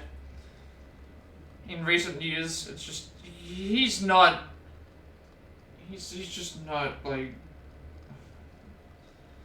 I feel like he's a parody of himself. Just so that your buddy isn't exactly made of Santa quality stuff. Thank you for the contribution towards the Tomb Raider challenge. It's gonna be a tight race, actually, between all three of these games. At least they're all being voted on. That's actually kind of fun. That's a cool little thing. At least it means I'll eventually get around to them. Precisely, the nail on the head, Agent Lang. Hey, Edgy, that's so incredibly mean. Tell me something, Larry. Did you know that Santa's job is to deliver presents to people all over the world? Of course I know that. I did graduate from junior high, you know. In that case, it's your turn to tell me something. I need to tell me to whom you were delivering a present to. I was... delivering a present to a child not basking in the warm glow of love. That must be the most elegant description of you I've ever heard, but a lie is still a lie. Sure know how to kick a guy when he's down, you know that? In any case, the person you wish to deliver a present onto was most certainly this. Well, the person would have to have been Old Bag. There's no... For some reason, her name is just Ex-Security Lady.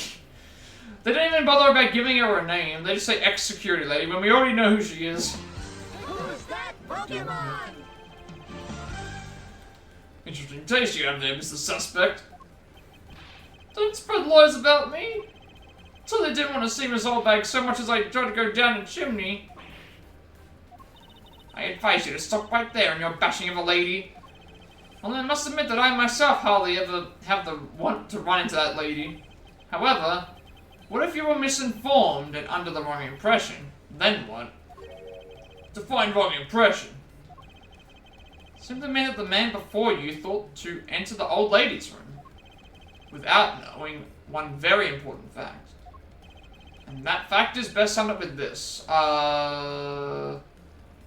It was the...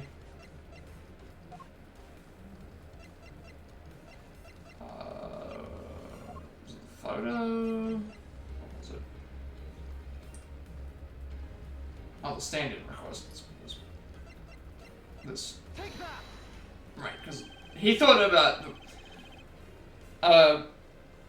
Larry thought that Mindy was under the Pink Princess thing, but it ended up being Old Bag instead. So that means what happened to Mindy then? Where's Mindy gone? This is something the old lady received from her employer for the night. The girl who normally plays the Pink Princess, Mindy, was it again? Seems that this man is quite taken with that actress. That's not true, Edgy. She's the one with the hots for me. I just know it. I feel her sexy beam piercing my heart when she's watching me. Sexy beam, I tell you. You filthy, despicable, inconsiderate, fickle, idiotic, cowardly aberration of a man. You haven't matured at all since we last met. Hey, Mr. Prosecutor. Yes? This guy, he's got bigger problems than just getting involved in murders, I take it. Suppose you could put it that way. Hey, what the heck, man? I don't get you guys at all. Why do you all have to make me out to be some sort of bad guy? To return to the original topic, I propose that at least this much has been made clear. Without any knowledge that Miss Mindy had fallen ill, Larry tried to make his way into the Pink Princess's room. That much we know for sure.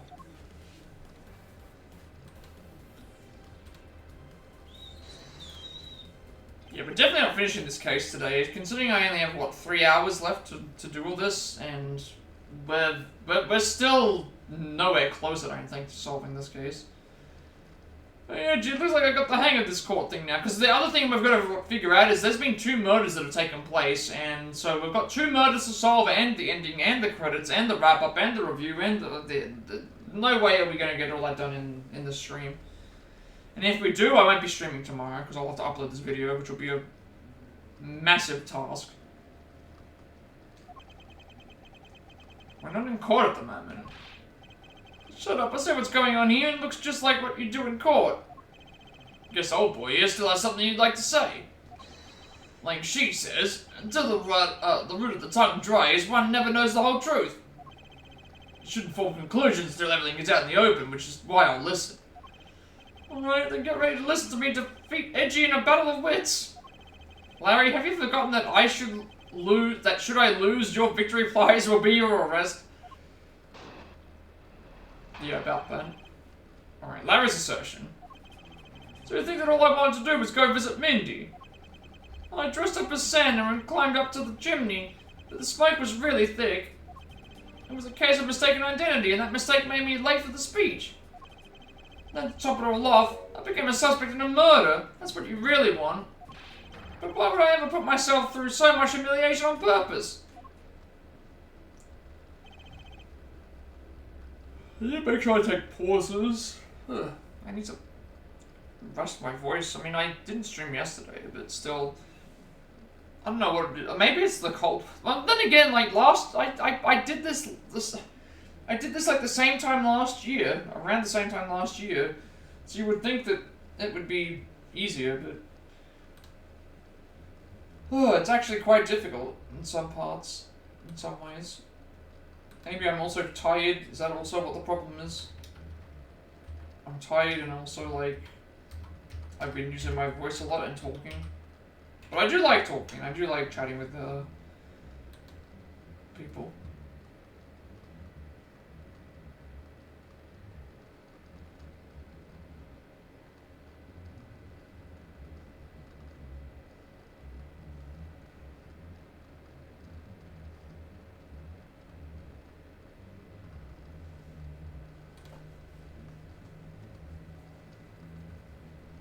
Maybe I should just, like, pause more.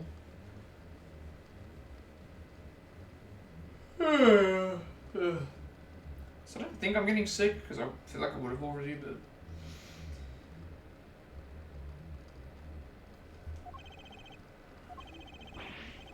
Hey, someone say something! Are you seriously trying to submit this, not as a confession, but as a testimony? So what if I am? Is there something wrong with that? My claim is a claim, claiming my claim. Do you have a problem with that? So it was you. You're my stalker. But I should warn you, it doesn't matter what kind of flattery you throw at me.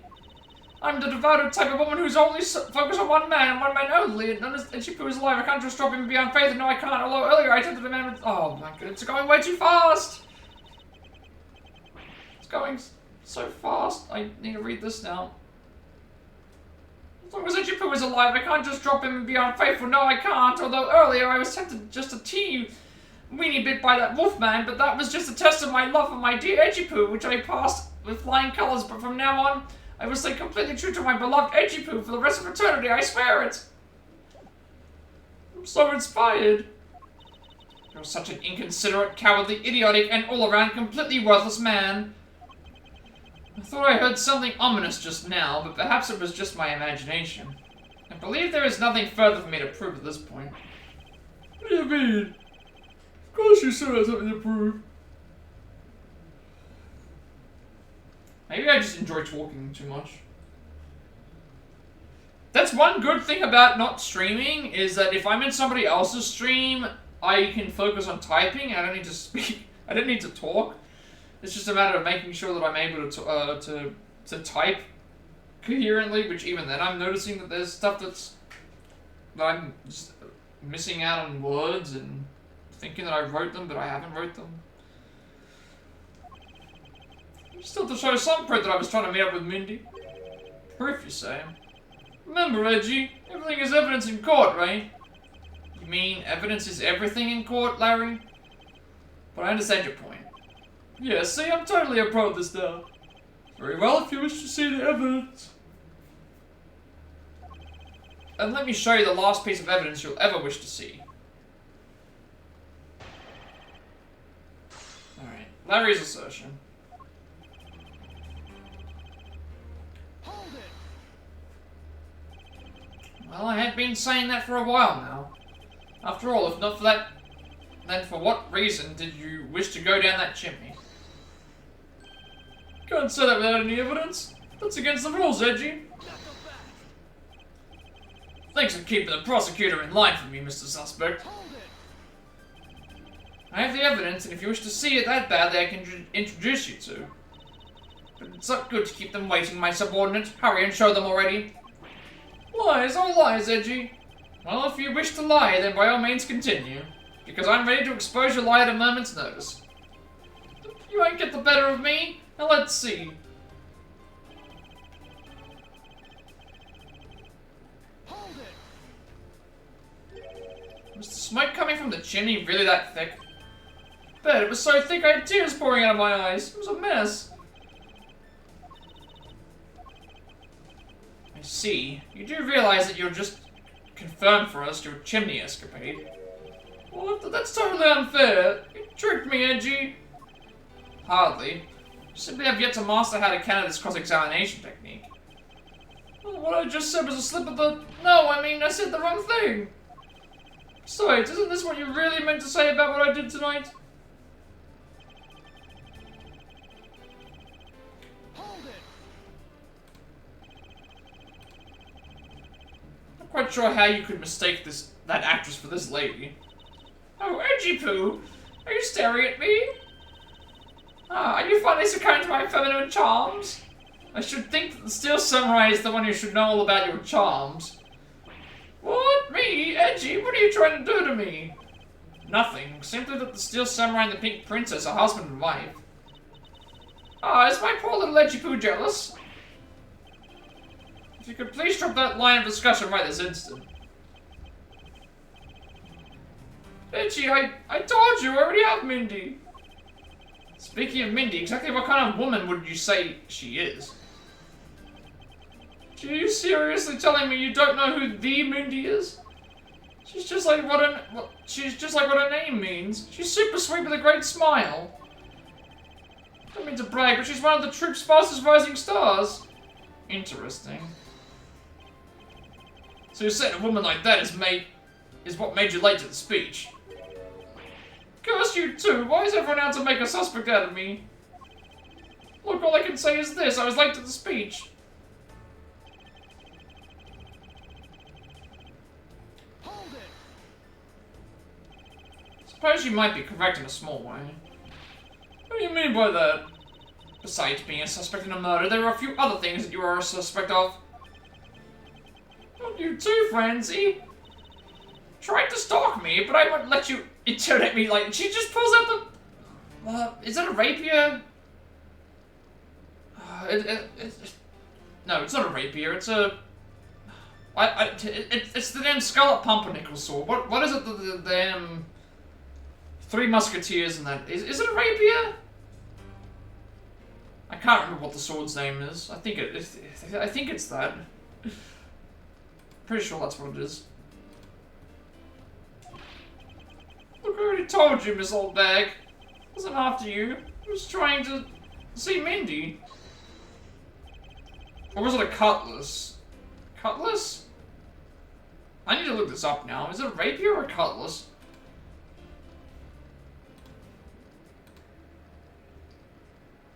Let's learn something today, or at least try and remember what I think I know.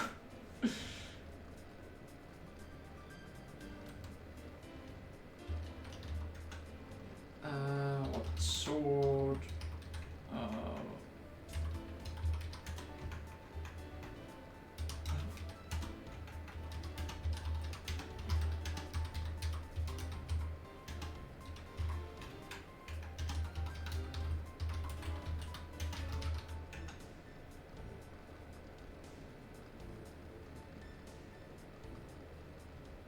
Oh, it's a sword.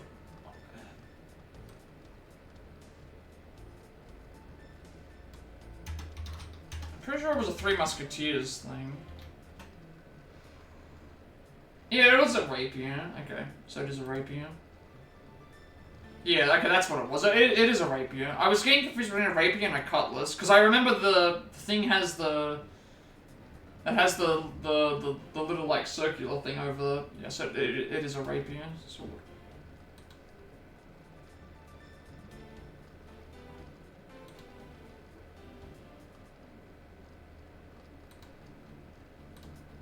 Good to know.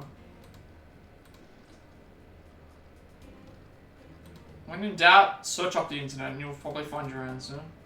Alright. Can I just arrest this guy already? Completely understand how you feel, Ancient Lane. Wait, please listen to what I have to say. If you have a serious assertion to make, then I'd consider listening. However, no problem. I'm gonna put all I got into this, so listen good, okay? Hold it. Larry, this is the final point you wish to make? Got it. I've called on all the energy I have and told it to you with all my soul. In that case, allow me to take that soul and break it. Yes, we'll stamp it under our feet until it's been ground to a fine powder. A fine powder? You really put all your heart and soul into it, and you're ready for what's coming, right? In the place of the Honorable Larry, I offer my soul to you. Larry, come out from behind there and face us like a man. Scary, my liege. This whole testimony is one giant confession of all that he's done tonight. He's practically begging me to show why he bothered to put himself through all of this. Alright. So now, oh, let's go and put it back up again. Who's that Pokemon? So we want to present the stalker letter on the 5th of the first statement, and then the name, and then the autograph.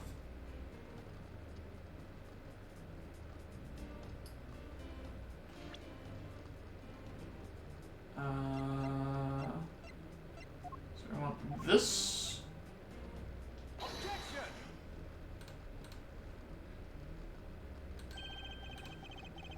Larry, don't even think about denying that you have knowledge of this letter. Hey, why are you showing that to me?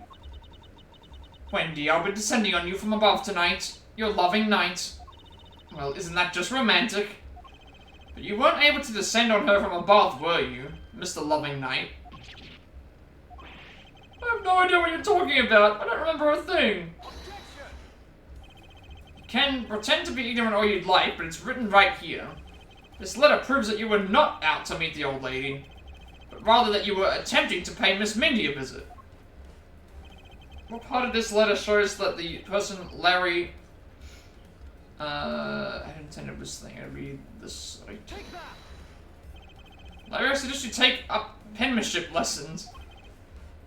Oh, I see here. I could see how it looks like Wendy and also Mindy at the same time. I actually only just picked up on that now, actually. When you look at it, like, that's definitely going to be something that plays on someone's mind. You can definitely see that that could be interpreted as Wendy or as Mindy. I just realized this now, that, yeah, I could see if someone else looked at this, they could say that that is that's for Mindy or that's for Wendy. That's why that, they were talking about the parenthesis or whatever over the E, and it's like, that doesn't exist, so that's, if you never wish to experience this level of embarrassment ever again. What the heck? What are you talking about? Speak English! You wrote Mindy so sloppily that it became Wendy to the average eye. Hey, stop picking on me! It's so embarrassing! There. Isn't that what childhood friends are for? They're the best, aren't they? For punching, but that will have to wait until we're off of this crime scene. And she saved me from that scary man. Sure, if you're willing to make amends, starting with your incredibly embarrassing mistake. But that wasn't me. Come again? It's a fake. Someone's out to get me, so they made that fake letter. Set me up. Accept your defeat graciously. But you guys are being so mean. Hold it! Penmanship analysis. What's that? No matter who, all people have certain unique features to their handwriting. Ergo, all we have to do is compare the handwriting in this letter to a sample of yours. And we'll know soon enough who it was that sent this letter. I'll never write another thing in my life. Hold it! It's no use, Mr. Loving Knight, for you've already graciously provided me with a sample of your handwriting. That's right, we have this. We have the autograph. This autograph in our mysterious letter. If we compare the handwriting, we'll know the answer to our question soon enough. Confess now, Larry, to your miserable failure. I'm sorry! I did it! It was me causing trouble again. I admit it. You hit the nail right on the head, Edgy. So he finally confesses. I saw the pink princess being carried around in a stretcher and got worried, alright? I wanted to go into Mindy's room, but the doctors wouldn't let me in. So what choice did I have? It was the chimney or bust, Edgy. Your mind jumped from the door to the chimney. What a criminally overactive imagination. Well, at least I was honest and wrote Mindy a letter and stuck it under the door. That way she wouldn't be so shocked when I came down through the chimney. Except for the fact that the letter was an utter failure at conveying said sentiment. I'm really, really sorry. Larry, you may be a shameful, good-for-nothing blight on the face of humanity. However, I always knew you weren't the killer. I told you to trust me. Because at the very least, I can attest to that about you. Edgy, We've lost a lot of valuable time because of you.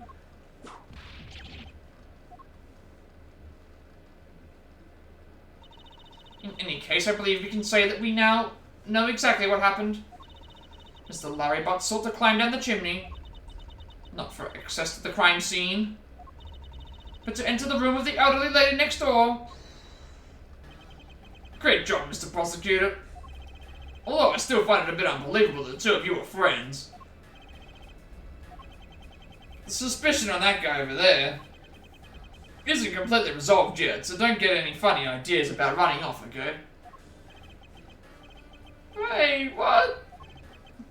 Edgy, what does the Wolfman mean when he says I'm not off the hook yet? He means the murder weapon. Larry, did you forget?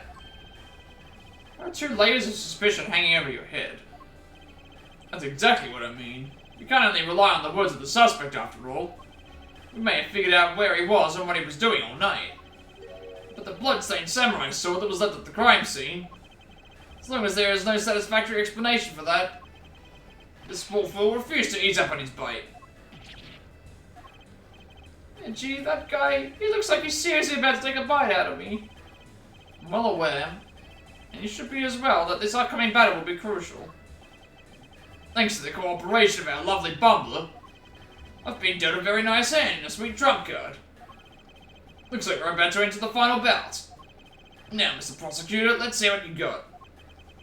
Can you easily point out the contradiction in the supposed murder weapon?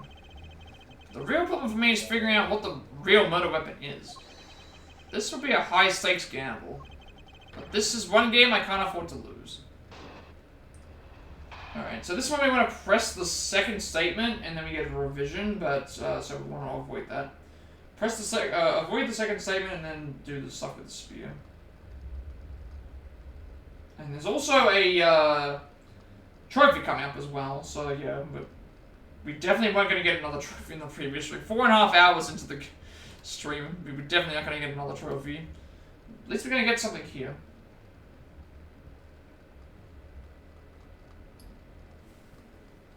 Okay, why Larry?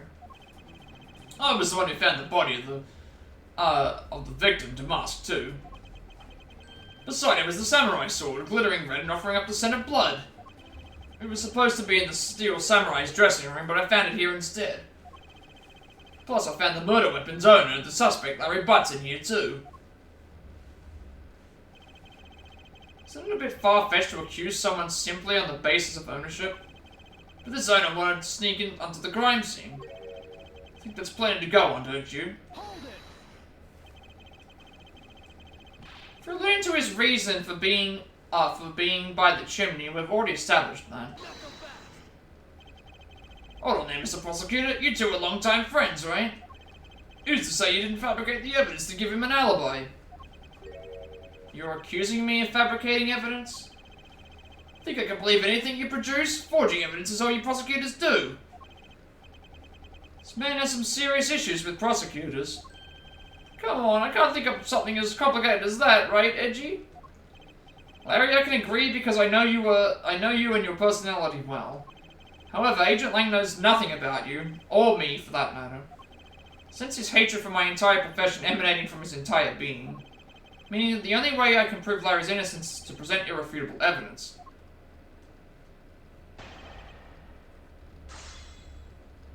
Alright. So, avoid the second statement, because we want to press up here. So you were the first to discover the body this time. This time? What's that supposed to mean? You'd better watch what you say. I only said this time because earlier Kay was the first to discover the body in Babal. And your secretary, Agent Sheena, was ready to accuse her of murder for that. So you're gonna use that excuse to call me suspicious now? Of course not. I was simply pointing out the usual pattern with discoverers of bodies. That is also true. Usually the discoverer of the body is the first suspect because, well, thing, but obviously, I don't know how. I'm actually curious what the percentage of that is. Like, what's the percentage chance of the person who discovers the body also happening to be the murderer? Well, in this one, it's a bit different since we know exactly where the weapon is.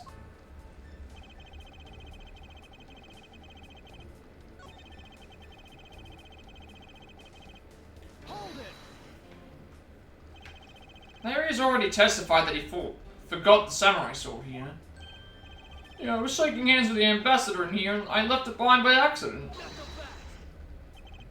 So what? You lied earlier, so who's to say that this excuse isn't just another lie?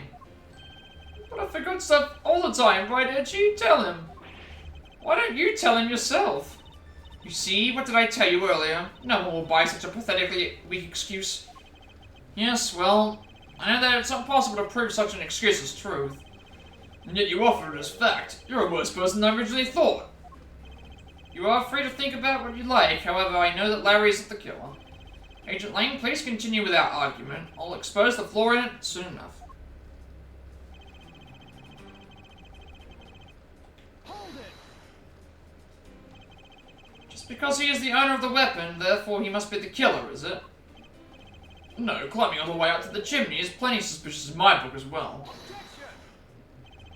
Regarding that, I have already drawn the truth out, and the truth is one thing I don't bend. Doesn't matter if it's you or whoever. You prosecutors are all the same. And as for me, prosecutors are the one thing I don't trust in. An agent who doesn't trust prosecutors, what are you playing at? Sorry, sis. But there are only two things I trust, my subordinates and evidence at the crime scene. Agent Lang hates prosecutors, but as long as he trusts evidence that has been left at the crime scene, then there is something I can show him that he can believe in. It's simply not possible that the samurai sword is the real murder weapon. So I should focus on proving that to Agent Lang first. Okay, so we want to now press the second statement because we now know that we can... Excuse me, but glittering red and offering up the scent of blood. Do I have to spell it out for you? I've also got to remember that there's a bad ending for this as well. But we'll get to that later. I mean the sight and smell of blood, of course. And according to the tests, the blood on the sword belongs to the victim. The sword was made to only be used on stage, so it's not sharp. But it is pretty weighty. It's certainly heavy enough to beat someone to death with. Which leads me to suspect that the victim was beaten to death with a sword. Beaten to death, huh? This last statement is too important to just let it slip by.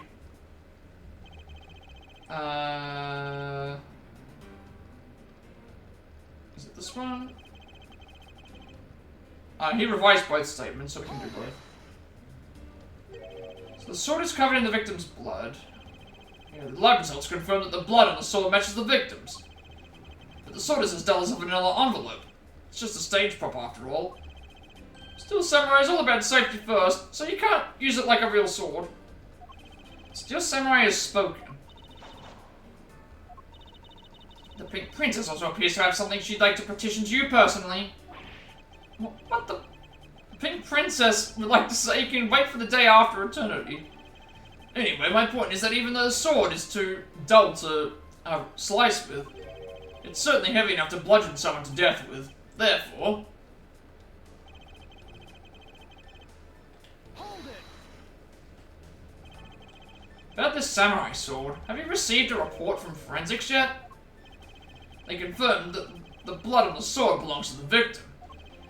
Alright, but have they confirmed that the outline of his wound is consistent with the weapon? Tell me something. Do you see the dead body right there in front of you? So, if they were conducting the autopsy right now, shouldn't that body not be there? Well, I suppose so. I guess they must still be investigating this room. Meaning that it's possible he doesn't know about that piece of evidence's true nature. Anything else you'd like to chit-chat about? No? Good, then let's continue. Alright. So now we want to present the, I believe we want to present the, samurai sword? It's either the samurai sword or the samurai spear. think it was the...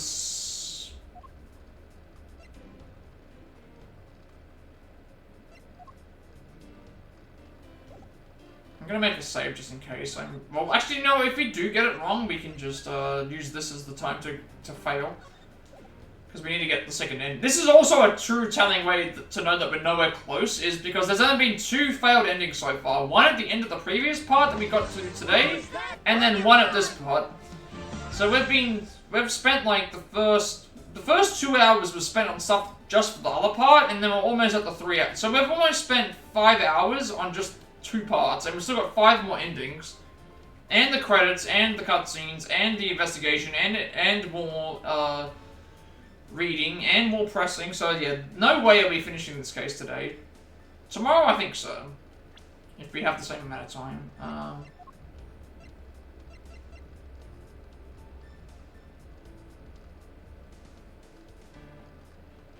Objection!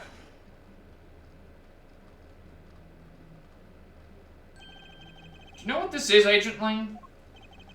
It's a long spear, right? We used to use those a lot in my country a long time ago. Piercing, mowing people down, spears are the weapon of heroes throughout history. It's the next most effective weapon after the whip. I think the whip is in a slightly different category. So what's your point? You gonna tell me that the spear is the real weapon? No, I simply want you to take a look at this section here. The way it's bent. Precisely.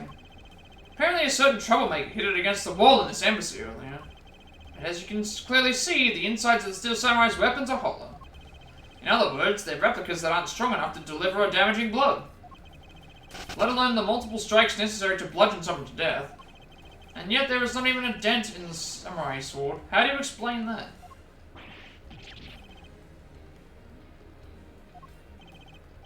Oh yeah, the sword and the spear are made of the same stuff so they bend easily. But I wish they'd make it out of better stuff because the spear got bent. Wasn't able to do my special early summer rain jab move. Man, I got such an earful from the director of the play for not doing it in the show. The Steel Samurai's special move was changed tonight because of him?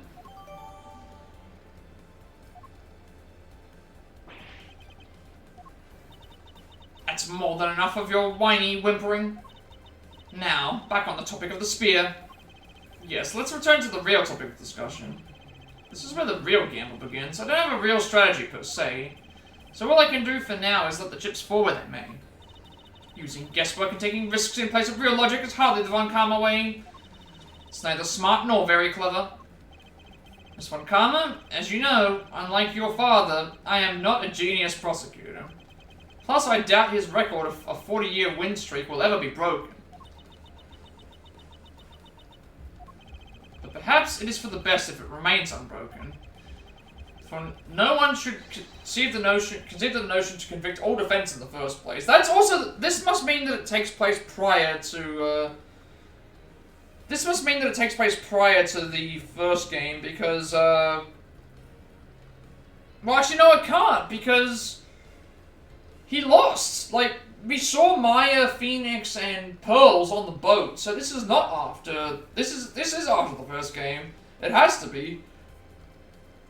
So why are they mentioning about the perfect record when, it would have already been broken at this point? Because we saw them at the, we saw them in the third case, so... The record's already been broken, and we also probably determined that... We also probably determined that,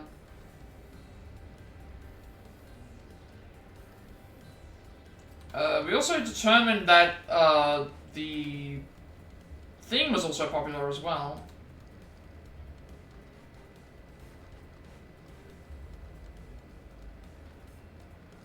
Yeah, who knows?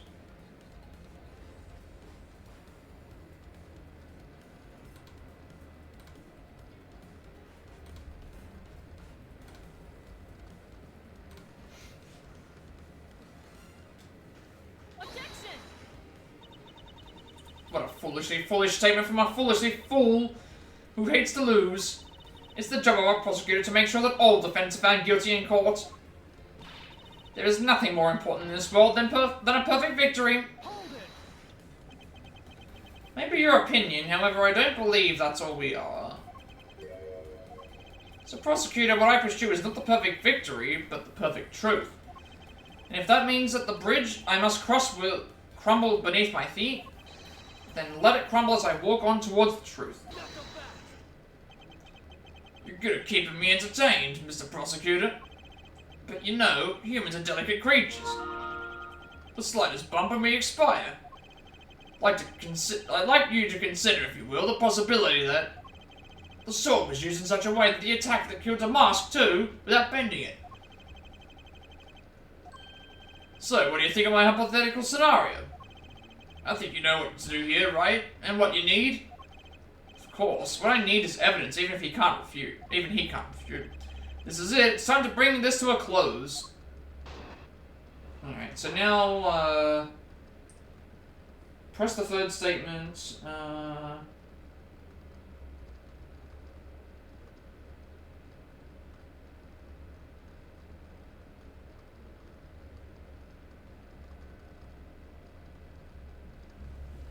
I gotta remember that I need to present,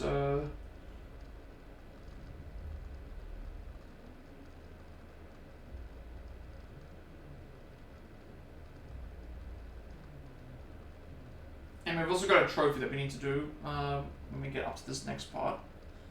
So, why Larry Part 2? It's possible to use the samurai sword to kill someone.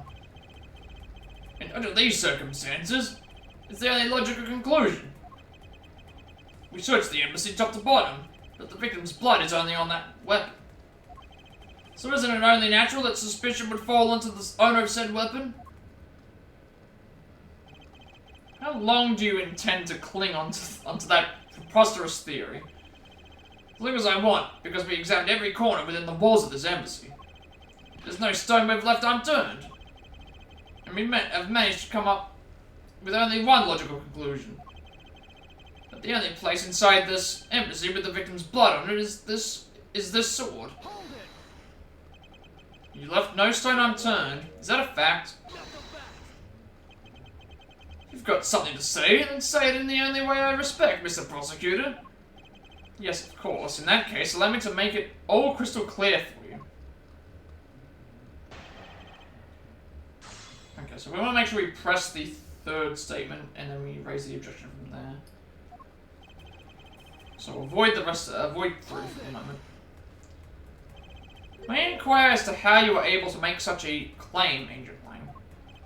Like she says, capable of miracles beyond comprehension, a mysterious creature is man. Rather than man, it's Agent Lang's quotes that are getting increasingly incomprehensible.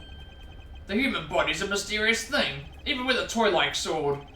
It's easy to kill a man if you hit just the right spot. Which is why I think it's possible to kill with this thing without leaving a dent. Why am I getting notified of this now? I got that off. Right? Or was it something else that I got notified about? Oh, it's just delays.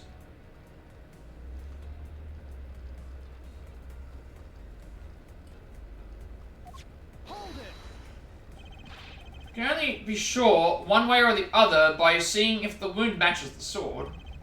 I know that. But as long as it's a possibility, I can proclaim it as much as I like.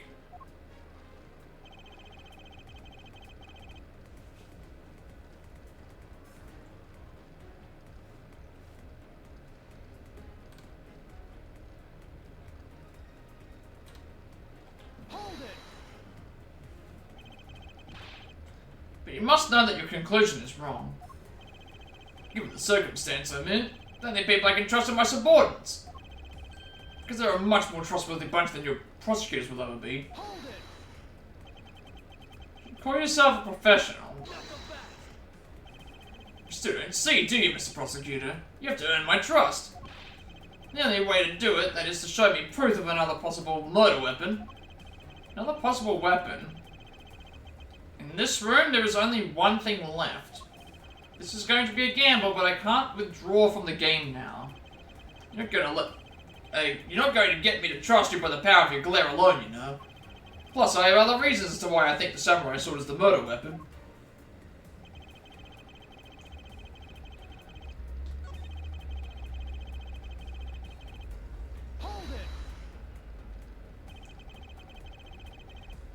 What if you were to find a different murder weapon? Would that clear Larry's name? You say you can prove the possibility? Of course. And if you don't believe it, that I can, then I'll show you something to convince you. Evidence that you cannot refute. Sounds like fun, Mr. Prosecutor. Alright then, go ahead and show me what you've got. I can prove to you the possibility that the murder weapon is something else. But I cannot do so on my strength alone. Miles Edgeworth, what are you running straight into a quagmire for? I thought you said that you were busy in pursuit of the perfect truth. And if that's the case, then show me this perfect truth if it exists at all. Don't worry, thanks to you, I've already prepared myself to do just that. There's no need to thank me, I'm simply doing what any good superior would. Suppose you are. Very well then, I will show you the possibility of a different murder weapon. Alright, so now we push the third option. Only place where you could find blood was on the samurai sword. That's right, even with luminol. Which means that there are no other possibilities outside of what I've already outlined. Do I have a problem with Agent Lang's assertion that the samurai sword is the thing? Yes, we want to raise an objection. If you believe that there is no other door of possibility left to open, then allow me to force one open for you. How do you plan to do that? By showing you what may possibly be the real murder weapon.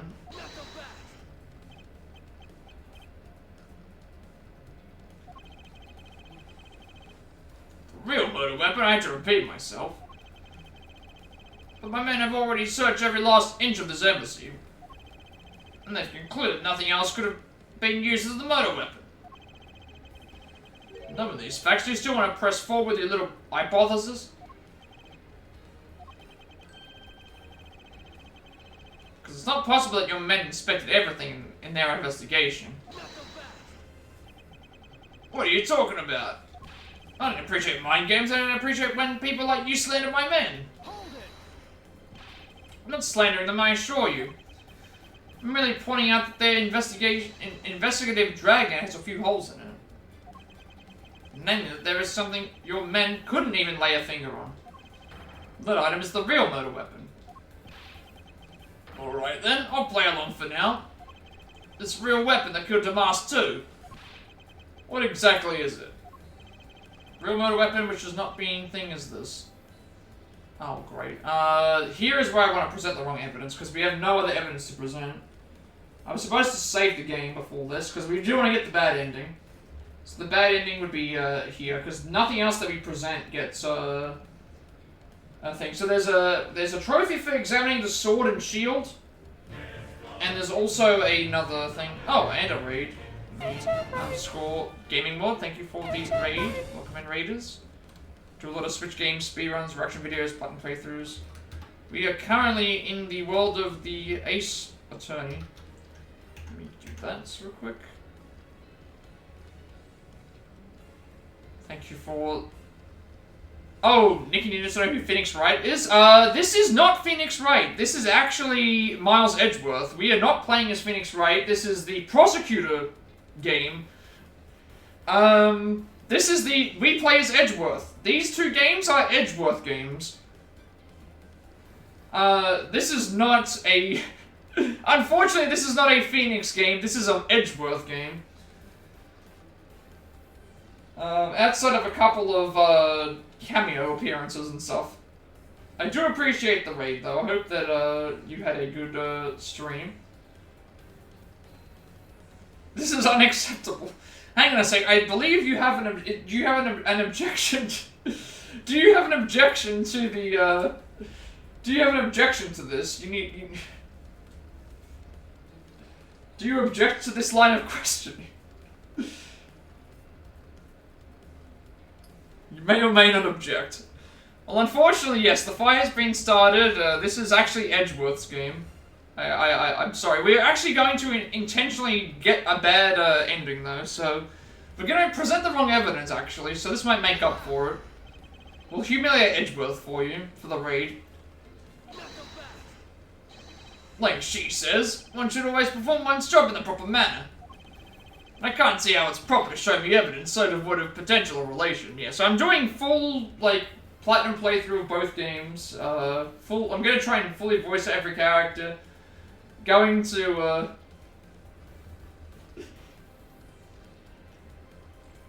let me, yeah, I can play this actually. Can I do this? I think I can. I got infinite ammo. Oh, here we go.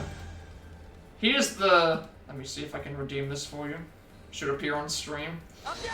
There you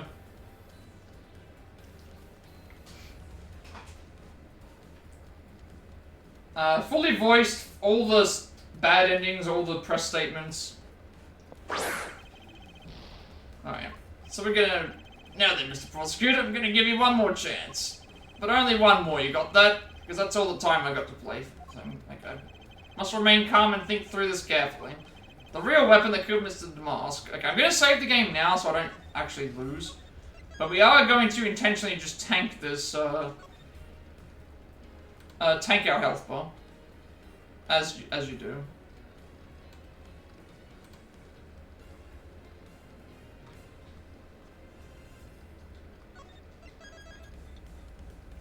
Yes, it's basically the same thing. Phoenix Wright is basically the same as this, except, yes, exactly. Absolutely.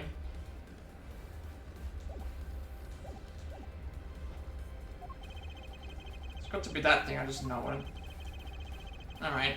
Obviously, the prosecutor's badge is the murder weapon.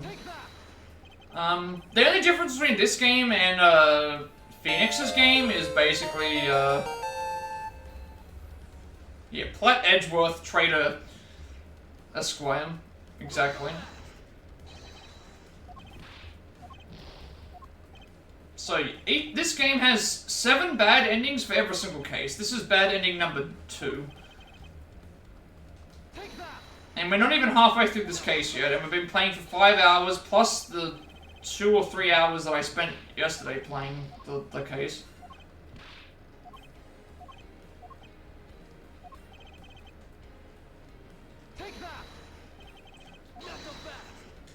This is unfortunately the fastest way to do it. Just to tank our health.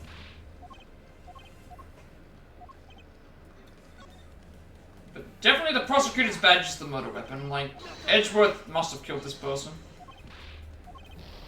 We're just insisting that this is what's happened. I do recommend, though, if you do like visual novels, if you like crime solving, if you like investigating, if you like colorful characters, if you like, you know, catchy music and good graphics, like good graphics for an animated game, you will like this game. You'll like Phoenix Wright. These games justify how he can be much of a thorn. Yeah, exactly. It's a good balance, and again, Miles is a. I mean, he's really only the antagonist, quote unquote antagonist in the first game.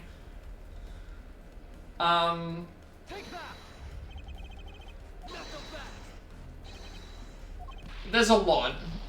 These games always boil down to a similar sort of thing. The best way to compare it is like, this is like Goku. If you're a Dragon Ball enjoyer, this is basically Dragon Ball. It's like Goku and Vegeta. That's the best way to put it. Goku and Vegeta, it doesn't matter if they're good or bad, they're rivals. But at the end of the day, they kind of both have the same goal, just taken in different approaches.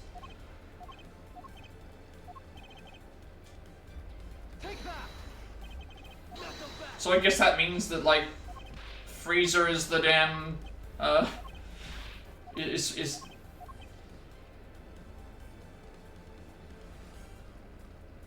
You just brought Nikki here to become #1 clip master. She likes clips. You must be to bed sooneth. Okay, have a good rest. Thank you for stopping by. Have a good sleep. And enjoy your, enjoy the rest of your, waking hours, or before you sleep.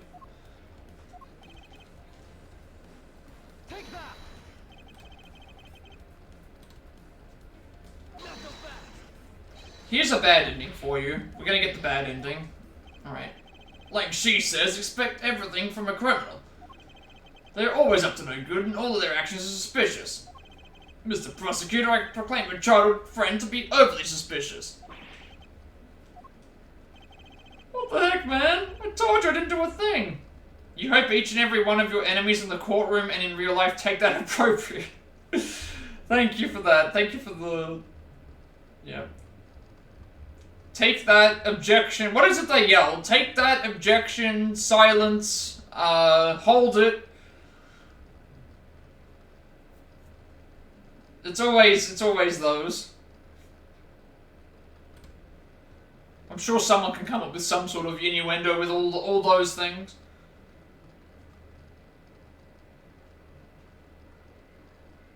Take that and hold it.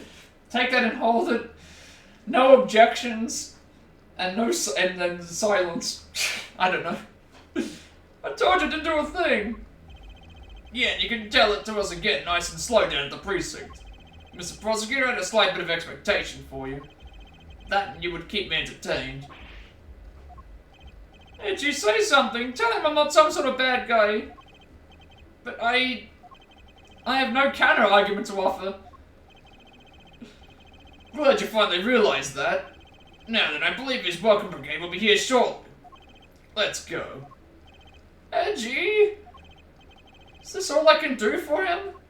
Yep. There we go. Poor Butts. Poor Larry Butts.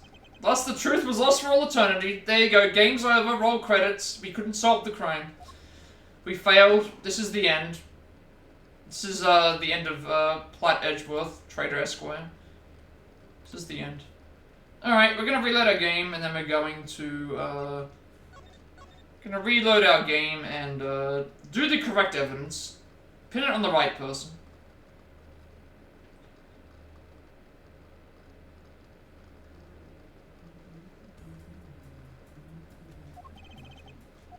Alright. Obviously the real murder weapon is this. This one? Or this one? No, it'd be the Alabaster statue. Take that. Yeah, I forgot that there's two of them. The National Treasure of Alabaster. You mean the Primidux statue? Yes, and as you know, only the ambassador and his secretariat may touch it. Which I believe means that neither you nor your men were able to examine it, correct? You know very well that if we did that, there'd be an international incident. Between the Kingdom of Alabast and the Republic of Babal. Two countries' precarious relationship teeters in the balance. Over a stupid fight related to a sovereignty statue.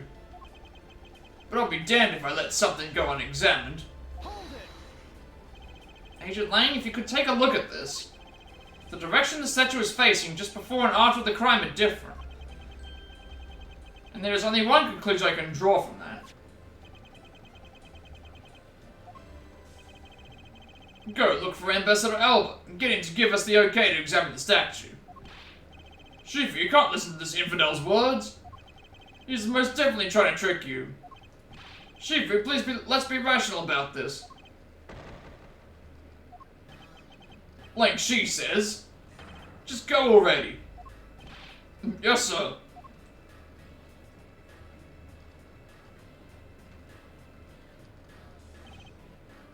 Shifu? Yeah? I'm really sorry, sir, but I was unable to convince the ambassador. I was unable to obtain permission for us to examine the Primidux statue. I see. Wait, but then the investigation is at a standstill. Agent Lang, I will go and speak with the ambassador personally. Save your breath. He may act all weak and frail, but that old man's one tough cookie. But I guess you gotta be tough when you're representing a whole country, you know. Agent Lang? What do you want? Let's just hurry up and examine the statue already. But, Shifu, what about causing an international incident? Quiet. I'll take the fall if I have to later. Hold it. Agent Lang, the hypothesis is mine, so if someone is to take the responsibility, let it be me. There we go. There's Valiant Edgeworth at work. There's Valiant Edgeworth at work. Taking the blame for someone else. Responsibility? If we're gonna talk in such heavy terms, maybe I should let you. It'd be a real problem for my men if something were to happen to me. Alright then, let's talk more investigating. If we want to know the truth, we can't stop here. Action must be taken. Agent Lang, I'd like to run a chemiluminescence test on the statue. A luminol test? Ah, good thinking. If the statue is the murder weapon, then some of the victim's blood should be on it. Okay, let's get the forensics team in here.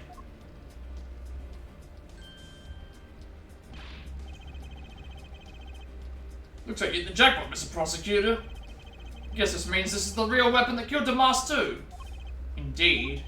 But I wouldn't celebrate yet if I were you. This doesn't let your friend off the hook. It doesn't prove that he didn't kill Damask, so the charge remains. We are hardly done examining the statue, Agent Lang. Knowing that it is the real weapon, I believe further examination is required. You think so? Okay then, knock yourself out. Alright, I need to make sure that we touch the sword and the shield, and not the bottom.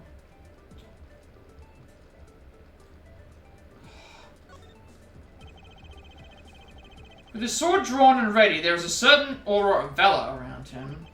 Like she says, those who hold a sword hold an equally strong will. It's said that the weapon one holds reflects the strength and will of one's character. I wonder if this was created as a show of the country's majesty. What does Franzi's whip say about her character? It says that I'm ready to exact punishment on those who would break the law. Why are you glaring at me? I thought you understood that I'm not the killer. I believe in your case, she wishes to exact punishment before anything else happens. Alright. There's a shield on his back. I wonder if that's what that's supposed to mean, that his back is covered. Like she says, those with a shield on their back deflect all enemies behind them.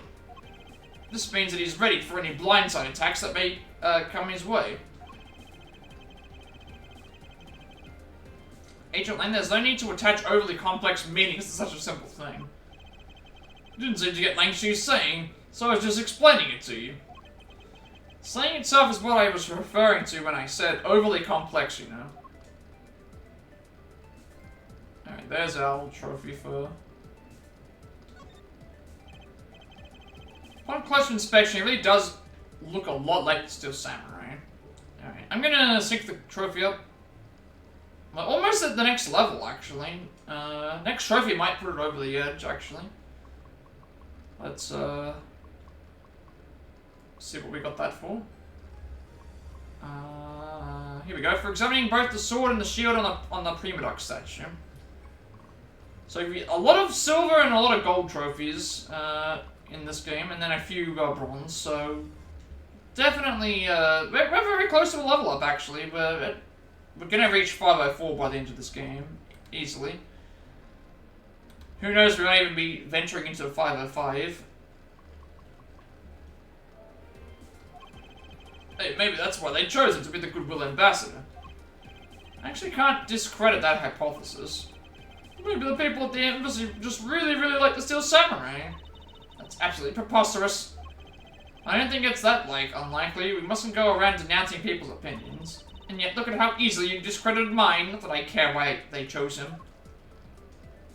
Alright. Now we can investigate the bottom.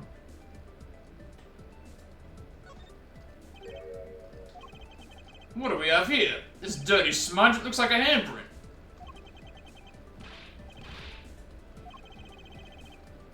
What's a definitive piece of evidence like you doing under there? Looks like we got some fingerprints to analyze. Worst case scenario, these prints belong to Larry. But it looks like it's too late for me to do anything about that now. Hey, forensics guy, I want results on these fingerprints ASAP, you hear me?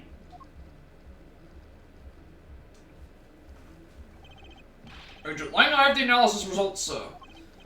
Good, and... Sir, about the prints we lifted from the bottom of the statue.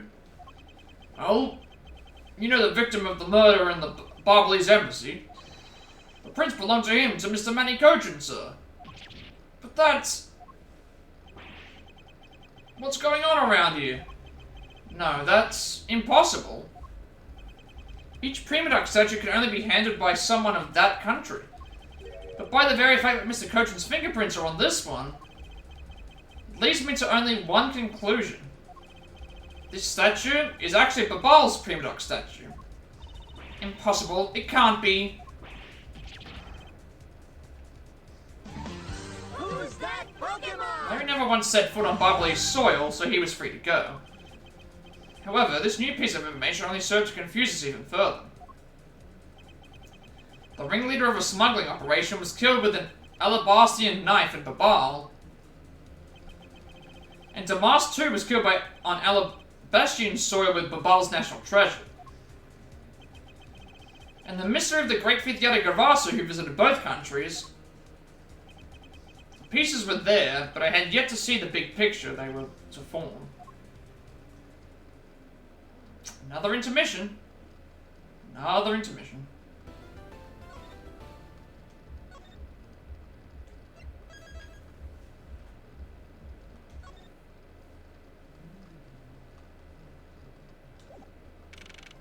Okay, March 14, 9:21 PM, open air stage. Left the Damas 2 investigation to Francisco and returned to Babal. Suppose my first order of business should be to look into Babal's statue. Mr. Edgeworth! So, Kay, what's the situation? It's great. Investigating is so much fun. In other words, they made absolutely no progress. We weren't good enough, honest, sir. We've been investigating our hearts out. Very well then, would you care to give me an update on your investigation? Oh, we've had a really fun time, sir. I knew it. Zero progress.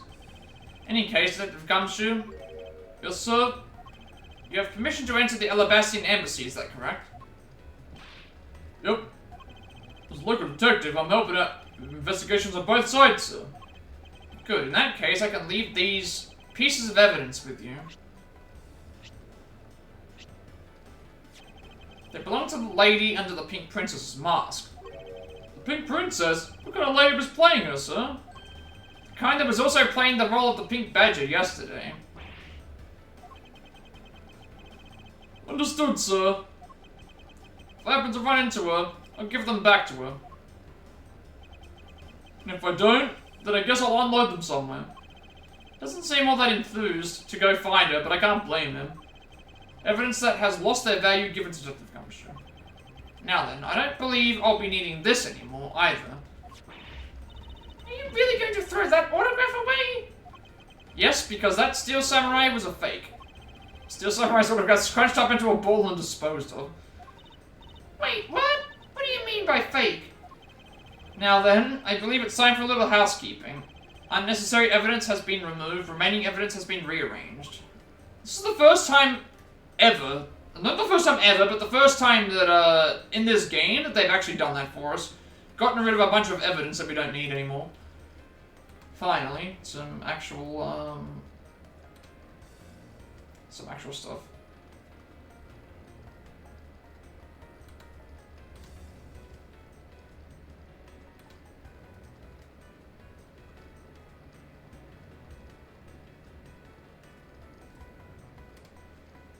Alright, so now evidence is a little bit more tidy now. I'm surprised I didn't clear up the other stuff, but about investigating. How is the investigation going in the Barbalese Secretariat office, Kate? Well, even though we found a few treasures, they've all been pretty much burnt to a crisp. A treasure is a terrible thing to waste. Anyway, is there anything else I should know about? That's right. You know what I found in that office? A wooden bear carving. It's so cute. Can I have it? Huh, can I? No, of course you can't. By the sounds of things, it appears that there have been no progress in the investigation. Alright, they've done literally nothing. Nothing at all.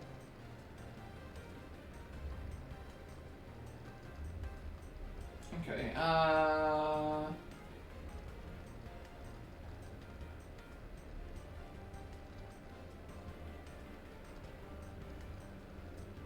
yeah, we're not even halfway through this case yet. terms of the guide. We've still got 4 more parts of this guide to do.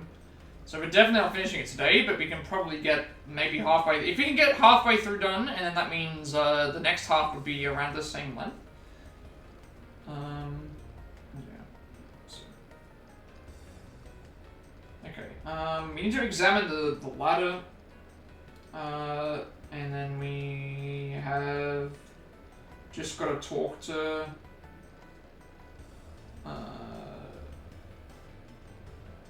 some peeps. Okay. Let's do an investigation first. It would appear that the stage is also scheduled to be renovated. You know, I'd love to perform on a stage like this. Something like the Great Faith Show. Should think it would be a bad idea for a faith show that faced the world. So how come so many traffic cones are red and white? That's because they're highly visible from a great distance. Oh, is that why? So then the reason you wear that wine red suit is for visibility's sake? Please don't compare me to a ragged plastic traffic cone. Bags full of cement powder are stacked up here. I suppose they're for the renovation. Yeah, because I don't smell a drop of gold here, or any other treasure for that matter. Okay, the only scent you should detect in a place like this is the smell of sweat. Hey, Mr. Edgeworth, that was a pretty good play on words there. Gummy, don't randomly jump into one of our dialogues like that? Were you eavesdropping on us, Detective Gumshoe? No, it's not like that, sir. Alright, let's see. Time for the ladder stepladder conversation. A ladder? Actually, that's a stepladder. They're the exact same thing. No way, from their structure up, they're totally different. But of course, from a feast perspective, the best kind of ladder is the rope ladder. A stepladder is much too heavy to carry around, after all. And from a prosecutor's perspective, any type of ladder is guilty of being dangerous during an earthquake.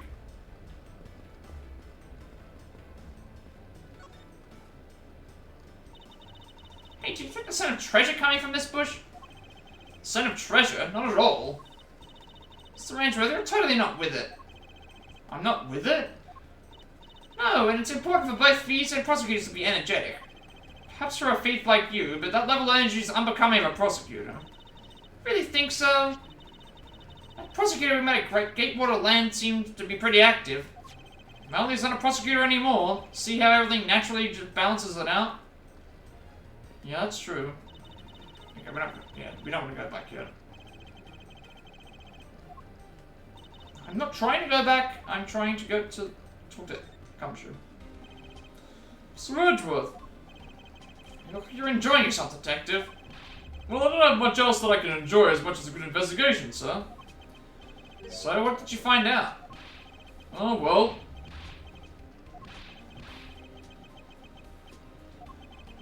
Take it he has found nothing of any particular use, as usual. Investigation update. Sir Edgeworth, I got something really interesting from Ambassador Polania. Oh, and what is that something interesting? This, sir. Man, that's so pretty. I'm so jealous. It's a real treasure there. Why does the flame burn green, Detective? So apparently if you burn the special wit crystal oil that they only make in Babal, it burns this green color, sir. Interesting. So it's a special property of the oil. Suppose this is a ploy to force people to visit Babal should the oil run out. Hey, Gummy, what about these silhouettes? They stuck some cutouts on the outside of the lantern so to project the images. Oh? Silhouettes, huh? They are rather pretty, aren't they? Wait, what am I doing? I was supposed to be asking for an update on the investigation. Hey, what's wrong, sir? There's something I want you to investigate for me. Do you think you can do that much? You got it, sir. Hey, that's not fair. What is Gummy getting to do with the fun stuff?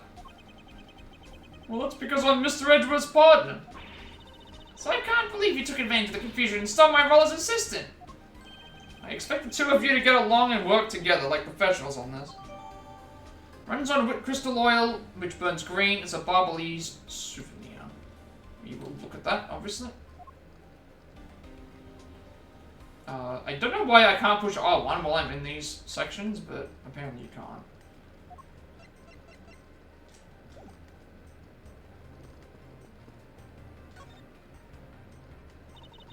This bush looks like a perfect place to hide some sort of treasure, you know. Oh, but there is no treasure inside these things. Too bad. We do have a lot of treasures back in Babal. Sounds great. I'll be sure to pay you guys a visit sometime for a 5-finger discount. Sure. We'll be welcome you anytime. Are you sure you really want to invite a thief into your country with open arms? Just looking at these scaffolds makes me want to climb them. I recommend that you do not try. There was a fire burning here not too long ago. Yeah, but I think enough time has passed, so it should be alright. Fifth Child says, if there is a height to be scaled, then scale it if you must. Starting from Fifth Child, would you care to explain what you just said? Okay, now, having a real time of cleaning up after the fire. Suppose we should stay out of here and investigate the stage some more then. Alright, obviously we'll investigate and talk to Polania. I'm not trying to go up there. Can we do the sign? There's a sign here warning passers-by to take precautions around this renovation site. You're really going all out, huh? There's construction going on everywhere. I believe Ambassador Polania said it was okay. Said it was to attract more tourists and visitors. What can they do with the new stuff they're building? What do you think they should do, Mr. Edgeworth? How about transforming it into a courthouse? Hey, be serious. I was being serious.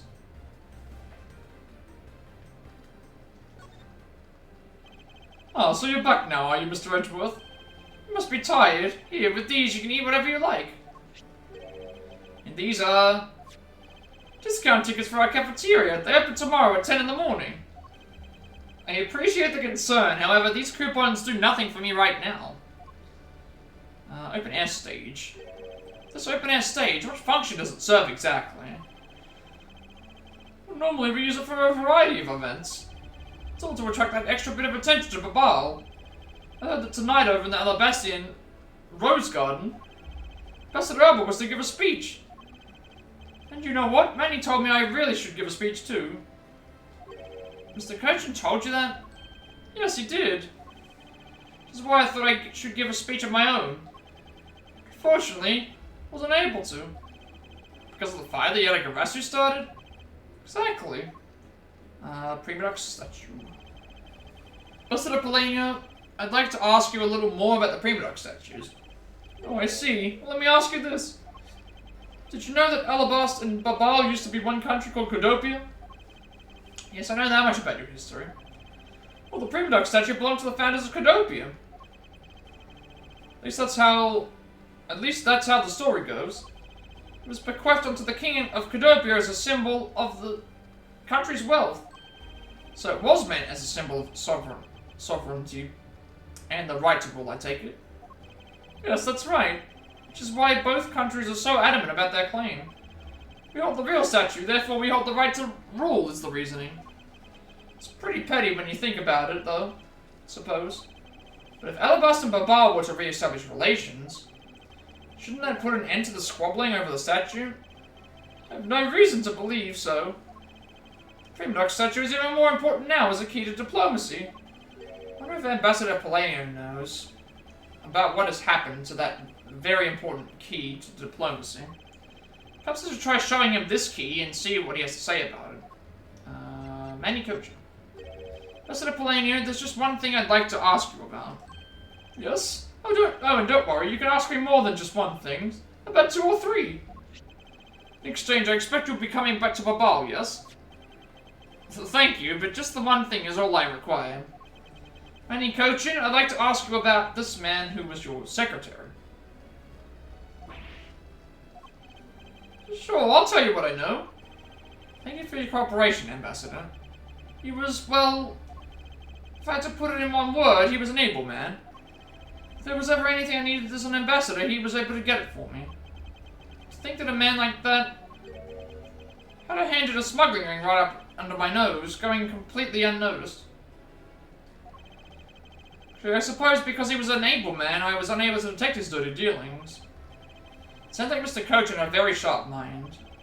Recently, Manny had been very busy. since I became the Barbonese representative at the Country Unification Council. He's been working tirelessly to cover my work for me. Sorry, but what is this Country Unification Council? Oh, well, you see, had tonight's events proceeded without a hitch, our two countries were to reunify and become one again. But I guess with how things turned out, that dream won't be realized anytime soon. Suppose not. Okay, that's everything done there with the investigation. We've already got the step ladder sorted out, so we can do that.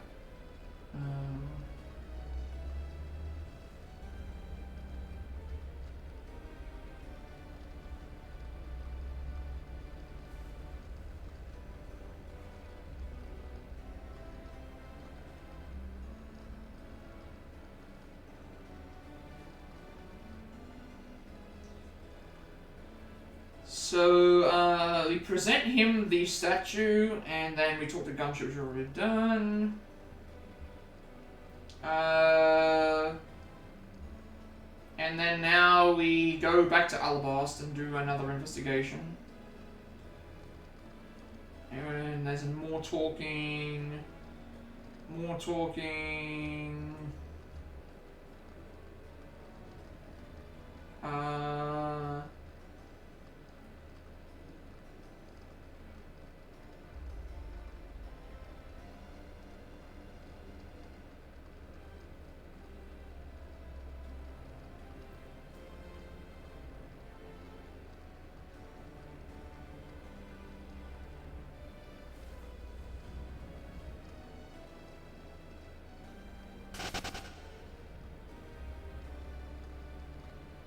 Oh, there's also another bad ending as well.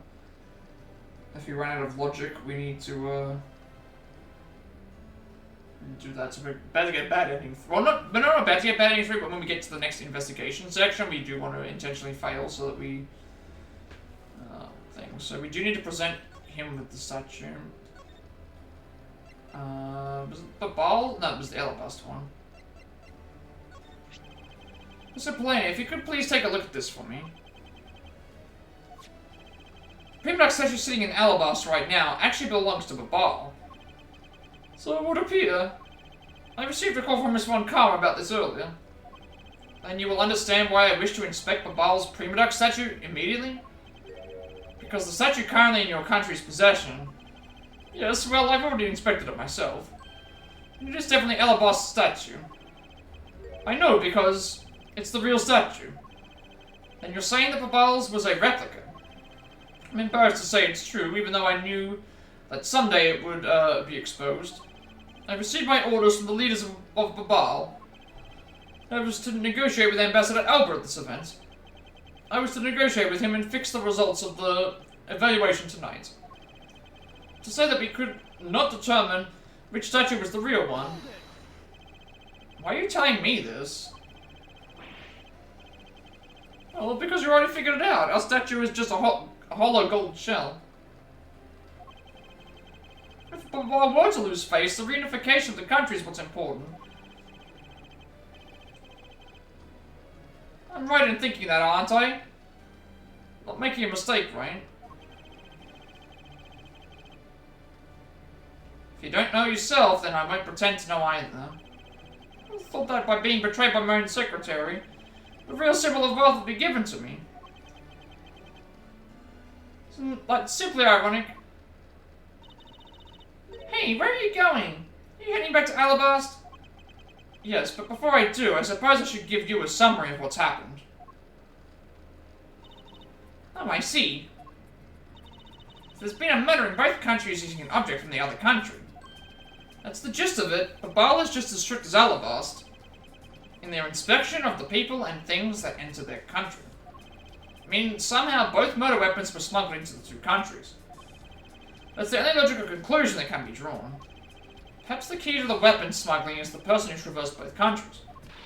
You mean the fake Yatagarasu? One way or another, the Yatagarasu is connected. Of this I am sure. Now then, where was the Yatagarasu first spotted? I believe it was the Rose Garden on the Alabastian side of the embassy. The garden is just on the other side of this boundary. It's where Ambassador Albert was to give a speech tonight. At least that's where I heard the Yatagarasu had appeared. In that case, I believe it's vital that I investigate the Rose Garden post haste. Wait, before you go, take a look at this, Mr. Edgeworth. My guess is that it's a guitar pick. Picked it up just now over there. Do you think it'll be of any use? There is a little water on it, but how did the water get on it? Doesn't look like there's anything it could get wet from around here. I was thinking, they have concerts here at this open air stage from time to time, right? Alright, I'll find its owner later. Found at the open air stage, it looks like a guitar pick, it's also wet for some reason. Oh yeah, there's one more thing. Mr. Edgeworth, would you be willing to hold on to this? What is this? Oh, that's the perfume bottle. Yeah, it's misused perfume. It's the bottle that woman left behind and that I found 7 years ago. Thought that one day it'd be of some use tracking it down. So I kept it safe all this time. Thank you, I'll be honored to hold on to it for you. Guess we can have a look now. So we can't analyze either of those things. I guess now we just go off to the next area. Wait. I'm guessing we can't go along this way, and they all just disappeared as well. Okay, so I guess now we just go back normal. We can't go into there yet, and there's nothing else that's in here. Because we've already talked to everyone in here already. I think I'll be returning to the investigation Alabas now, but I know. I'll go back to Babal and do some more investigating there.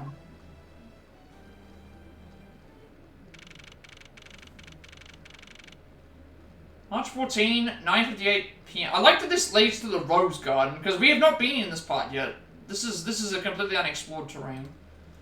We have not gone here yet.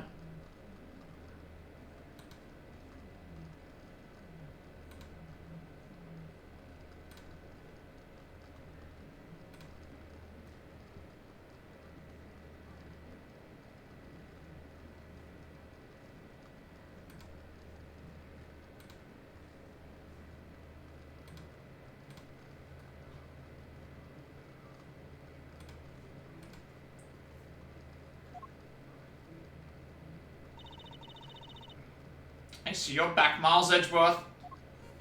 Yep, there she goes. How are things in Babal? Although I can't really say I'd expect much from Scruffy and that girl. The investigation into Manny Cochin's death hasn't been really progressed any. However, the investigation into the Yadagarasu has.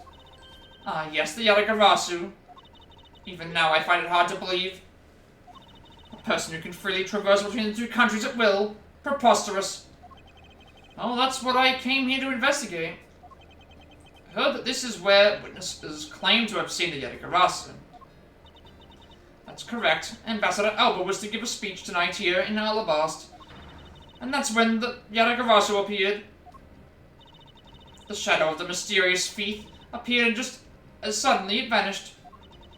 After that there was the fire at the Babalese embassy that the Yadagarasu started.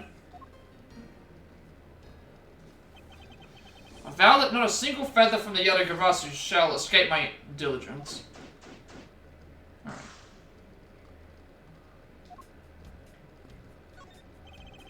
There were roses scattered on the surface of the water, creating a pleasant fragrance.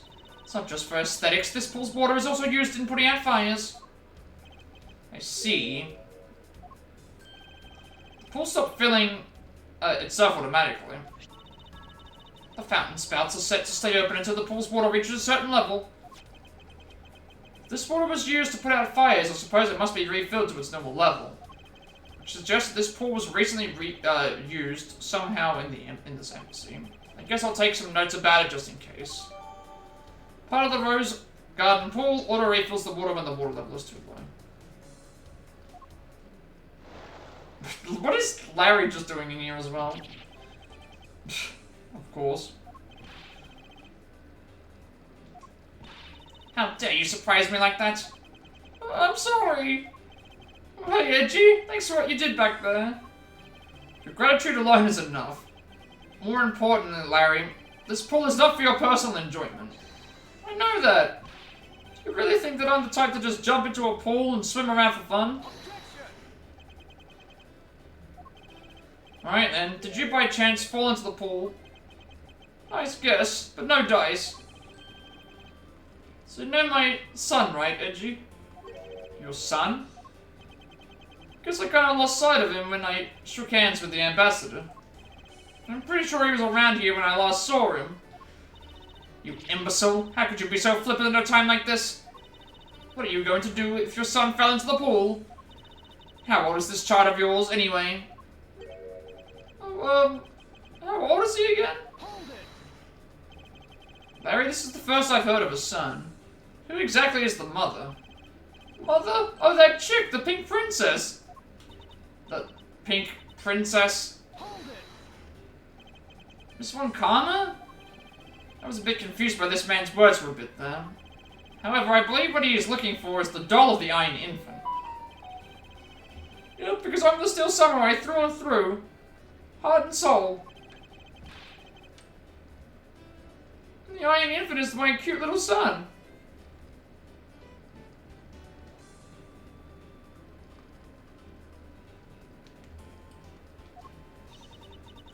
You have given a whole new meaning to the phrase, an astounding fool. Larry, we have not seen hide nor hair of the Iron Infant.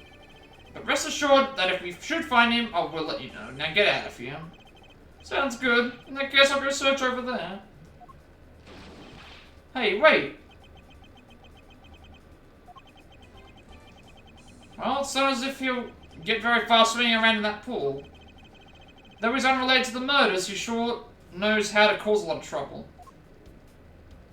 Did I not check the Francisco stuff? I did. Tonight, in this very rose garden, the Ella Bastion ambassador, Cursus Alba, was to give a commemorative speech. A very key commemorative speech at that. And including Agent Lane, the security detail was very tight. But as if to mock our efforts, the Yatagarasu appears. Then, just like that, the thief vanishes and starts a fire at the Ablaze embassy. Interesting. Are you sure it was the Yatagarasu who appeared here? Of course. To have slipped by such tight security. Then disappear into thin air. We would need to conduct a very thorough investigation of this area. Yes, my thoughts exactly. In order to find out the truth behind what happened here, I should start by gathering as much information as I can.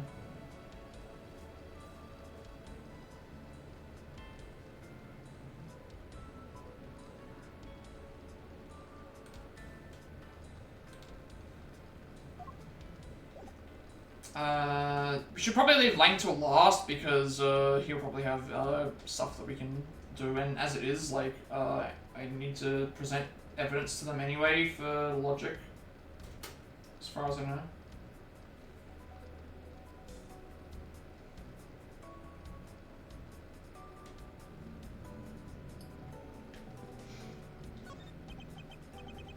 Statue of a woman? What if the lady is pouring water? It says that it's a statue of the queen who spoke of love to King Primidux. Well, Miles Edgeworth, it seems that you are lousy at reading a woman's heart. I opened my mouth at about a statue and she somehow made the leaps at that. There was an overturned spotlight here. When the Yatagarasu appeared, the audience that was waiting for the speech to start panicked. I suppose that's when someone must have knocked it over. Having a tough time visualizing the mass confusion that took place here. I thought to use my whip to capture the Yatagarasu. However, there were people in my way and I was unable to land even a single lash. Suppose this means that some other poor saps were hit instead. I got another... Is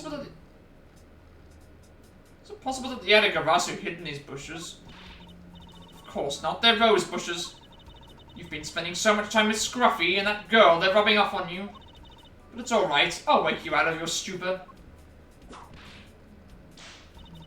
Now, the next time you feel like sleep-talking, remember that I'll whip you for real. All I tried to do was offer up a possibility, and this is what I get.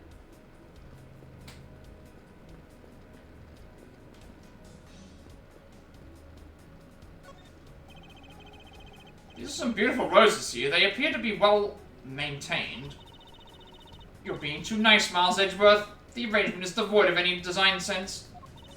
Roses only truly shine when they are grouped by color, one color per location. They lose their beauty when they're all mixed together like this. Can't tell if she's being sarcastic or not. On second thought, there's a rather serious look on her face. Better leave it be. They should really rethink the proper balance of these roses. Of all the people to comment on the proper balance of things. The statue bears a resemblance to the Primidux statue. The plaque says King Primidux in the battlefield. In order to save the Queen, King Primidux put his life on the line and went to war. So Primidux was actually a person of royal blood. But he was simply someone imitating a character from ancient legend. Well, what surprises me is that a real person who looked like the Steel Samurai existed. I suppose there's that too. I mean, that could be true because it's based on a thing circumstance. Can we examine the leaf? Let's just do this first. So this is where Ambassador Elba was to give his speech. The stage was set up nicely, however, where was the audience supposed to sit? Perhaps they were supposed to sit around the edge of the pool. That's such poor planning if there was no place other than a spot or two by the pool. They really should have made seating arrangements like how the gallery is set up in court. Indeed, you can sense that consideration for the viewers was taken with those. So in the end, the speaker and his audience were to stand the whole time, huh? Yes, although I suspect the audience would have liked to sit down after a while. There is a seat here, though. Suppose Ambassador Elba sat in this chair. Ambassador Elba is very elderly.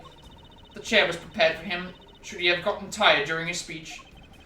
In that case, why didn't he plan to make his speech sitting down in the first place? The ambassador was quite prideful, that's why. Sounds like my old principal from grade school, who'd speak at assemblies.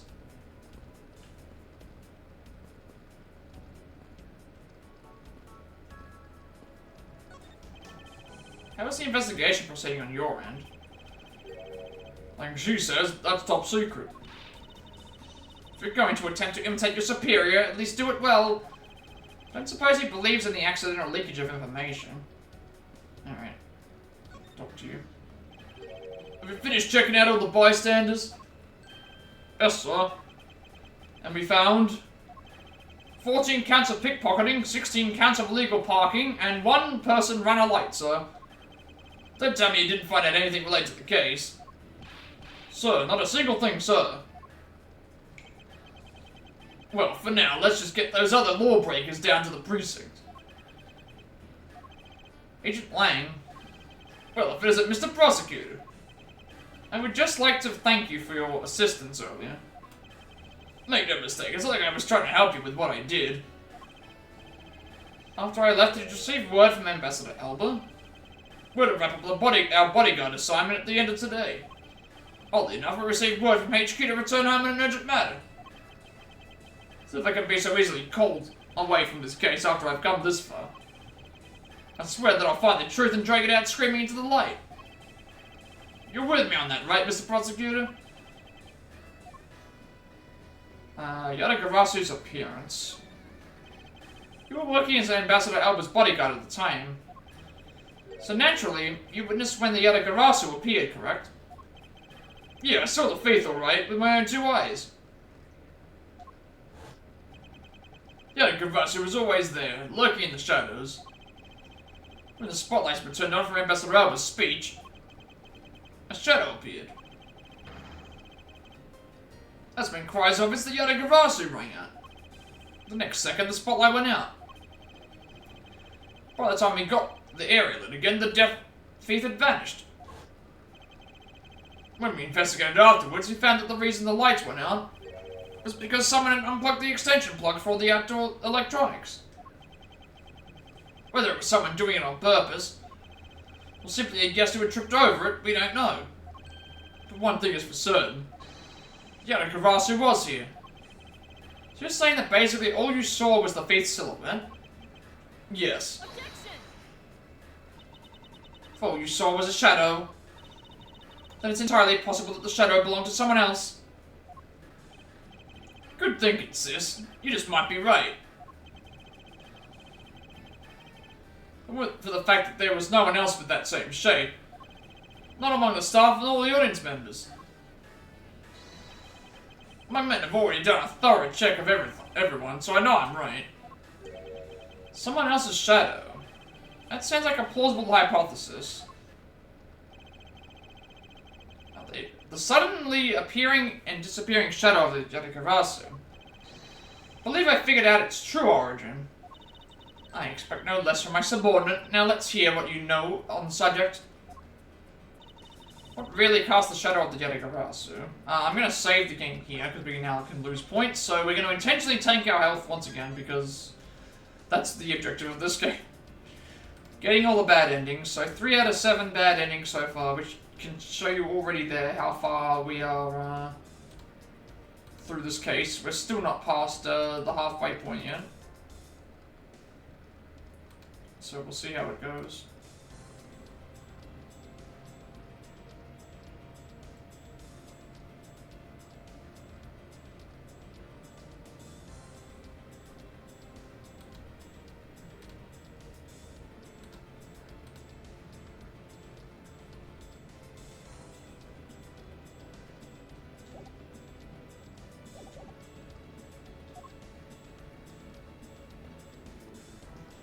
Just present the ground. Francisco, if you could take a look at this, did you find it to be a bit suspicious? Not at all. As I thought. For you see, I was merely testing you just now. We have no time to waste on your pompous talk, so get on with your explanation already.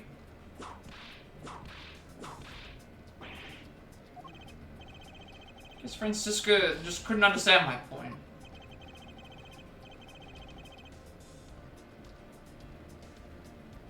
Need to think through this again. Now that Yatagarasu's shadow. It really is only one thing that can explain how it was cast. It must be this. Okay, just keep spamming out our... keep spamming out this until we might... Just keep spamming this out until we lose all of our health.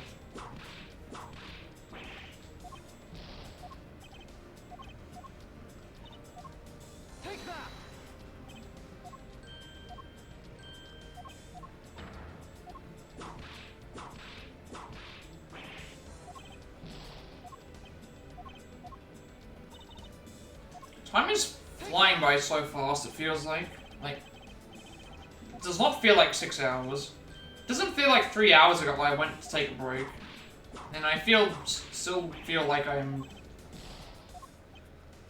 Time flies very quickly in games when you're streaming.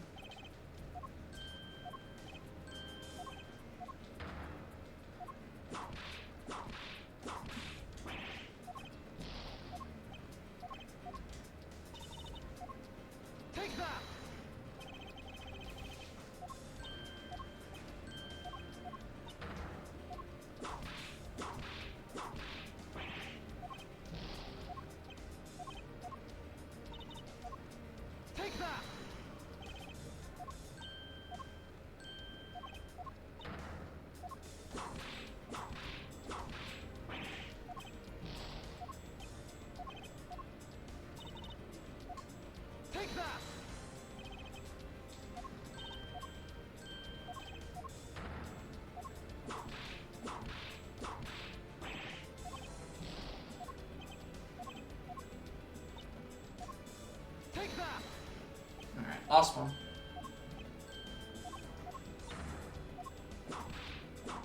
This is another reason why we're definitely not going to get it, because it takes several minutes for me to even get to this point. Well, it's getting late. Why don't you go on home and get some rest? I think we can do it without a prosecutor who's just playing around, you know? I'm not doing anything of the sort. You may not be trying to, but the way I see it, that's all you're doing. I don't think I can swallow any more of you messing up my turf. And get out of here and go home. Is this all I could do?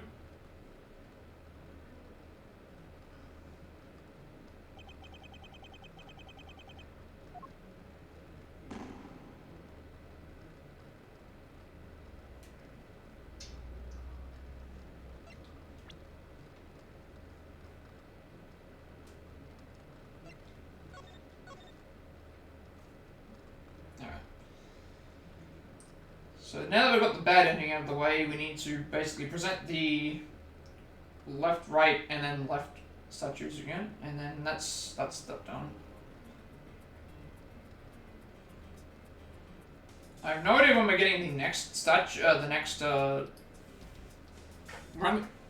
only about halfway through this intermission part as well, and we've still got 3 or 4 more parts after this one, so we're going to be here potentially for another full stream. Even though I've been streaming for this long, so left statue, then right statue, then left hand, I think it was. So I want to present this. Take that. The suddenly appearing, disappearing shadow of the Yatagarasu. Is it not possible that it was created by this statue? Are you playing me for a fool, Miles Edgeworth? This statue bears absolutely no resemblance to the shadow of the Yatagarasu. You are correct, however, this statue is but one part of the whole picture. What do you mean by only one part? What is the other part to the real form of the Yatagarasu shadow? Obviously, both statues, actually. So, Take that. it's another statue. Yatagarasu's shadow was made from the shadows of those 2 statues. Made? What do you mean by that? Right now, the spotlights are all over the place. This is because they were moved when the guests were in a panic state. However, if we were to restore the lights to where they were when the thief appeared, you believe that the 2 shadows will create the Yatagarasu shadow. Precisely. Now then, watch as I reveal the true form of the Yatagarasu. First, we set up a spotlight to cast a shadow of King Primidux on the battlefield. The shadow of the King's statue would appear on the backdrop of the stage. Likewise, if we set up a light up on the Queen who spoke of love to King Primidux, her silhouette would also appear on the backdrop of the stage. So if we were to combine the 2 shadows, it looks nothing like the Yatagarasu's shadow. Miles Edgeworth, how do you explain this grotesque shape? Calm down, Francisco. The way the light needs to be shone on the Queen's statue is wrong. What do you mean by that? I believe that the whole of the King's shadow needs to be used for this to work. However, in the case of the Queen, I don't believe her whole shadow is necessary. Rather, the person who created the shadow only used one part of a shadow. Only one part. Yes, and that one part alone is enough to fill in the rest of the Yatagarasu shadow. Why didn't you say that in the first place? You're right, I apologize. Now, what part of the Queen's statue was used to complete the Yatagarasu shadow? It would have to be the left hand. Take that. Yeah. Think back to what is missing in our shadow. 5 long, thin areas, correct? Now, what does that remind you of? How far did I go, actually? I've already done this. I don't know why I didn't skip further.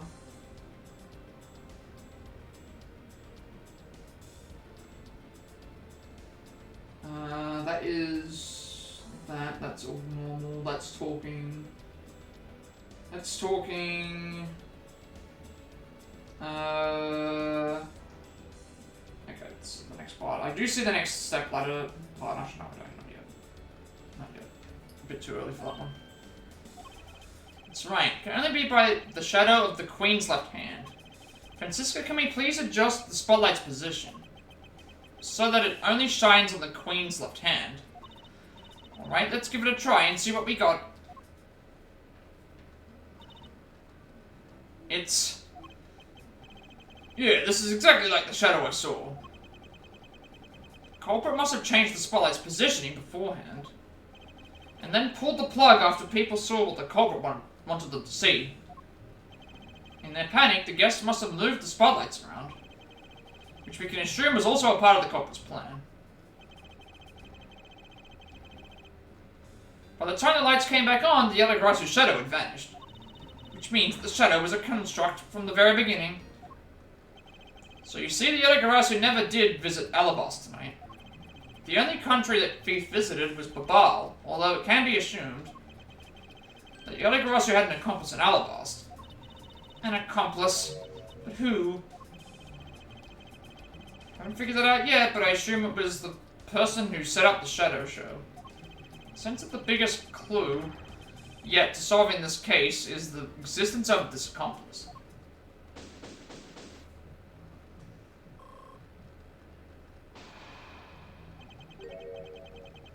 How's the investigation going? Oh, it's bad. It's not too bad. Have you come to join us in investigating the Yatagarasu? Pokemon! I've left the murder in Agent Lang's charge. And my only target from the very beginning is the Yatagarasu, so yes. So, what have you found out? Got a piece of evidence. May I see it? Sure, but you might regret it. We're here because we are ready to face whatever may come. So, if you please. When people heard the commotion, bystanders started gathering. And one woman, claiming, I'm telling you I'm a genuine international journalist. She gave me an interesting picture. A journalist? Well, actually, she's a freelance cameraman. This is the photo I got from her. What in the world? The Yatagarasu is flying through the air. The times, they are a-changing. It's not just man, but evidence. Even they lie to us now.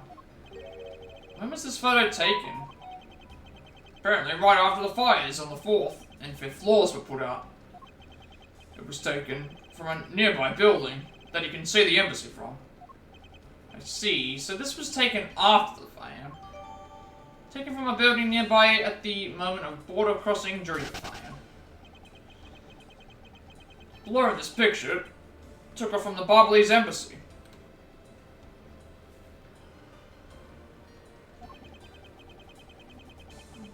Flew over the boundary and headed for the embassy of Alabast. Objection! This is simply not possible. People are incapable of flight. Is that a fact? I've had the pleasure of dealing with a case involving a flying person once. Yep, I remember that one. Actually, come to think of it, I've come across a case like that as well. 2, actually. Maybe it happens more often than we think. Am I up to the task of solving the mystery behind this photograph? Well, the Yatagarasu took off from the Barbalese embassy, so I should start from there. Francisco, I need to return to the Barbal investigation for a bit. Alright. I do like that we're going in between both investigations. I think that's a fun little aspect where it's like, we don't have enough information to solve one crime, so we go back to the next, the other one, and then we don't have enough to solve that one, but we get something that helps us with the next one, because that's definitely going to be something that has to happen here.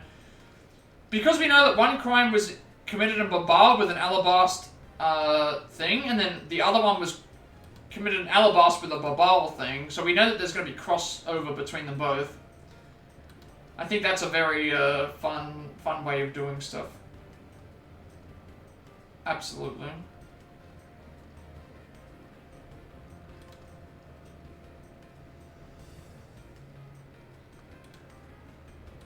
So I think that's a fun little back and forth that we're going to get until we probably find out just exactly where we're supposed to end up with everything else.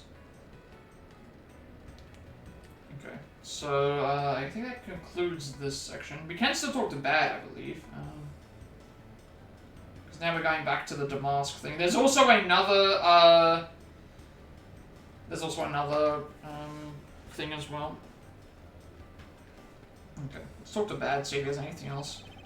So Yatagarasu was just a shadow. Calling card that was sent is what threw everyone off and made them assume things. It's possible that all of the events tonight were part of the overall plan. I'm gonna continue investigating on the other Bastion side. You two, as I always say, don't do anything stupid, alright? I wonder if he's alright. It's unusual for him to be so nice. I think it's simply that he is concerned for our well-being, Francisco. I also like that he hasn't really aged. He doesn't look like he's aged a day in 7 years. He still looks exactly the same as he did before. Granted, like 7 years isn't a long time for some.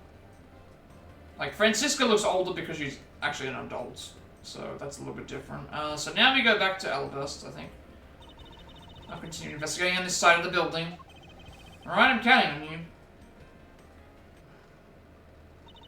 Welcome back, Mr. Edgeworth. Now come on, let's get back to our investigation. Yes, let's. Yeah, I really like being able to do this. Having the back and forth. So I think now we can go through here.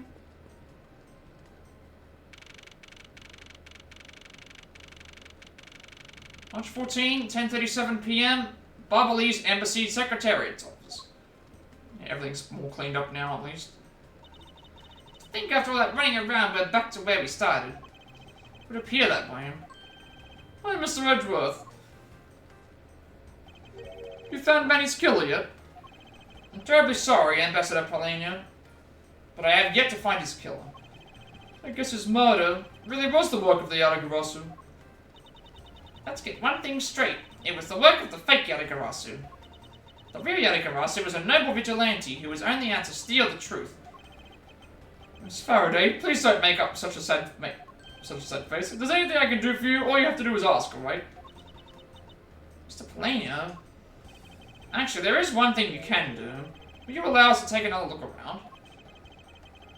Didn't have enough time to conduct a thorough investigation earlier.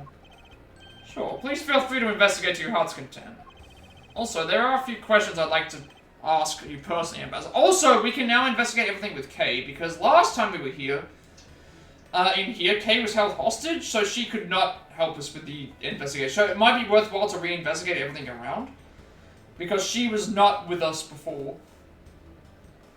When we did the initial investigation, so we might be able to get some different perspectives of things from her. If it will bring a smile back to Mr. Faraday's face, then I'll gladly answer anything. Thank you, Mr. Polania. You're a total gentleman. You don't have to waste such nice words on me, little miss. Hey, Sir Polania. Those two sure got chummy awfully quickly. You know, it's easy to say we're going to investigate, but where should we begin? Should probably start by comparing the state of this room before and after the fire. And then we should look into the matter of the suspicious person you spotted. Yeah, when I came into this room, that person was already gone. I'm willing to bet that the person I was chasing is Mr. Coachman's killer. We don't know that yet, however, it's hard to believe that person is unrelated. Furthermore, because the key to the Yatagarasu stole 7 years ago was found here, it seems that perhaps Miss Yu is also somehow involved. I knew it! That woman was almost definitely Mr. Coachman's killer. Yet again, we don't know that. There are too many mysteries to be solved here. Speaking of the Yatagarasu and mysteries, received the most mysterious photo from Detective Bad. Uncle Bad? He's taking part in the investigation too. Yes, he has been chasing after the Yatagarasu for all these years. Uncle Bad. Now then, I was told that this photo was taken just after the fire. This kind of looks like the person in the long coat I was chasing. Does that mean that I was chasing the fake Yatagarasu after all? I don't know the answer to your question, but I don't think people can fly either. This could be how that person escaped. Well, we'll need to investigate a bit more before we can say anything about that. In any case, let's not dawdle anymore and pick up our investigation where we left off. Barbalese Embassy Secretariat's office. Alright, we're going to go and investigate some more. This time we will interact with everything with Kay because, well, we'll investigate everything with Kay because we didn't get a chance to do that before. And she might have different things to say. We also want to intentionally get a bad ending again, and that'll be the 4th bad ending, so it'll be hard. So again, there's been a bad ending like almost every sort of major segment, and that wouldn't make me think that we're only like halfway through this case. Alright, so we'll talk to Thing last. So this is the real Primidux statue. This is really valuable, right? That's what they say. Hold it. Okay, you're not seriously considering the theft of the statue, are you? No way, Mr. Edgeworth, I wasn't thinking about anything like that. I was just calculating in my head how much the statue was worth. That sounds mighty suspicious to me.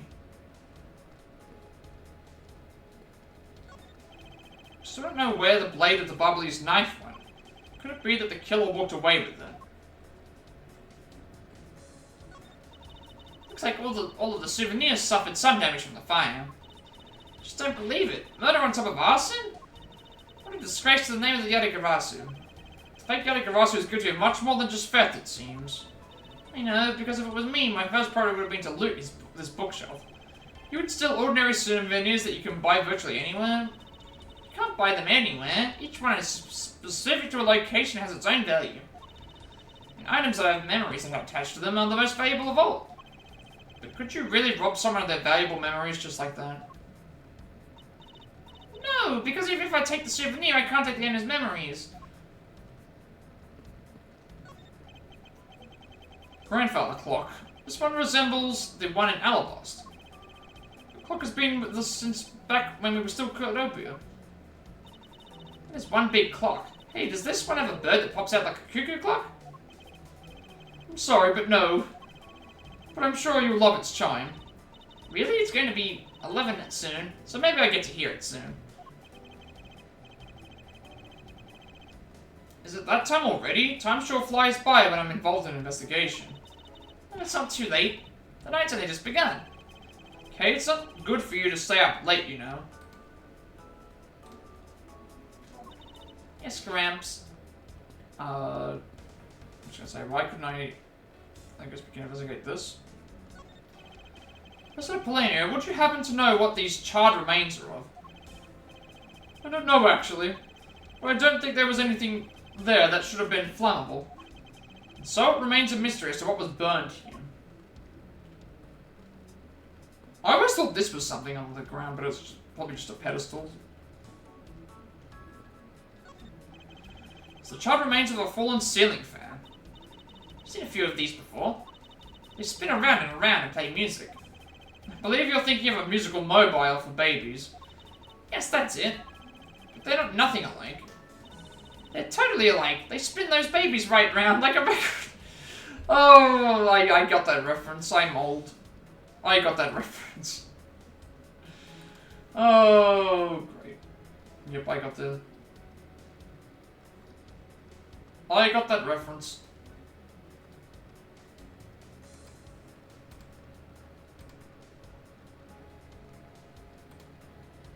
Of course I did. I ain't old.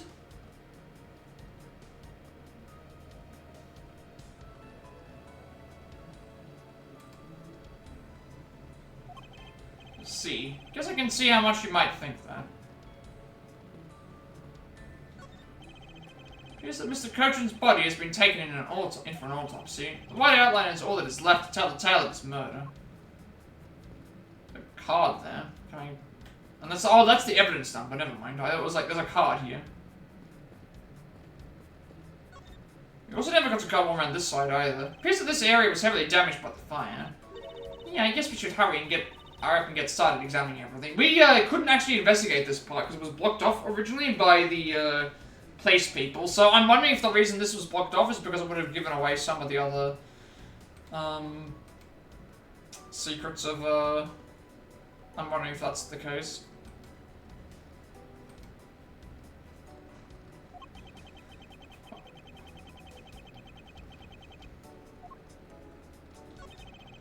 This desk also fell victim to the fire.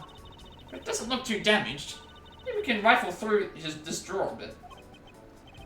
Suppose we really should take a look. This is a rather unusual shape for a notepad. Suppose this must be another souvenir from somewhere. Is that the same photo? It's the same mark as the, it's the same shape as this. Yeah. Seems that the contents of this drawer survived the fire rather well. Now, that's a steady desk. I guess that's the value of a solid wood construction. Let's see if there's anything useful left in here, Mr. Edgeworth. So I guess embassy phones are just like normal phones, huh? Oh, what did you imagine them to look like? I thought the baubles would look like a flower and the receiver would be a butterfly. That way it'd look like the butterfly receiver was sucking nectar from the flower base. If any country had a flower phone, it would be Alabast, don't you think? Then maybe the phone I envisioned would have been from when they were Codopia. There's really no point in asking me about something that never existed in the first place. You know what you like, Mr. Edgeworth? Curiosity and imagination. There's only one book left standing here. Treasures of the World. Wait, what? Let me see that. I see. The most important part was blackened by the fire. Why, cruel fate, why? Looks like the map of where the treasures are located has been burned. Pokemon! There is a bottle of Ablaze ink on Mr. Cochin's desk. Looks like there's still a lot of ink left inside. The seal is unbroken, so the fire probably couldn't get into the bottle to burn up the ink. Hey, Mr. Polino, looks like your precious Ablaze ink is alright after all. That's odd. Ambassador, what do you mean by that? Well, it's just that there is something strange about that ink. Would you mind elaborating on that statement for me, please? Okay, we're gonna go back and talk to her about stuff. I'm not sure why they took us out of this when we could still have other things to do. Looks like a bunch of flyers with coupons attached to them. The bar sure gives away a lot of different coupons. Maybe I should create one of my own. I could call it the Great Feet coupon. And what kind of discount would that net you? The 5-finger kind, what else? And I'd steal an extra thing or two for the bearer. Things such as the truth. What else would I steal? What I wouldn't give to have a mountain of your coupons right about now. I'm just gonna have stealing coupons, of course. Just stealing coupons.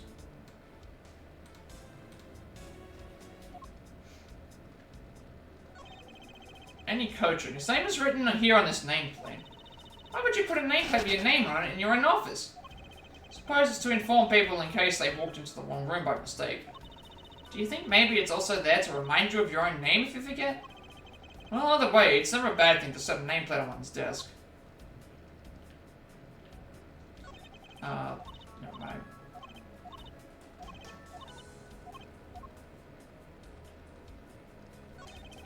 It's like a very comfortable chair. Well, it doesn't look at all that broken, so why don't you try sitting in it? No, I'd better not. It's very important that we preserve the crime scene at all times. Wait, but you're always touching all sorts of things at the crime scenes. That's because I am a prosecutor and it's part of my job to examine things. And my job is to be a great thief. Which is exactly why you are not allowed to touch anything.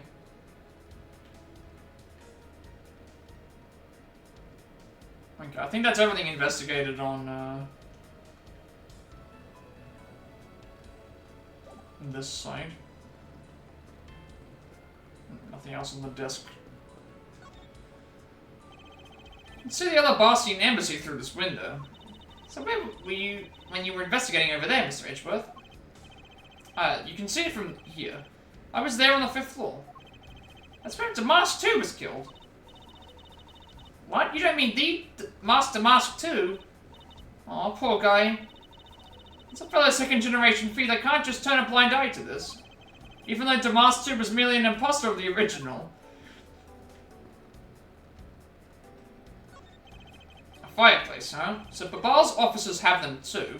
I wonder if this means that there's a two-way thing for this as well. There's a fireplace in relatively the same location in the Alabastian office. However, we found something there that I'd rather not recall ever again. Still can't believe that we found that lady's undershirt in the fireplace. If it was that traumatizing, why didn't you try creating new memories with this fireplace? You could climb inside and we could play hide and seek. And come out covered in soot? I think not. You really have no sense of fun, Mr. Edgeworth. The safe wasn't open at the time of the fire. You could tell because the inside was burnt, right? Yes, and thanks to that safe's fire resistance, the smuggling evidence was preserved. Aren't safes great? They always hold the wonderful promise of treasures within. Well, this one certainly did have a few inside. That's what a planer, what exactly used to be? Used to be a stack of brand new pamphlets. Looks like they were all burned up. I guess we'll have to reprint them. No matter how fast we reprint them, they'll always disappear so quickly. Is the Barbalese tourism industry really that hot right now? Of course! Although recently, the most popular vacation destination has been the Republic of Bulgaria. But we refuse to lose to them, so we've been hard at work promoting Babal. Interesting. Well, I've just recently returned from a trip to Bohemia myself. How did you like it? It was alright. I probably shouldn't bring up the fact that I was a suspect on the flight home. National symbol of Babal is drawn here. There's something especially strange about it. Is it just me, or did the butterfly gain an antenna since we last saw it? Even if it did, would it really have any bearing in our case, Kay? Alright, now we can finally talk to, after doing all that talking with, after doing all that talking with, all that investigating with Kay, we can finally talk to,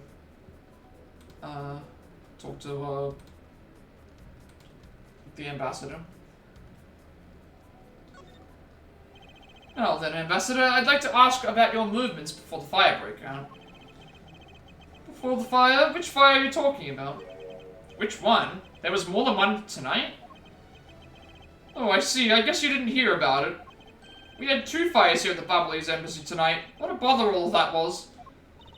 Wait, but the only fire we knew about is the one after the Gem and Ninja show.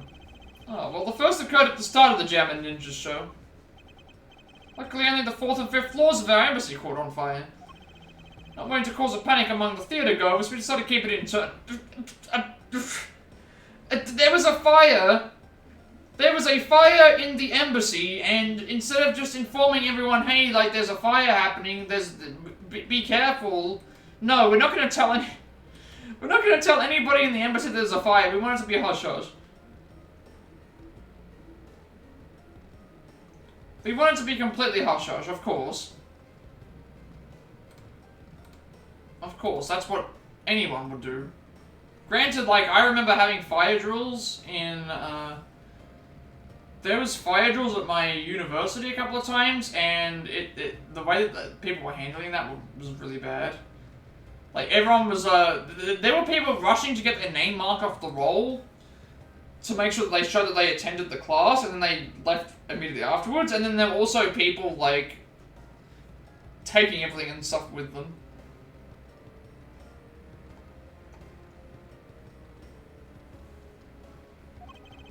And the fire after the Gem and Ninja show was the second one of the night. So the fire I witnessed was the second one. Come to think of it, didn't Detective Bad make reference to the first fire? When was this photo taken? Apparently right after fires on the 4th and 5th floors were put out. I suppose this means that the photo was taken just after the first fire was put out. Photo taken after the first fire on the 4th and 5th floors had taken place. So then what was the extent of the damage in the second fire? The second fire was contained to this floor, the 3rd floor. I think it was leftover embers from the fire on the floors above it that caused it. It's how I should put this, a very bad stroke of luck. My office on the 5th floor, Manny's office here, and Manny himself, all gone in the blink of an eye. 2 fires broke out in Babal today. I'm so sorry for you, Mr. Palenio. Look at me going on and on. Now then, what was it you wanted to ask again? We were discussing what your actions and whereabouts for today were. And if you happen to know what Mr. Cochin's actions and whereabouts were as well. Yes, very well. Let's see. I've been quite busy all day from morning until now. First I woke up and then I brushed my teeth. After that I had a roll for breakfast. Fascinating. How about if you just skip to the relevant parts for me? You'd like a condensed version? Alright, I can do that for you. Morning activities. So what did Mr. Cochin and you do this morning? Well, originally we were supposed to meet and shake hands with the Jam and Ninja. But Manny and I wanted to turn into a photo op, so we were here tidying up his office. You helped clean Mr. Cochin's office? Why were you not cleaning your own? Oh, I think I forgot to mention this, but my office is currently undergoing renovations. The Bablaze embassy is undergoing renovations from top to bottom.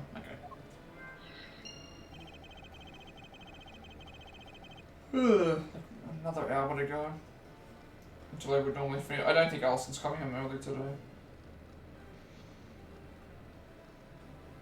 And if she did, I would probably be not streaming tomorrow because I have to upload this video. That would take way too long to set up.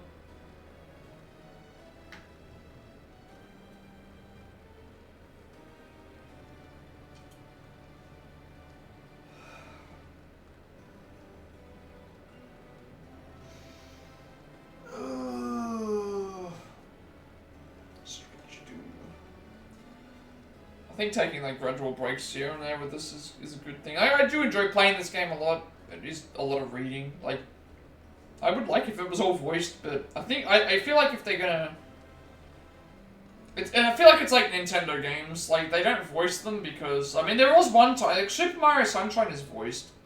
Like that's the one time that they. It's not the one time, but it's probably the last major time that they actually did English voice acting for a Mario game. It wasn't great. It wasn't great, but considering how far voice acting's come nowadays, like, I feel like they really could do a good job. I feel like at this point, stuff should just be voiced. Like, Pokemon games should be voiced. Mario games should probably be voiced. Like, a lot of Nintendo probably should just be voiced now. It's gonna make them even better. It's not like we're dealing with bad voice acting. You still get bad voice acting here and there, but it's like, if you get a quality set of voice actors to do stuff, like, absolutely,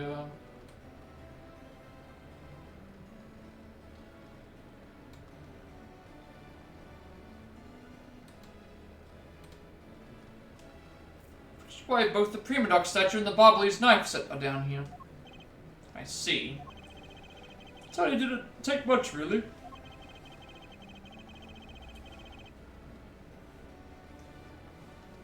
We just burned some files we no longer needed and expired coupons in the fireplace. Bet cleaning up the fireplace must have been a real pain though, huh? About that, I kind of forgot to clean the ashes out. Guess I'm off a creep without Manny here to get angry at me. An ambassador like yourself has been on the receiving end of a secretary's anger? Oh, he was very good at being very mad. Why, even just this morning he got mad at me. I spilled some Ablaze ink onto the back wall when I was burning the files, you see. And he got mad at me, saying I should treat the ink with more respect. Talk about the boss getting bossed around. Spill Ablaze. Ink onto back wall while burning files in fireplace left ashes there. That's about it for what we did this morning, just some cleaning. Tell me you had no other work to do. Being an ambassador and all. Afternoon activities, what did you do? Now then, if you could tell me what you and Mr. Cochin did this afternoon. Well, Manny and I went down together to the theatrical trials. We had to be there for the start of the Steel Samurai stage show. After the show started, I went back to my office on the 5th floor alone. So they were together until the start of the Steel Samurai show. A little while later, after I had straightened myself up a bit, I returned to the theater. Because I was to take part in the photo shoot on photo op on stage at the end of the show. There was a commemorative photo op at the end. It was a fantastic photo of the three of us, Ambassador Elba, the Steel Samurai, and myself. After the photo shoot, I went back to my office on the 5th floor to prepare for my handshake photo op with the Jammin' Ninja. He seems to be rather overworked for an ambassador. When I got to my office, that's when the first fire broke out and I escaped down the stairs. My office was completely destroyed, but thankfully no one was hurt. I admit I ran away from the first fire as fast as my legs could carry me. During the second one, I pitched in and helped the embassy staff put it out. So you didn't see Mr. Cochin again after the start of the Steel Samurai show? Yes, that's right. The next time I saw him, he was lying there, in an eternal sleep. I see. Ambassador Palenio, I thank you very much for your help. Sorry, I could be of more assistance, Mr. Edgeworth. If there is anything else, please don't hesitate to ask, alright?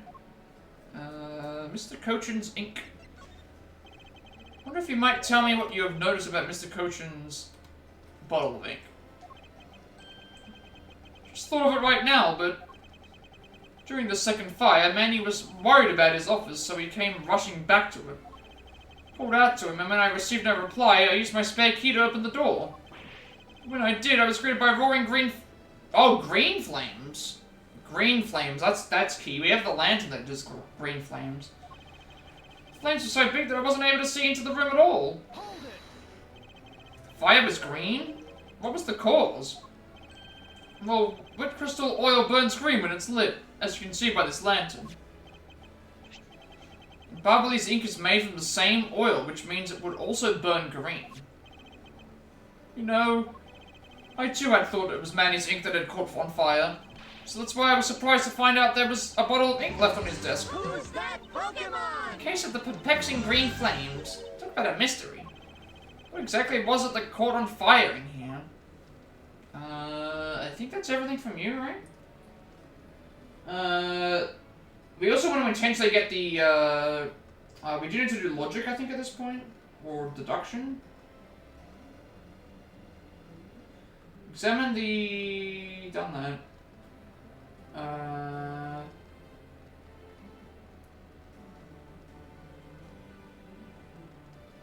Deductions here. We're not even at that point yet, so I'm guessing that we can't. So let's just go to here.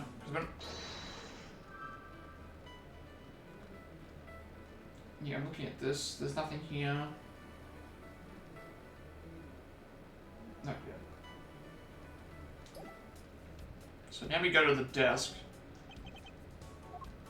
Introduce this as the note. Oh, here is where you can get it wrong. Okay, this is where so we want to intentionally get this wrong here. So this would get us another bad ending.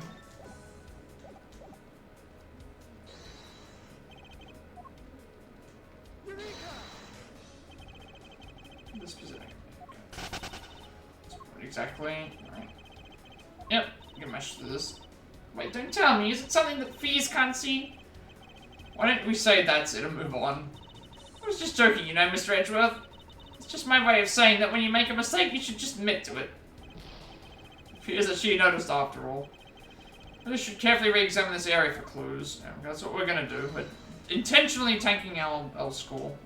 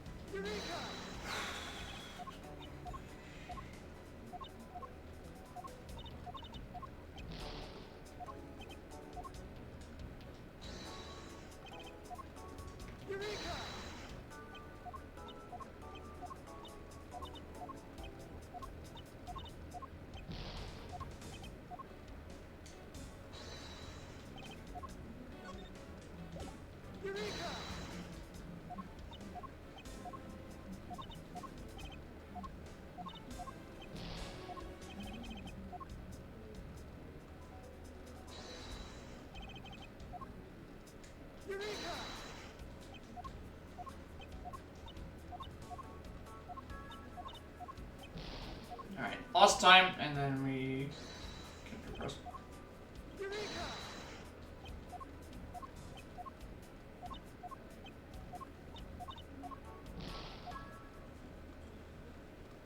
Yep. What are you two doing here? I can't allow you to conduct any unauthorized investigating. We're investigating under the same authority. Interpol has already finished a full investigation into this area. At best, what you two are doing is wasting your time. At worst, I'm afraid you could be tampering with the crime scene. Therefore, I'm commanding you to vacate the area at once. But we're not doing anything wrong. I will not make any exceptions for you. Now come, you will leave at once. Is this the best I could do?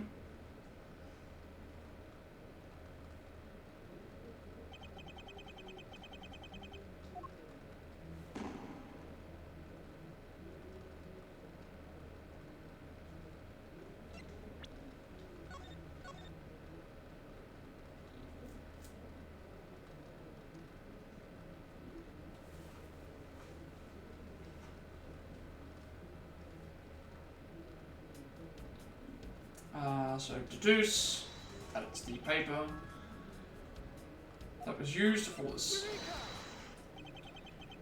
Shape of this notepad matches the shape of this note we found.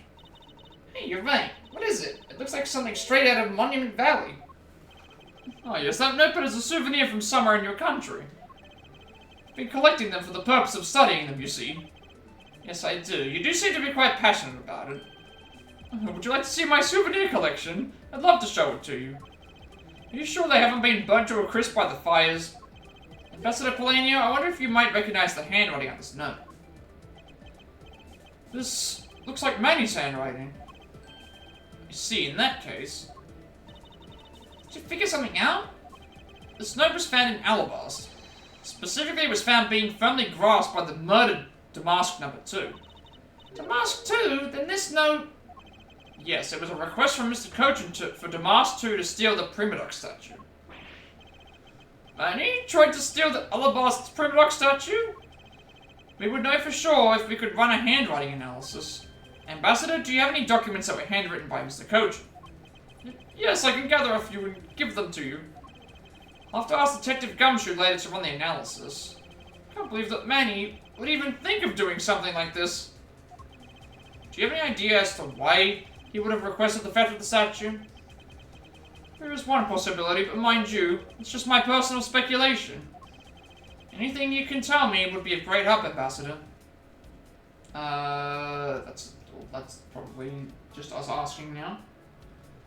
Yep, that's all done. And then we go to another office.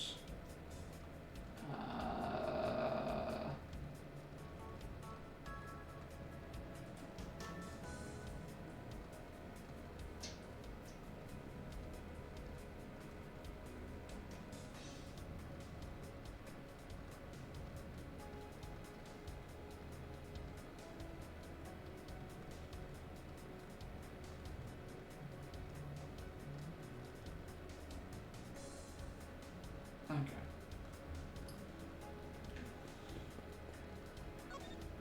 More investigating.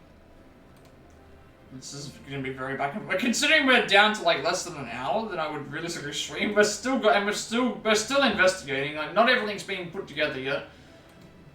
I'm wondering how much we can get done. I'm wondering how much we're going to have done tomorrow.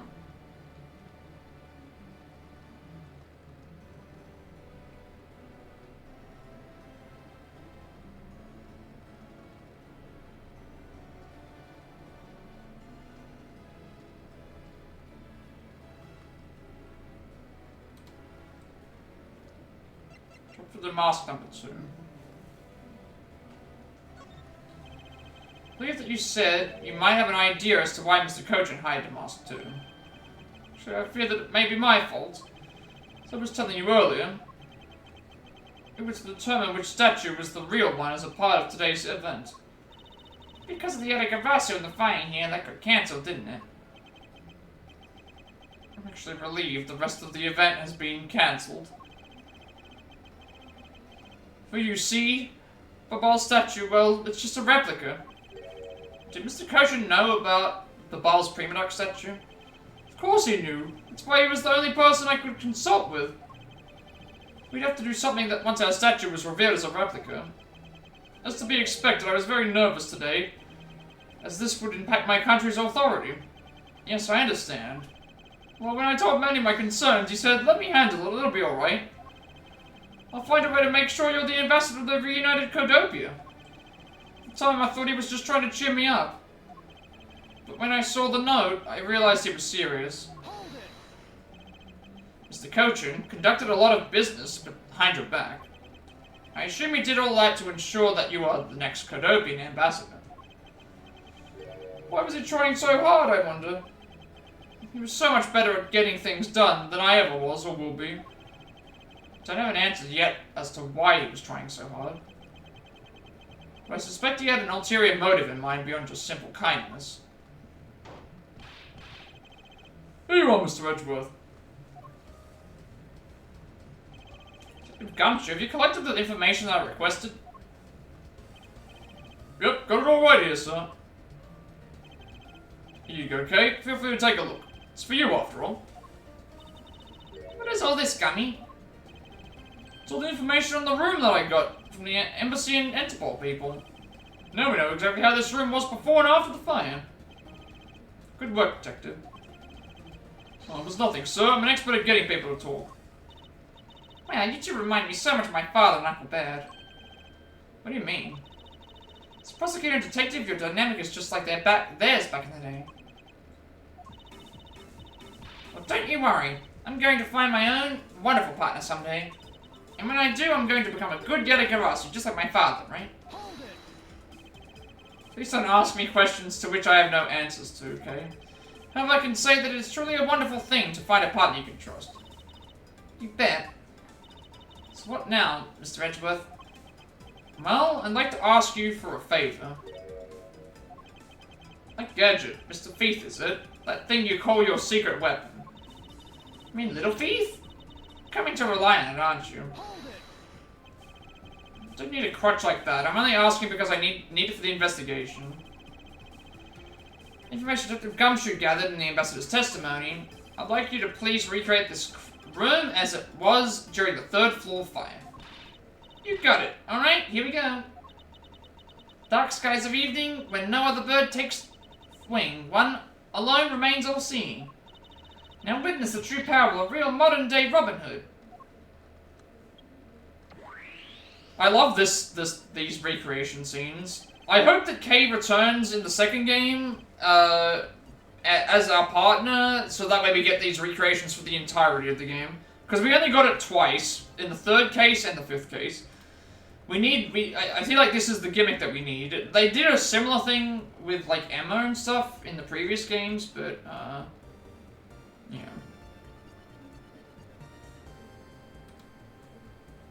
Seems there are other things besides what the ambassador mentioned that have changed. It's possible we might find the escape route the person Kay saw used as well. What is this? Is this some sort of light show I was not told about? This is the power of a true vigilante. It's recreating the room with the info I inputted. Really, that is certainly one interesting device you have there, Miss Faraday.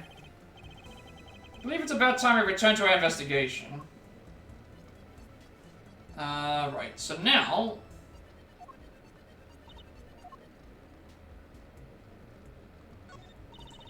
Reach for a review on how to use Little... Oh, never mind, I don't want to... Yeah, I don't need to do this. I don't need to review Little Thief, I actually clicked it.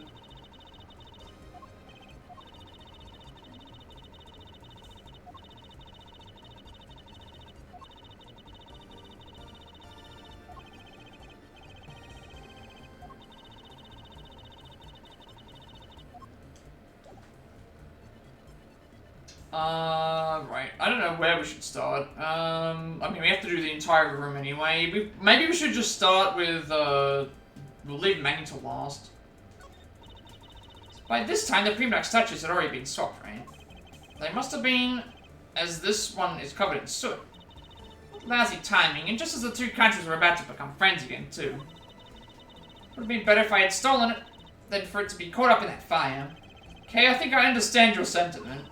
However, if you were to engage in theft, I can't look the other way, right? If you could please stop stealing my lines. Looks like one of the Babylese knives was already missing before the fire began. So it would seem, especially since the other two knives' handles were burnt away. The remaining handle was swapped out with the handle from the real murder weapon. And Babal's national treasure was stolen. Poor Babal, don't you think? Not sure I would lump the replica statue in with the rest of Babal's woes. Looks like all the souvenirs suffered some damage from the fire. Can't believe it. Murder on top of arson would have disgraced the name of the Yadigarasu. Oh, this is already the same thing. Okay, I don't know why they're repeating stuff that I've already read, thing to read.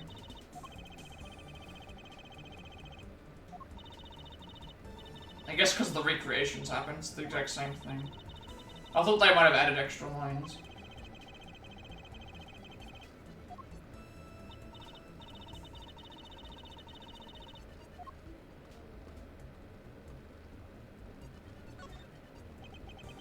It's grandfather clock. It was apparently in a different position before the fire. According to staff members, the clock was flush against the wall before the fire, sir. which means that most likely it was moved by someone during the fire. Speaking of which, it's totally 11 o'clock now, but I don't hear any chiming. That's odd. We're still chiming right on the dot of every hour this morning. Maybe the fire damaged its internal mechanisms or something. Visitor Palladium, maybe take a look inside that clock. Sure, go right on ahead. Detective Gumshoe, if you could please inspect the insides of this clock. Yes, sir, I'm on it. So Edgeworth, I found this inside, sir. Looks like a length of wire. So this is what caused the clock to stop chiming. What was a long length of wire doing inside this clock in the first place? Good length of wire that was found wound up inside Babal's grandfather clock. Would someone do this to such a valuable clock? Sounds like it wasn't Mr. Palladium that put the wire in there. Then perhaps it was Mr. Koshin's killer who did.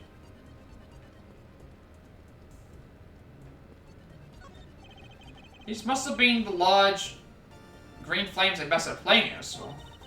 Flames like these, it's no wonder he couldn't get in. Okay, by the time you came into this room, had the fire already been put out?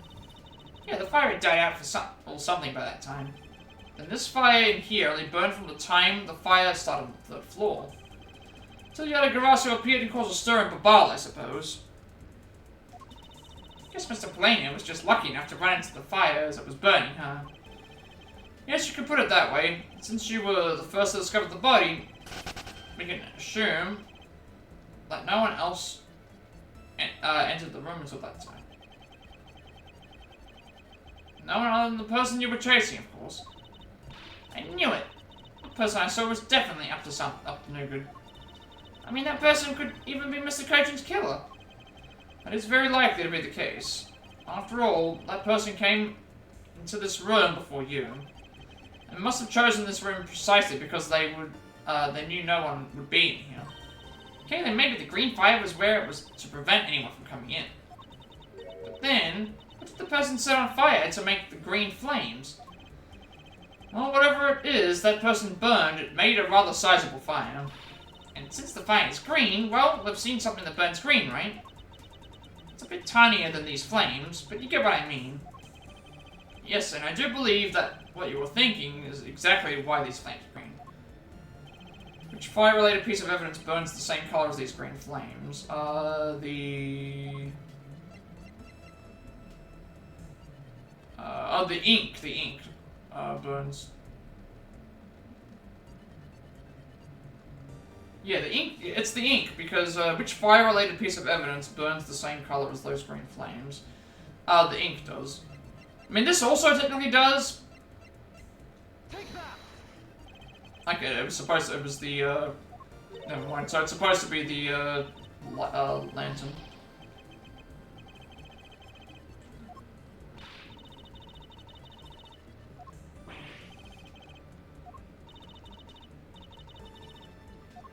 So I guess it was the lantern that burns thing, because we know that. I thought they were talking about like we know that the ink burns green.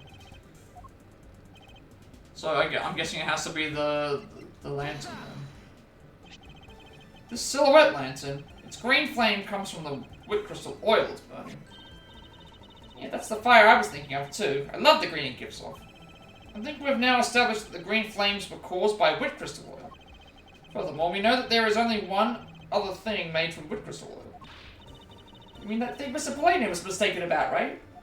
Yes, precisely. As we found out earlier in our investigation.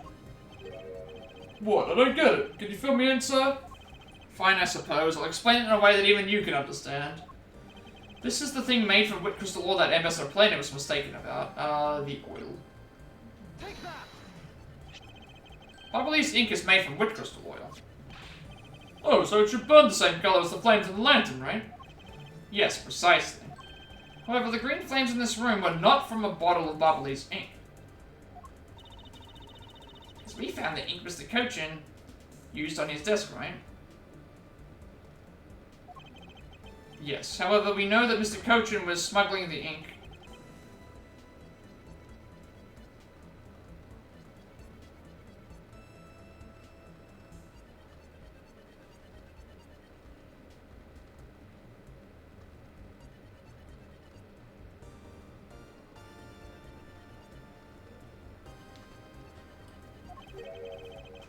What do you suppose he's made using all that ink? I believe what he made with that ink is the answer to what gave birth to the green flames. Beginning to really feel the energy coming from you, Mr. Edgeworth. It would appear that I finally found it, the smuggling ring's real goal. Made of Bubbly's ink, this is the source of the green flames. The notes? That's the only thing that we know of that... I think the notes have the counterfeit bills, maybe. Because they have ink on them, yeah. Take that. The bills. What would consume that great of a volume of ink to make... That would be... the counterfeit bills that the smuggling ring made and is circulating in Shangfa. Kidding! Present that, present that. That's done. That's talking. Logic mode. There shouldn't be an ending for this. No, there's no ending. There's no ending for these ones. Talking, logic mode, okay. You're saying that it was Mr. Cochin who made the counterfeit bills? I am. I believe you could go even so far as to say that he stole Babal's printing press. Ambassador, Mr. Cochin had permission to freely use the printing press, correct? Why, yes, and I do remember seeing him use it in the middle of the night. But never did I think he was using it for such a foul deed. Ambassador, because of your secretary's crime, you will need to be investigated as well. Oh, yes, I suppose so. We've caused a bit of trouble for a few countries, haven't we? It's my duty to search out all who shielded Mr. Cochin and concealed his crime. For they are the ones who started the fire in order to destroy the evidence. Okay. It's done, that's done, it's all done. Dr. Gumshoe, sure. Detective, you took part in the initial Babal investigation, correct? Yep, sure did. Also helped put out both fires, sir. But that first fire took me by surprise. I had a tough time escaping the 5th floor. First I tried the elevator, but I guess someone else had the same idea because it was in use. If I hadn't remembered to use the stairs at that point, I'd have been burnt to a crisp. But that's what you're supposed to do in a fire! You don't use the elevator during a fire. You do not use an elevator during a fire. I repeat, do not use an elevator during a fire. That was another thing that also happened in that fire drill as well. People were like rushing out and they were using the elevator instead of using the stairs. So, yeah, about that. About safety and thing. Just some people for some reason not using, not following safety advice.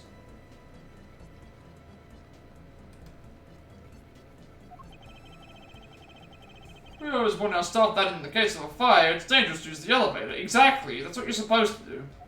Not use an elevator during a fire. Maybe someone voted in a fit of panic. Detective, did you see the yellow Gravasa that came into the Bubbly's embassy at all? Didn't personally. The other staff members told me they never got a good look at the person either, sir. I wonder if you could tell me a bit more about what you discovered, Detective. During the fire. Second fire broke out around the time the Yada Gravasa was spotted in Elabast. That's also when a suspicious person was spotted in Babal, which caused some panic. So no one was able to get a good look at this Yada Gravasa then to Babal. Yeah, all they saw was a mysterious person wearing a long coat. That's not enough to make a positive ID, you know. Still, it was enough to make the people who received the calling card panic even more. A person in a long coat? Sounds like the exact same person I saw.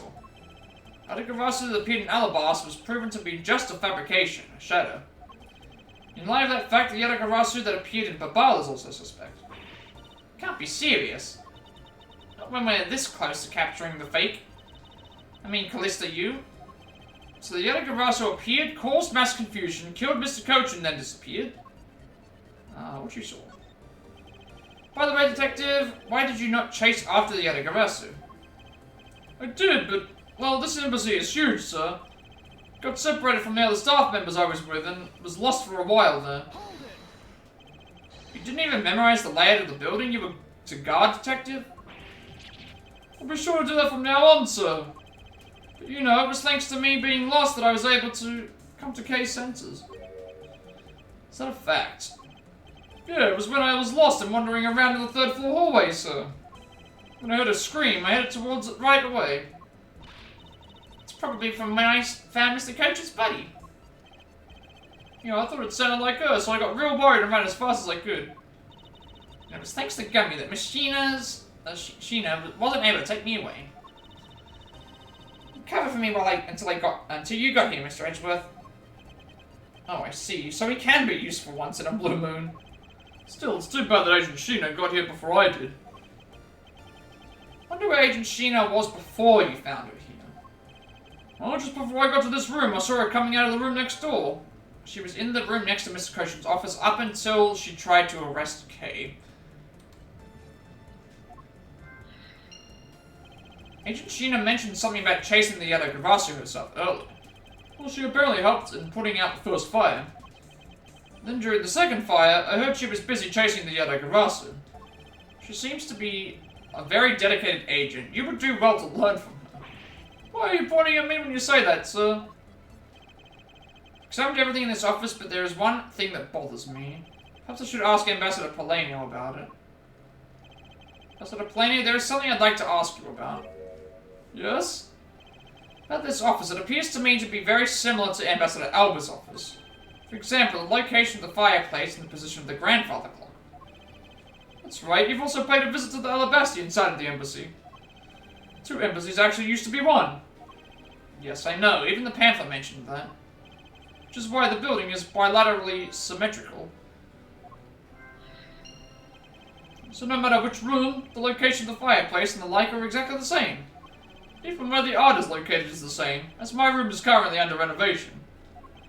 We worked hard to make Manny's room look like the ambassador's office. You mean for your own handshake photo op with the Jammin' Ninja? Yes, that's right. I mean, what's a photo like that worth if it's not taken in the ambassador's office, right? Yet another odd expression of Babal's obsessively competitive spirit with Alabast, I take it. Thank you, Ambassador. That piece of information is all I needed to connect the dots. Connect what dots? Well, anyway, I'm glad I was able to be of some help. We're still not done investigating.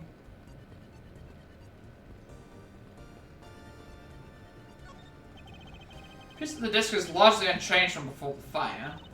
Yeah, it just got a little burnt, that's all. It's a very fine disc. I'm sure that even now it's still usable. Oh. Allison's home. It's early. Is that great? Why don't you trade your disc with it? It's just a suggestion. You didn't have to get all syllabic on me, you know. Allison's home actually, like half an hour early, so that means we'll keep going.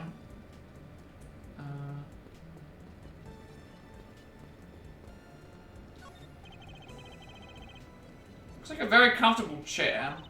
Well, it doesn't look at all that broken, so why don't you try sitting in it? No, I better not. It's very important that we preserve the crime scene at all times. Wait, but you're always touching all sorts of things at crime scenes.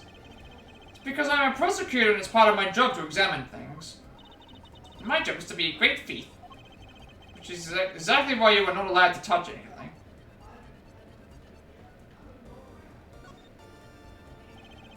Consider Alabastian Embassy through this window. So where were you when you were investigating over there, Mr. Edgeworth? You can see it from here. I was there on the 5th floor. That's where the Damask too was killed. Why is this repeating? Never mind. I thought that it was because the curtain was... Never mind, this is the same thing. I thought that because the chair had changed and the thing had changed, it would give me something. Okay. Yeah, this is the exact same thing. I thought because, like, the flags were here and other things were here, we'd be able to investigate it.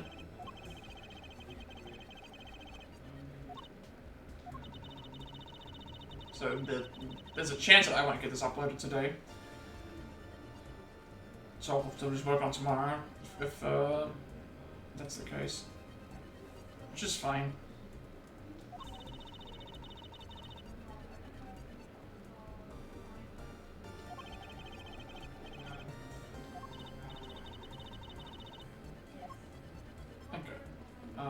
Safe's still the same. Who's that Pokemon?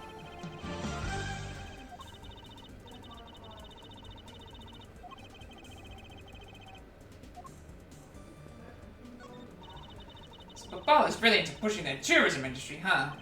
Yes, it would appear that way. You know, I'd really love to take a trip. Hey, why don't we take one after this case? Do you already have a destination in mind? Well, ideally I'd like to go someplace where I can continue my faith training. Well, if you want to learn the fine art of stealth, perhaps you should visit the studio where they make the Gem and Ninja TV show. Hey, that's actually a really great idea, Mr. Edgeworth. Can't believe you took me seriously. I'm trying to see if I can I was trying to activate the fan, but you can't. I don't think that we can. No, I can't. Okay, well, we'll just talk to thing then. Actually, we've already done that too. Who are we gonna... Oh, Logic. Logic is the next part.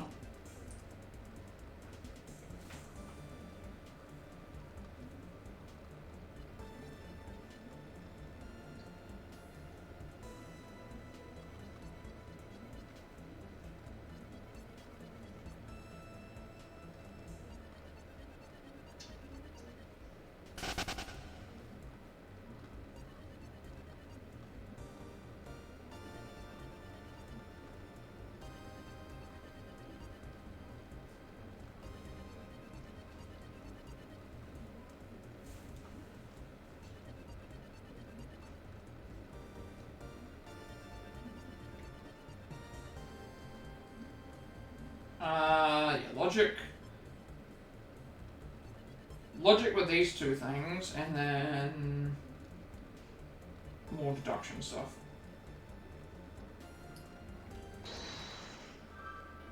It was...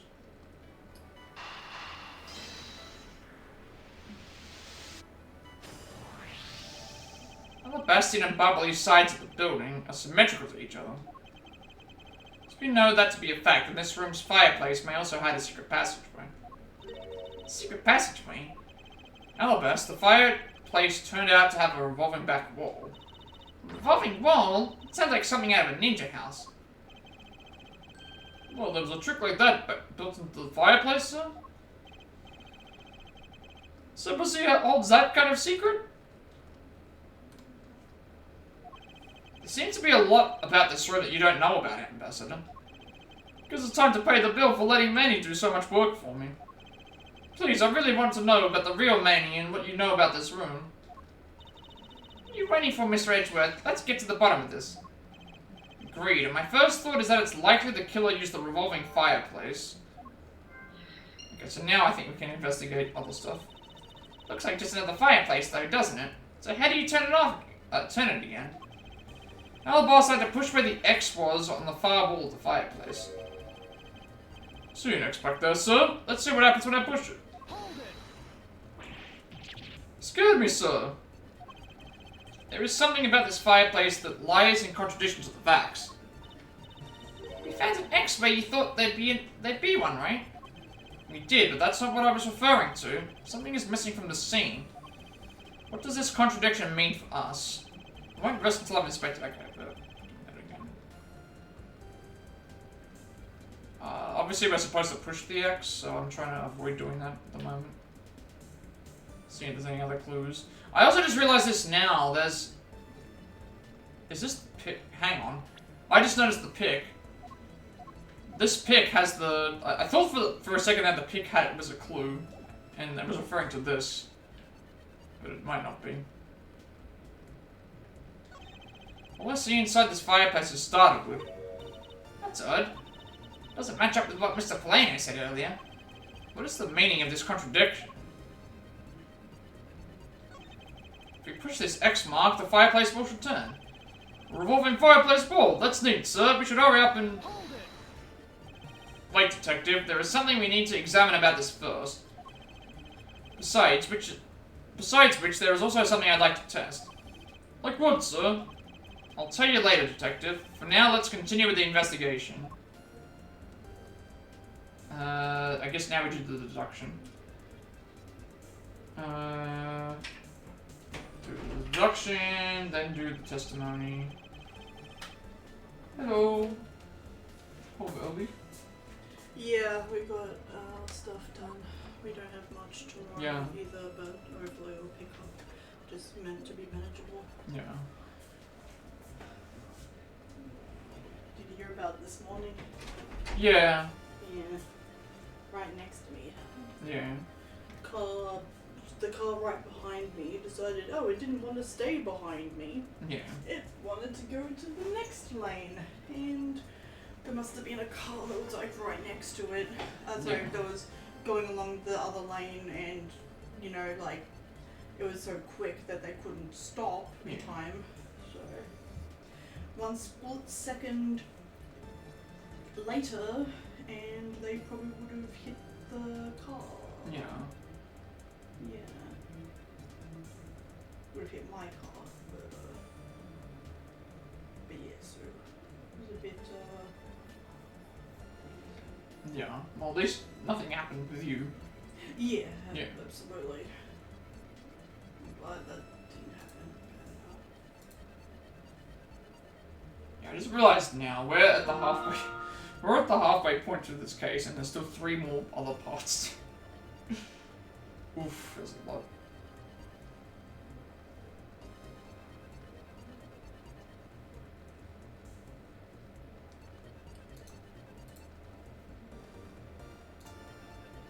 Yeah, the testimony, and then back to logic mode again.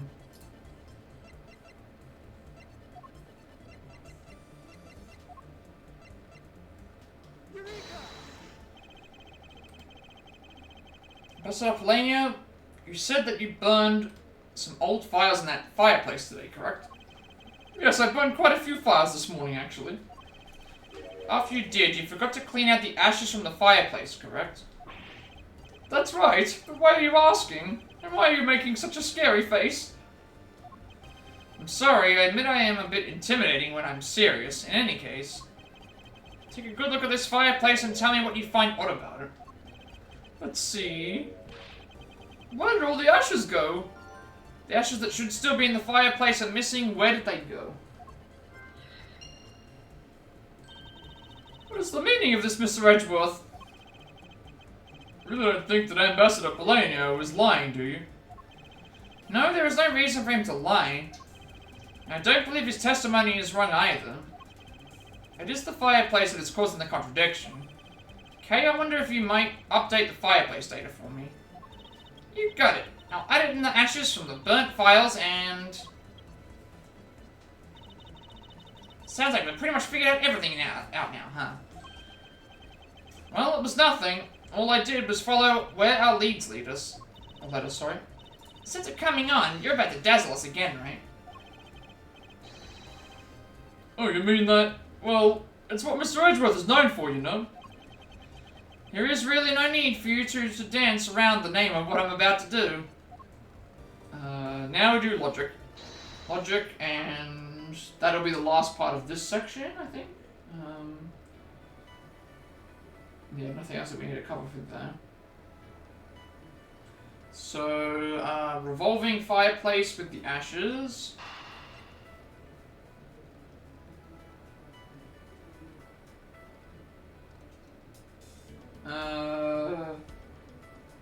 And then the new thing with the location.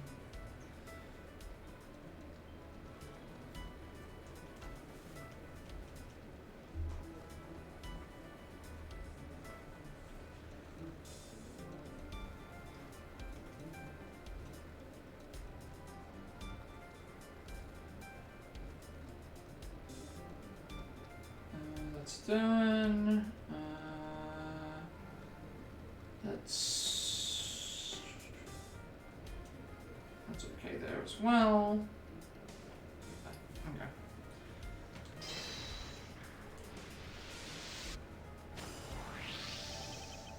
Reason as to why the ashes are missing is simple. It's not because someone cleaned them up, right? No, because even if someone did sweep them up, the fireplace is too clean for that. Ambassador Palanio said that he spilled some Barbalese ink while he was burning the files. And yet there is not a trace of the spilled ink on the back wall anywhere. Well then, I don't know what happened. Well, I'll tell you what happened. Two sides were switched. By using the revolving fireplace wall, the ashes were moved into the neighboring room. Which means that this is a clear indication that the fireplace was used. Alright, there are signs that the revolving fireplace wall on Babal's side has been used, and then now we go and put this together with the other thing. And you mean the person I was chasing disappeared from this room through there? Yes, I believe the person you were in pursuit of is Mr. Cochran's killer. After committing the murder, escaped through the fireplace. The person Kay was chasing used the fireplace to escape into the next room. Well, Mr. Edgeworth, you figured out the killer's escape route. I have, but this is only the beginning. Now we have to chase the killer down. So escape and Sheena.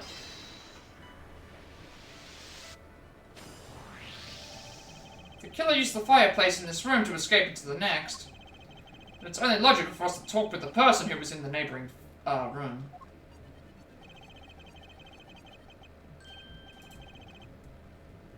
Well, the person that was in the next room was... Oh, it was that person, sir. Yes, Detective. Agent Sheena.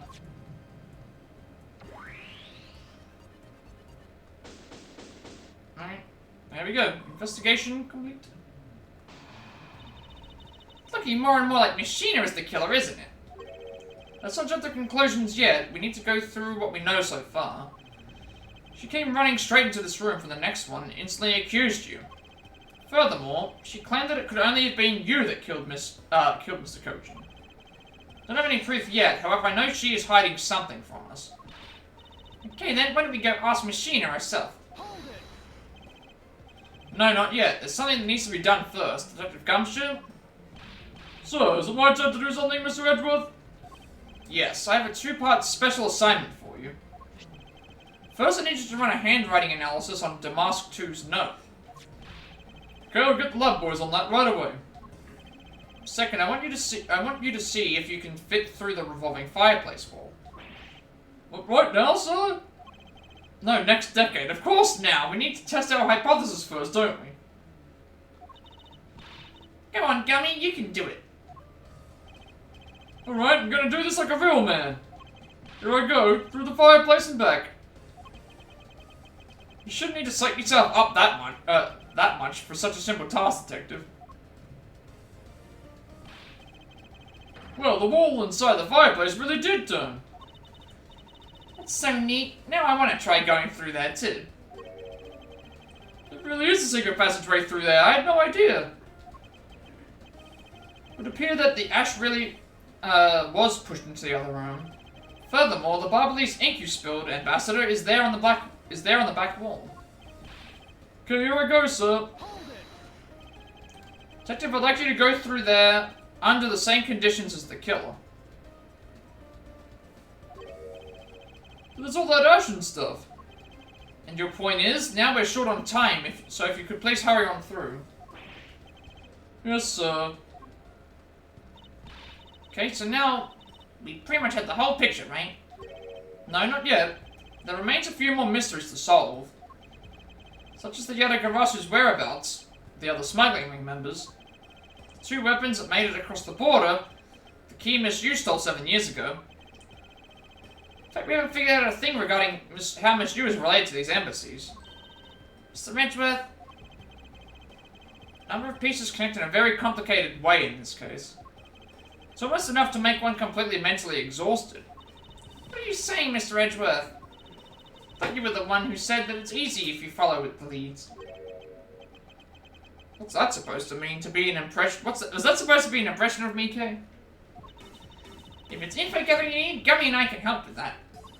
Then all you have to do is show off your fancy schmancy logical deductions. Show off? Does it seem like I'm being boastful when I do it? Let's not overcomplicate matters, okay, Mr. Edgeworth? We've been so focused like a laser on only what seems strange and out of place. It's no wonder nothing's clicked and we haven't unlocked anything yet. But if we think things through calmly, the answer should come to us. That's the sort of thing I say to myself. Who's that When I'm Pokemon? practicing how to unlock padlocks, you know? That is something that I hope to practice doesn't make perfect for your sake. Yeah, it looks like you're back to your straight-laced self again. Hey, Mr. Edgeworth, I'm back, sir. Yes, I can see that. Good work, detective. Looks like you can use that fireplace like a door, sir. You alright, Gummy? Okay, just a bit of ash and dust, that's all. Your jacket has gotten quite filthy. I see the hem has practically turned black. Yeah, well, quite a bit of the unburned ink got on it, sir. I see. Thank you, detective. Did a fine job. I'll even pay the cleaning bill for that trench coat. What? Oh no, sir, I could never. This is just my old coat, sir. If it was a coat I actually cared about, then I'd get it clean, but, you know. I see. Very well then, as you wish. So because Gummy was able to climb through the fireplace, we know it can be used, right? Yes, but that's not all we learned. We actually learned one other important fact. And that is... I will have to explain it to you later. Right now, we need to deal with the handwriting analysis, Detective Gumshoe. Yes, sir. I'll be back before you know it. The handwriting analysis of Mr. Cochin's handwriting will take a bit of time. Let us go and wait in the Theatrum Neutralis along with Agent Lang and Agent Sheena. Alright, there we go. To be continued. Still got 3 parts.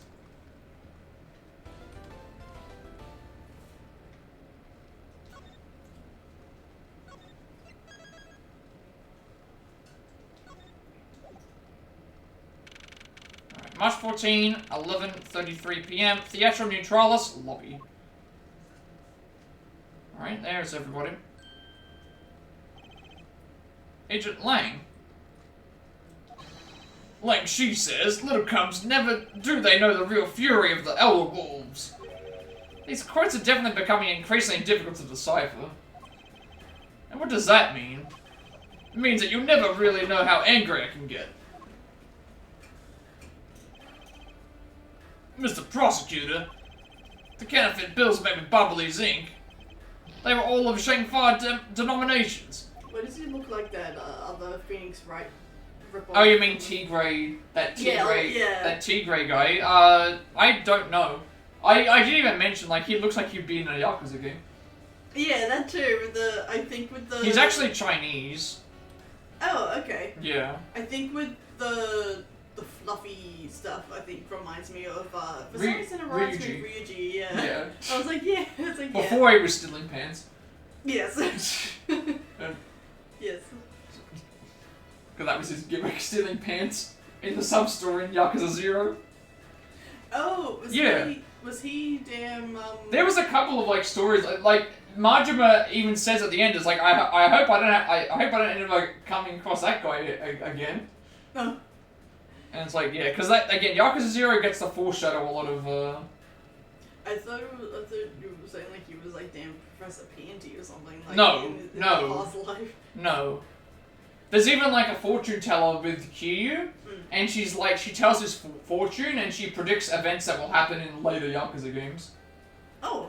Like, about, it's not the Shura PP. No, right? no, like, Kiryu doing the stuff with the orphanage in the 3rd game, Yeah. a friend betraying you, Yeah, being the 1st game. Yeah. But we don't know where the play money has gone.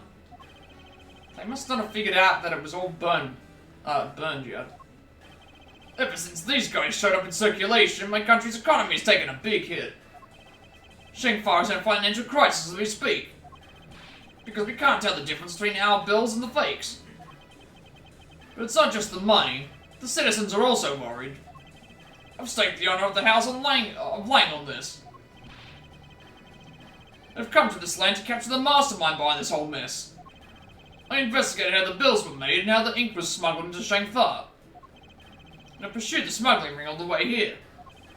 But tonight, this is where the final chapter was written. Despite my frantic efforts to take the smuggler down, someone got to him first. Now I'm called to return home without a single answer. Agent Lane, Don't start. It's not your fault. It's not anyone's fault, Mr. Prosecutor. Ambassador Elba, I'm sorry for all the trouble tonight. Oh, no. It is I who should apologize. It was all because I was not strong enough. If only I was able to think of a better solution. Curse us, you fool. Curse your empty brain. You're being too hard on yourself, Ambassador. I take full responsibility for tonight. End of story. Sheena, let's go. Time to return to our den. I don't like to admit it, but there's not much else for us to do but to go home as well. Agent Lang, a moment if you... You, Wolfman, the secretary lady. Hold it, objection, pal. Detective Gumshoe? Have you got the results of the handwriting analysis already? Yep, and that note was definitely written by Mr. Cochin, sir. Just as I thought. Good work, detective.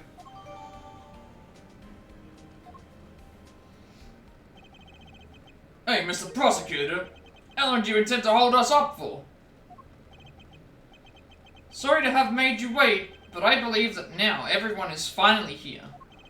Agent Sheena, I'd like to ask you something, if you don't mind. How exactly do you fail to see the Yadagarasu? When you were in the neighboring room to where Mr. Cochin was killed. I'd like you to explain that to us. What? Hey, Mr. Prosecutor. What are you doing asking her about something she didn't see? Agent Lang hasn't touched the Babal investigation at all. So I suppose I would need to explain a few things to him first. Miles Edgeworth, I can't even begin to imagine what's going on in that head of yours. The only thing going on in my head is the pursuit of the truth. Sounds like you have some sort of plan. Very well, I'll supervise you until the end. Are you seriously going to treat me as a subordinate for the rest of the day? You're not trying to pick a fight with my subordinate on some flimsy guess, are you? Not trying to pick a fight, and the evidence is hardly flimsy, as you will see.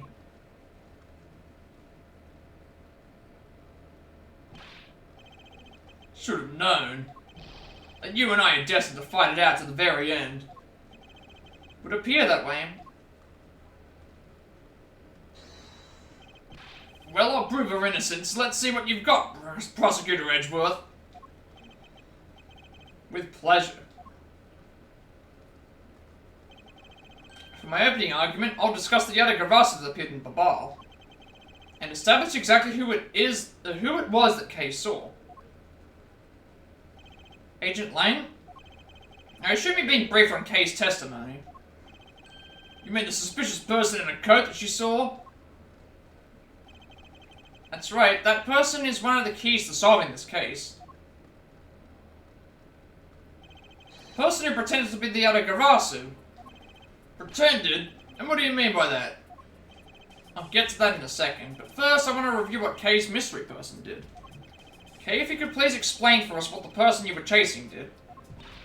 Okay, you got it. First spread the suspicious person near the open-air stage on the Barbalese side. Called out to the person, but as soon as I did, that person ran off.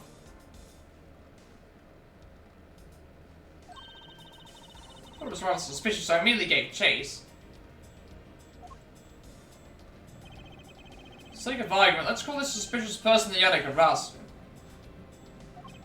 Now please, tell us what happened when you chased the Yadagarasu up to the 3rd floor. Can do.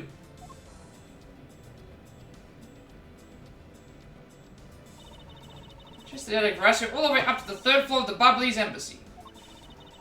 It was a pretty straight chase down the hallway until the sudden turn. Yadagarasu disappeared around the corner, so I did my best to catch up. When I turned the corner, I saw the Yadagarasu run into Mr. Cochin's office. Gave chase and ran into the room. When I entered, it was pitch black. I couldn't see a thing. I felt something on the ground next to my foot, so I turned on the light, but then...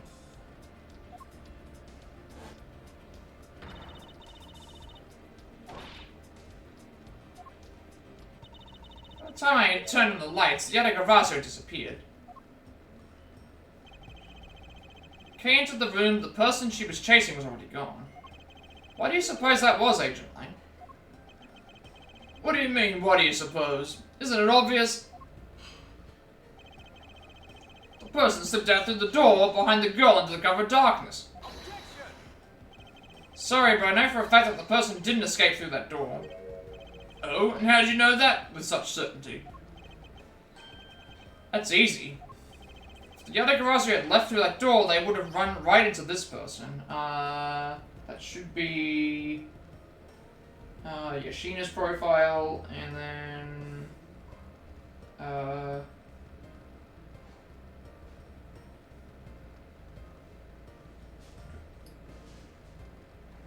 Take that! Your answer is Sheena? Yes, because let's consider what would have happened if the Yadagarasu had used the door. In case screamed upon discovering Mr. Kojin's body, the Yadagarasu would have run right into Agent Sheena, who was in the room next room over. Agent Sheena, would you mind telling us if you saw the suspicious person in question? No, I didn't see anyone.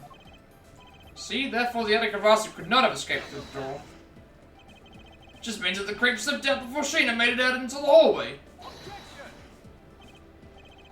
I doubt that, as there was another person in that hallway, a certain detective. Dude, Gumshoe, where were you exactly at that time? Me, sir? Well, when I heard Kay scream... Hang on, sorry, I'm gonna check something. Might be something going on with this...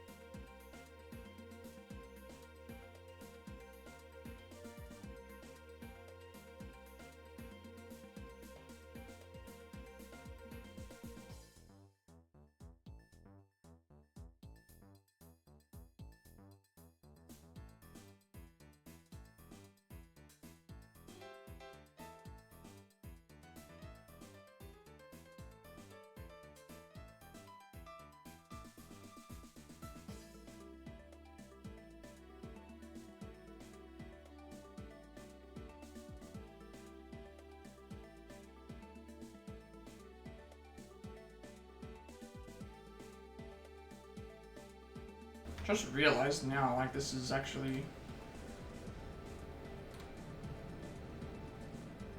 7.5. I thought there was something wrong with the console. It might be better to just not... where are we at the moment? We just got up to... parts... How far are we? Because I've also got to remember how much time I'll need for the next part. Like, we are halfway through this case, and we still have 3 more sections to go, plus the credits, plus everything else, and... Yeah, we're in 3 more parts, so... Thank you for the luck. Isaacs.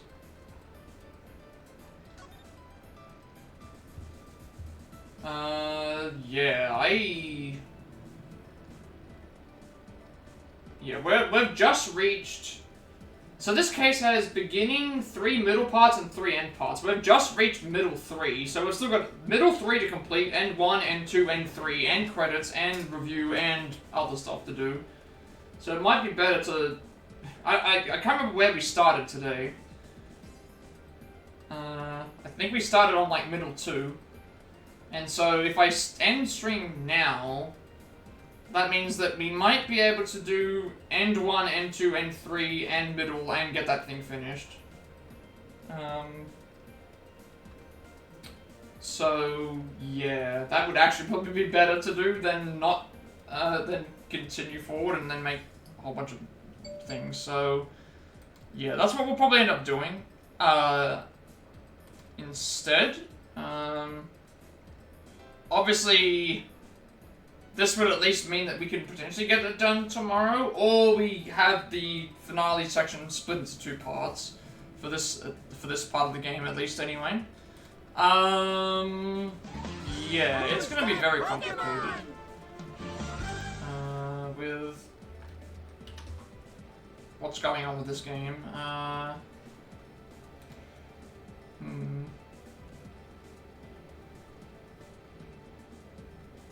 So I really need to think to myself what would do. Yeah, I think that'd be for the best. Obviously, in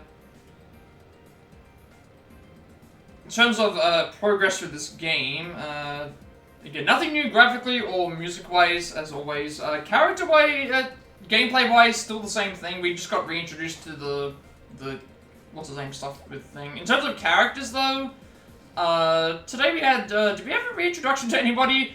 Not really. We still don't know who Callista. We've just started giving Sheena the suspect treatment. We got introduced to Alba, although that was yesterday as well. Larry got completely reintroduced as the Steel Samurai.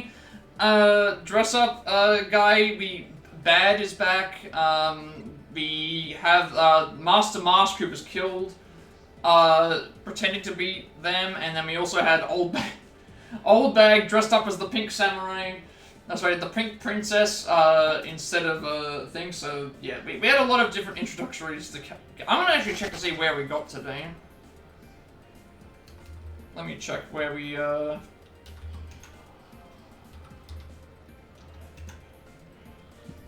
Let me check to see where we ended up getting to.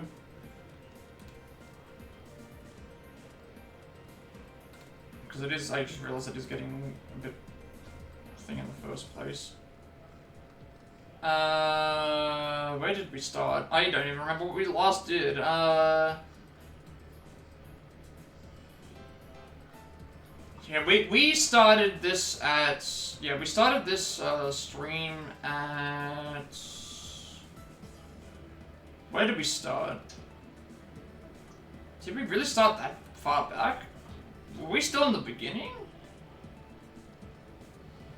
I'm trying to remember where we started. I actually don't remember where we started.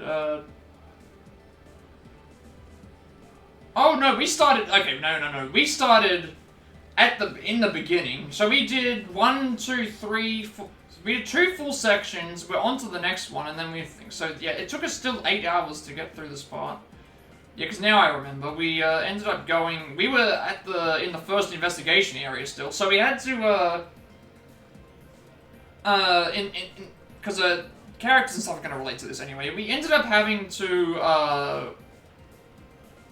after the investigation got done, we ended up, basically figuring out that Kay wasn't responsible, which then, gave us access to being able to look at all the stuff with the knife and figure out that the knives can be taken out. Like, the knife and the handle can be separated and put into different places. So we cleared Kay's name. Then we ended up, the one thing that happened in this case is you go back and forth constantly between, both cases. So that's one thing that's different in this part. We made it back to the neutral zone. We also, we made it back to the neutral zone.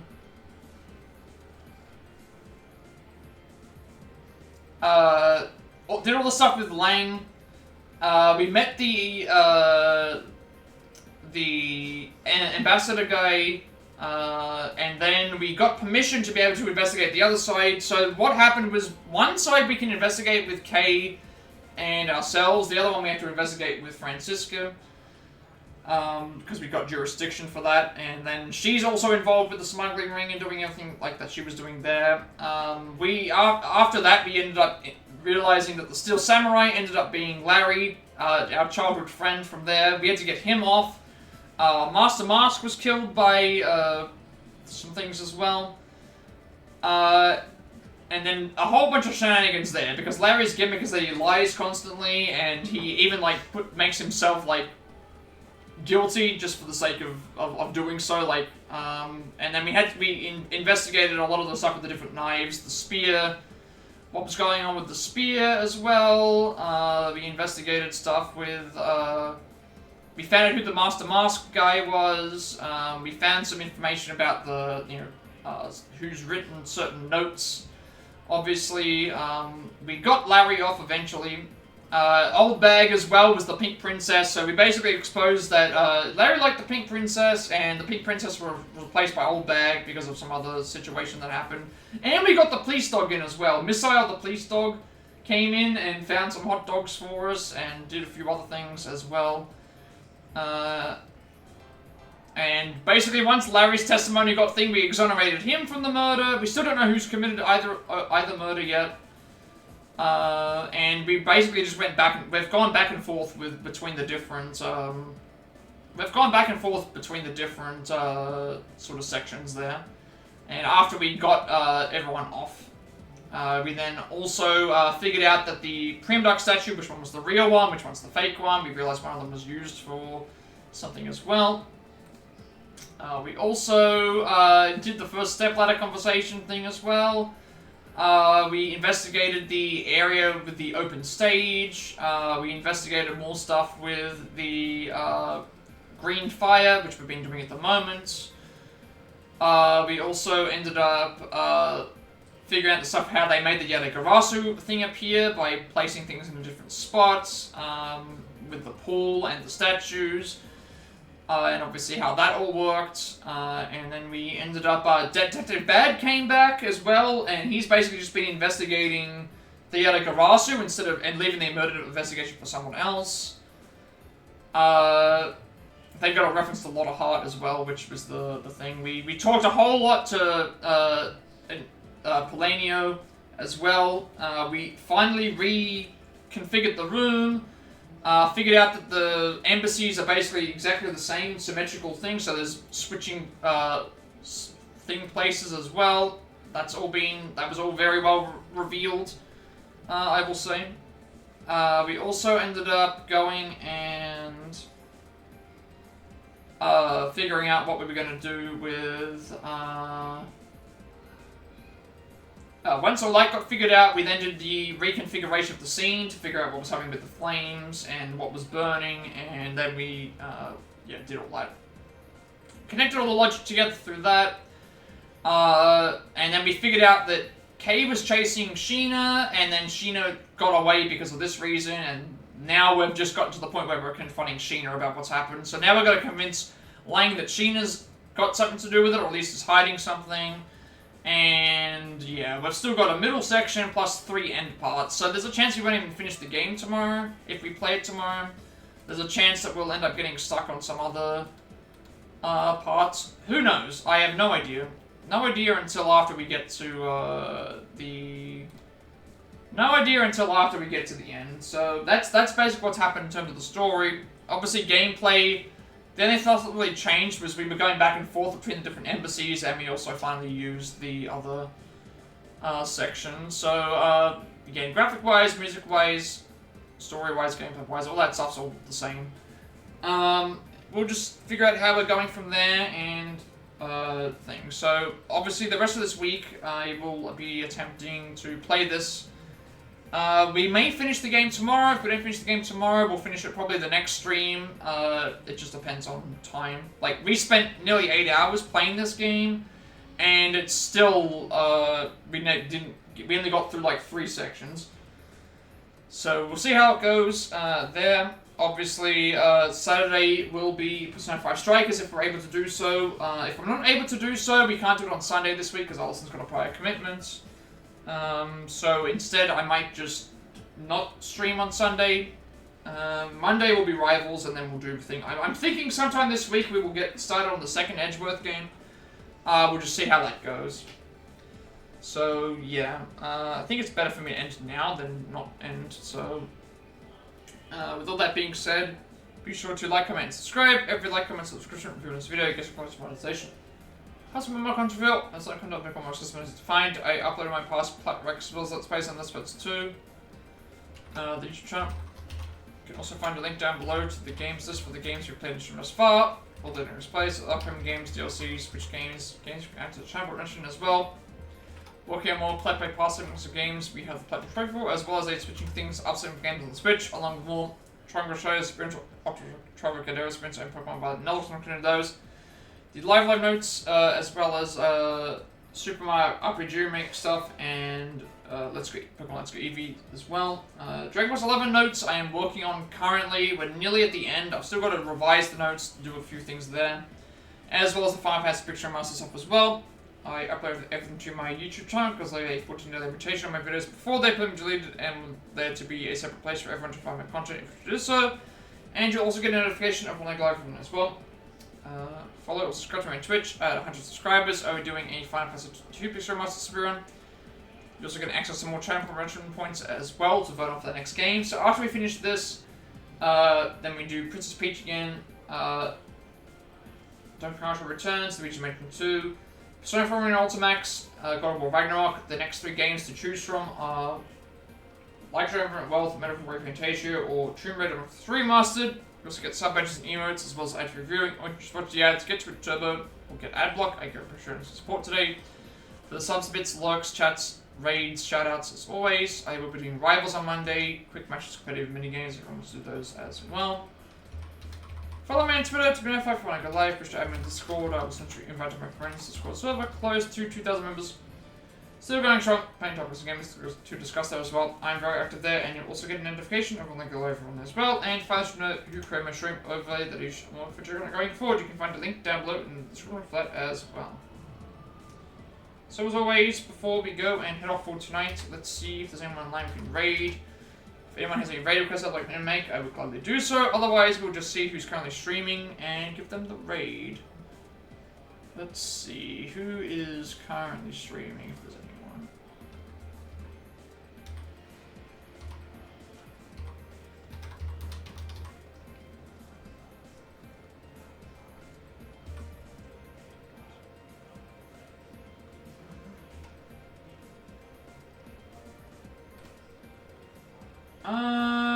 You know what, we can raid Kaisax because he came in shortly, and also they just started, I think, so that might actually be better to do because I don't have anyone else on at the moment. So we'll do that. We'll send everyone over. They're playing some Liza P at the moment, so I will do that. So thank you all for watching, and with all that being said, have a good rest of the day night wherever you are, and I will see you all in the next stream.